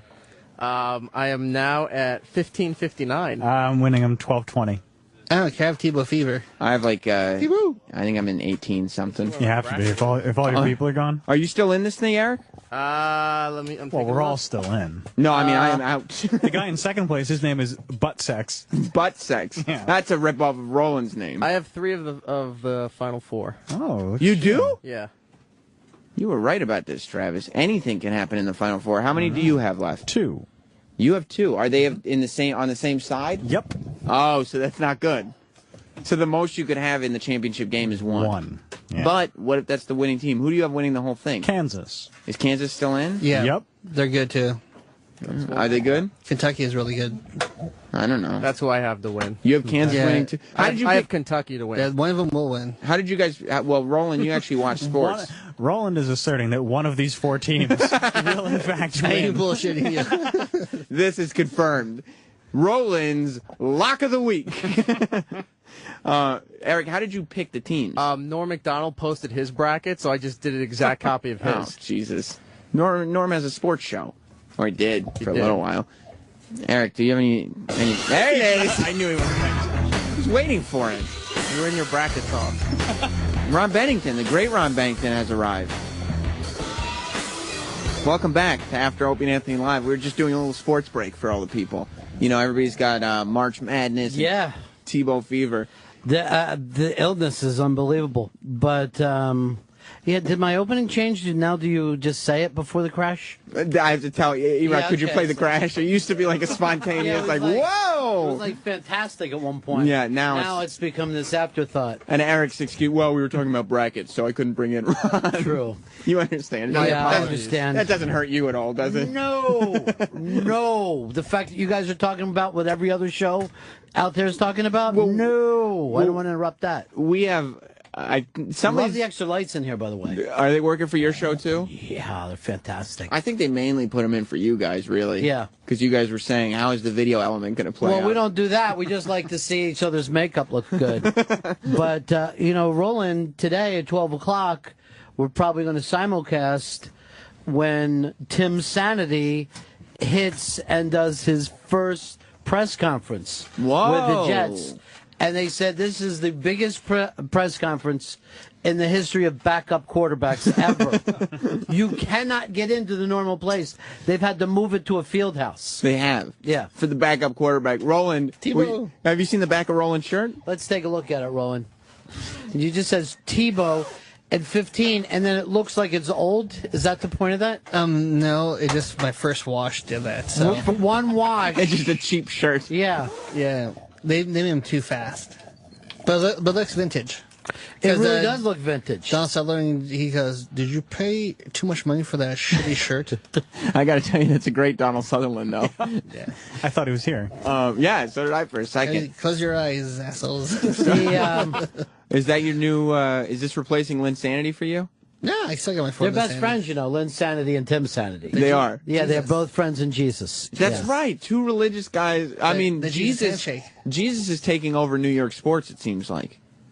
Hopefully, yes, except for he's not all that good right now. No. We really need some championships. Well, Carmelo Anthony, I think, kind of seems to have pushed a little of that Jesus out. Are you mad at Carmelo, Roland? Fuck him. Fuck him is what you say. Watch the language. I mean, it's one thing to be an XL channel, but let's just not do it for no reason at all. You're right. Now, by the way, Donald Sutherland has the biggest facial features of any human being I've ever seen in my life. And it only is accentuated by that giant beard. But he's got everything is just big on the guy.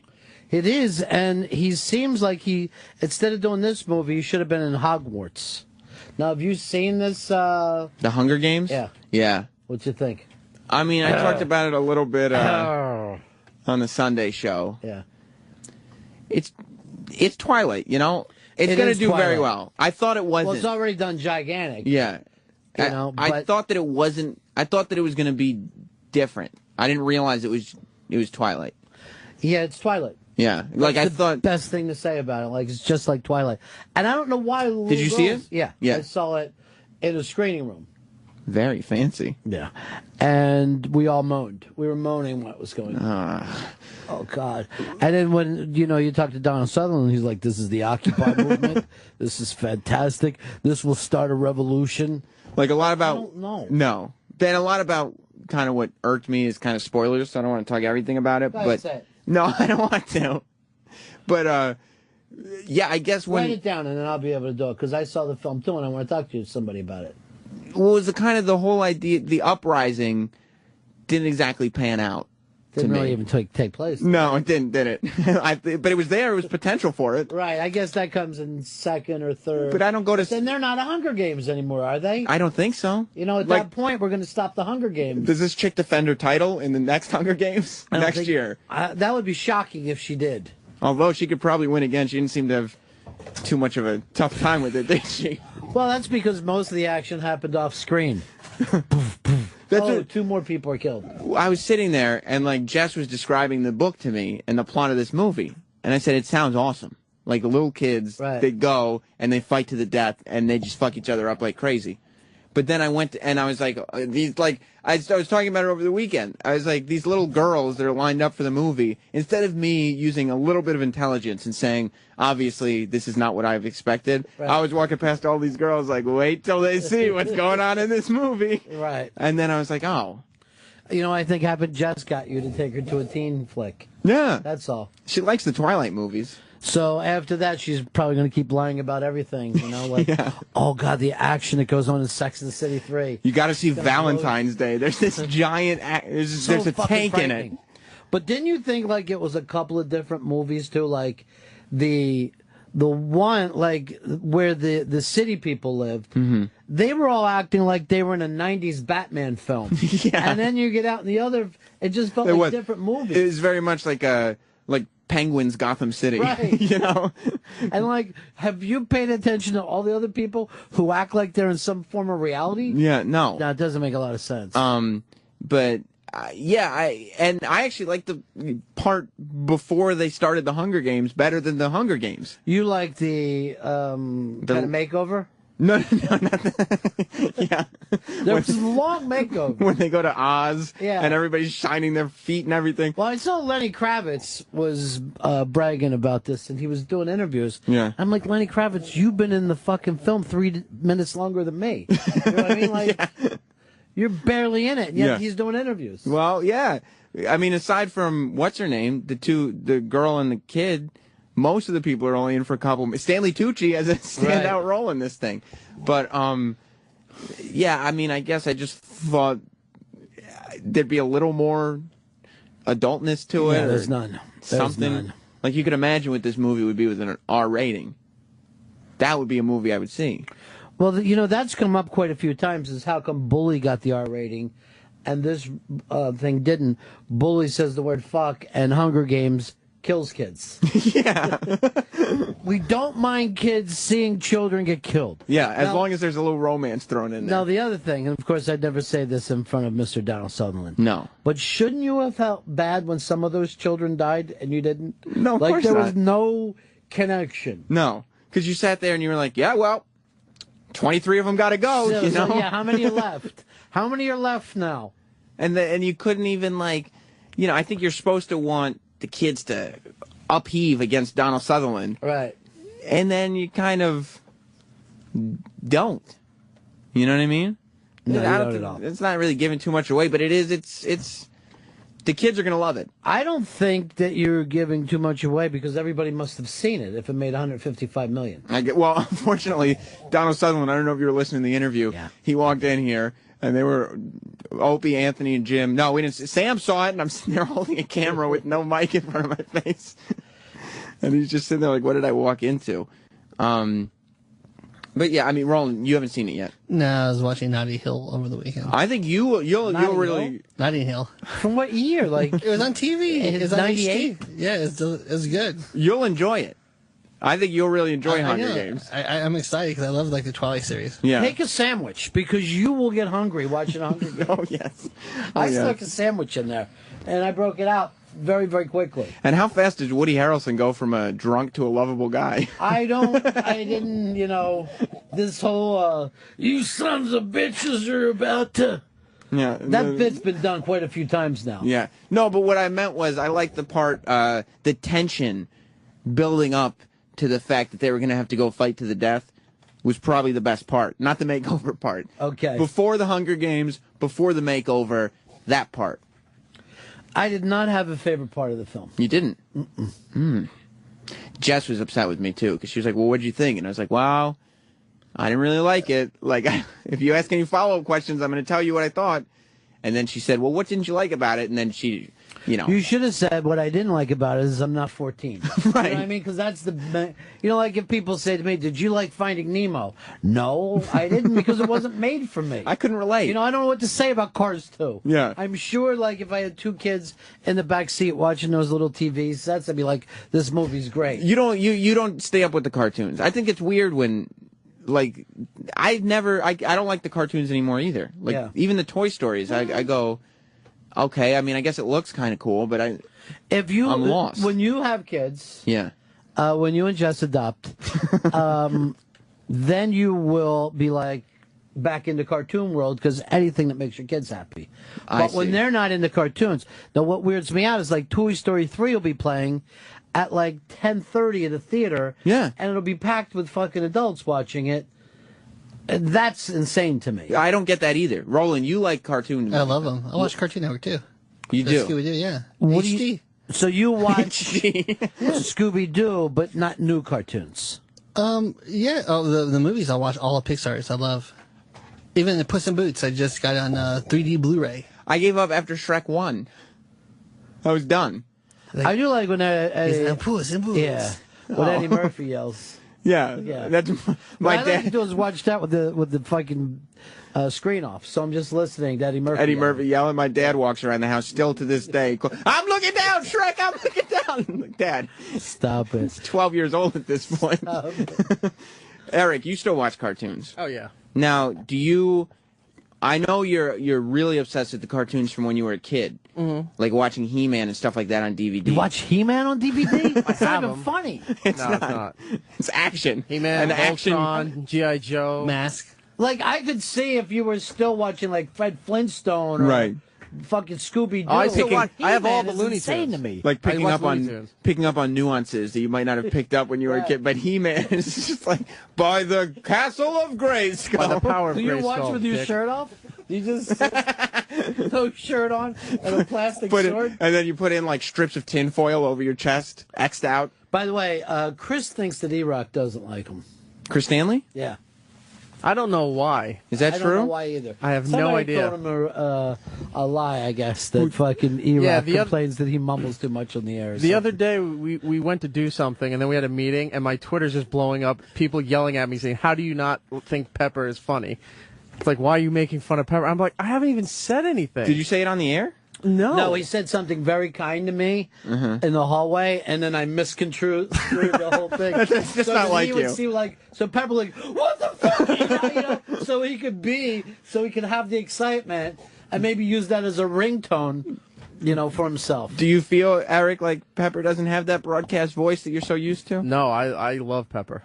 I think he's great on that show. He's the world's biggest. He said to me, he goes, Pepper's everything that Sam's not. What? What the fuck, E-Rock? Why the fuck would you say that? That's good. What the fuck is your problem? I did say that. Oh. Your voice started to crack there. You can't sound that fucking tough. I know. I mean, that's why I don't You should like the Hunger Games. Oh, shit. Yeah, fuck. But you do, so. Oh. That was a fat joke, Roland. It was? Was it? I didn't. I mean, It wasn't intended to be. By the way, Roland's killing it on Kenny Powers this season. Just fucking destroying as Kenny's half-brother. I haven't watched this season, but I'm assuming there's a character that... I cannot... I think next week is the finale, and I'm going to miss this fucking thing like it was an old girlfriend. Is it still holding up? Oh, God, yes. It was season... I stopped, in season 2. Why? I don't How can know. It's not perfection. I don't know. I mean, it's good. I never stopped liking it, but it was just like, all right, I think I've seen it. No, it's every season's different. Yeah. They're in Myrtle this year. It's unbelievable. Yeah, I would imagine. I'm glad Danny McBride has that going for him. I don't like the movies that he did. Like, he hasn't had a hit movie. Except that he's been that he was the star of, right. or that he was a part of? No, none of his vehicles have been hits. Okay, yeah. What are his vehicles then? Pineapple Express? But no, that wasn't amazing. His. But he was a bit player in that. He was like a breakout in it, but it wasn't his. He was a breakout. Like, I'd say he's featured. Your Highness, Drill Bit Taylor, yeah, did not do well, and I thought that was funny. By what? You mean the? I mean, critics, box office, whatever scale you want to use, it didn't do well. What else? Drill Bit Taylor did all right. I don't even remember it. So Owen Wilson, I'm gonna have the to, homeless guy. Yeah, I'm gonna have to disagree with you. Foot Fist Way he was good in, but I don't think the movie did well. That was his indie movie, and then the other one That's was what got him for the first time here. The Jesse Eisenberg movie, 30 minutes or less. Yeah. Social Network. Yeah, he was Spider-Man in that movie. No, him 30 minutes or less with Jesse Eisenberg. He didn't do anything for either of those two guys. I haven't seen that one. Nobody Aziz had. is that one. Yeah. I mean, I didn't see Do it. you feel bad Aziz hasn't taken off the way you want? No, I think. I can't feel bad for people for not having hit movies because, most of the people I know don't have hit movies. Yeah, but Kenny Powers has the option to have hit movies. Most people are so far away. Kenny Powers is right there. I feel like he's a step away from having a hit movie, and it just doesn't happen. Aziz, he's got Parks and Recreation, which is. I don't know. I love him on that. I guess that show's great. He was in Funny People too. Yeah, and he was good in Funny People. So what's your point? Aziz is not going to make it? No, I think Aziz is doing all right. Going. I think Aziz is doing all right. I think between Aziz and Kenny Powers, you'd rather have Kenny Powers' career. I don't know, because I think Kenny Powers is more like Aziz. Hold on. He writes it. He produces it. Will Ferrell calls him on the phone. Aziz is what? Fifth mic on the fucking Parks and Rec show? Yeah, but Aziz has... He's coming in tomorrow, so he's phenomenal. Then he is great. I'm sorry. He's fucking fantastic. But there's two things about Aziz. Number one, I feel like Danny McBride is not... He doesn't have that thing anymore where it's this guy could be a big star because he's got too many setbacks. Aziz still has this guy... could hit the next level at any moment. And all right, I'm going to agree now on Aziz because I found out he was coming in here. And I don't know if you know this or not, Ron. I do know it. Aziz hangs out with Jay-Z and Kanye West. I don't think Danny McBride can say that. Well, he hangs out with Will Ferrell. I would rather hang out with Jay-Z and Kanye West. Than Will Ferrell. That's because you're racist. That's I'd rather hang out with. It's You're not a racist racial against thing. Whitey. No. I'd rather hang out with Will Ferrell. One is better than both. Yes. All right. I never want to hang out with Kanye West. Yeah, just the fact that he's there means you don't want to hang out with Jay-Z anymore. I think Kanye wants you to talk to him. You go, hey, he goes, shut up. I would want to hang out with Kanye West all the time. I think that he's too moody, and he's going to act like you stole something of his. You know, and Jay-Z, I think he would be great until his fucking boys came around, and then I think that he'd find ways of picking on you. Oh, so once he'd have to be the cool guy. Be like, hey, check out Sam's hoodie, everybody. It looks stupid. Yeah, this shit looks dumb. He saw the Hunger Games. Sway saw me in the hallway today, yeah. And he said, he said hello, and then he said, watch out, man, I see you wearing that hoodie. Geraldo says you're going to get shot. Yeah, we're all safe. Was that why you wore it today? No, I'm just wearing a hoodie. I've worn this thing 100 times. Put it up over your head, though. And let's Rob Cross wears hoodies all the time. Yeah. See, if I were supporting, do I look more intimidating? It looks like you're supporting Opie. I don't know why Opie, and I tweeted something about it. He used to have, his group was the hoodies. I said that on Friday, too. That was my actual favorite thing that's ever happened on Twitter. The hoodies? Yeah. When Big A joined in and started wearing it, and the different people, I'm like, this is so great. If I were Opie, I'd be pissed this kid robbed him of his army. Like, You now should have said he's part of my stuff. yeah, like, yeah, you guys are all supporting me. The Million Opie March was going on in New York. But I don't know. I mean, Opie has not come out with a stance one way or the other. Fez has come out. I heard the big announcement on whether or not the hoodies stand by. Yeah, Rob Cross is devastated. He wears hoodies all the time. Does he wear a lot of them? Every day, almost. How's Fez doing, by the way? He seems like he's doing great. He kind of likes Roland, and Roland doesn't know it. He has a crush on Roland? If you were gay, would you be with Fez? If you were. Depends if he buys any food. Why not? Okay. Well, what's the gayest thing you've ever done? Have you done anything that approaches gay? The after show. Okay. So, yeah, this is gay. All of us are gay today. We've all been a little bit gay before. Why What not? time is Aziz coming in tomorrow, Roland? 9 o'clock. Or you might come in earlier with Shaq. If you get the opportunity, would you please just tell him that I thought he was so much better than Kenny Powers? Yes. And that I fucking stuck up for him 1,000,000%. Yes, I will. Well, on that note, we should let you continue on with your broadcast day. You guys are invited back if you want to be here for the Tebow announcements at noon. I know. Always feel free. I would love to. I won't know what he's talking about, but I'm sure Roland will celebrate with you. Yeah, we're probably going to have a bucket of beer down here, too. Ooh. Beer on ice. Just going crazy for the new Super Bowl for the Jets. Go. Tebow fever. Let's go, Jets, go. Well, stay tuned for that. It's all coming up on Ron and Fez. We'll be back with more of this tomorrow. Goodbye, everybody. The Opie and Anthony Show is now over. For real this time. Check out the O&A Show on Facebook at facebook.com/Opie and Anthony. And catch Opie and Anthony live Monday through Friday from 6 to 10 a.m. Eastern. Ron and Fez are next. Hey.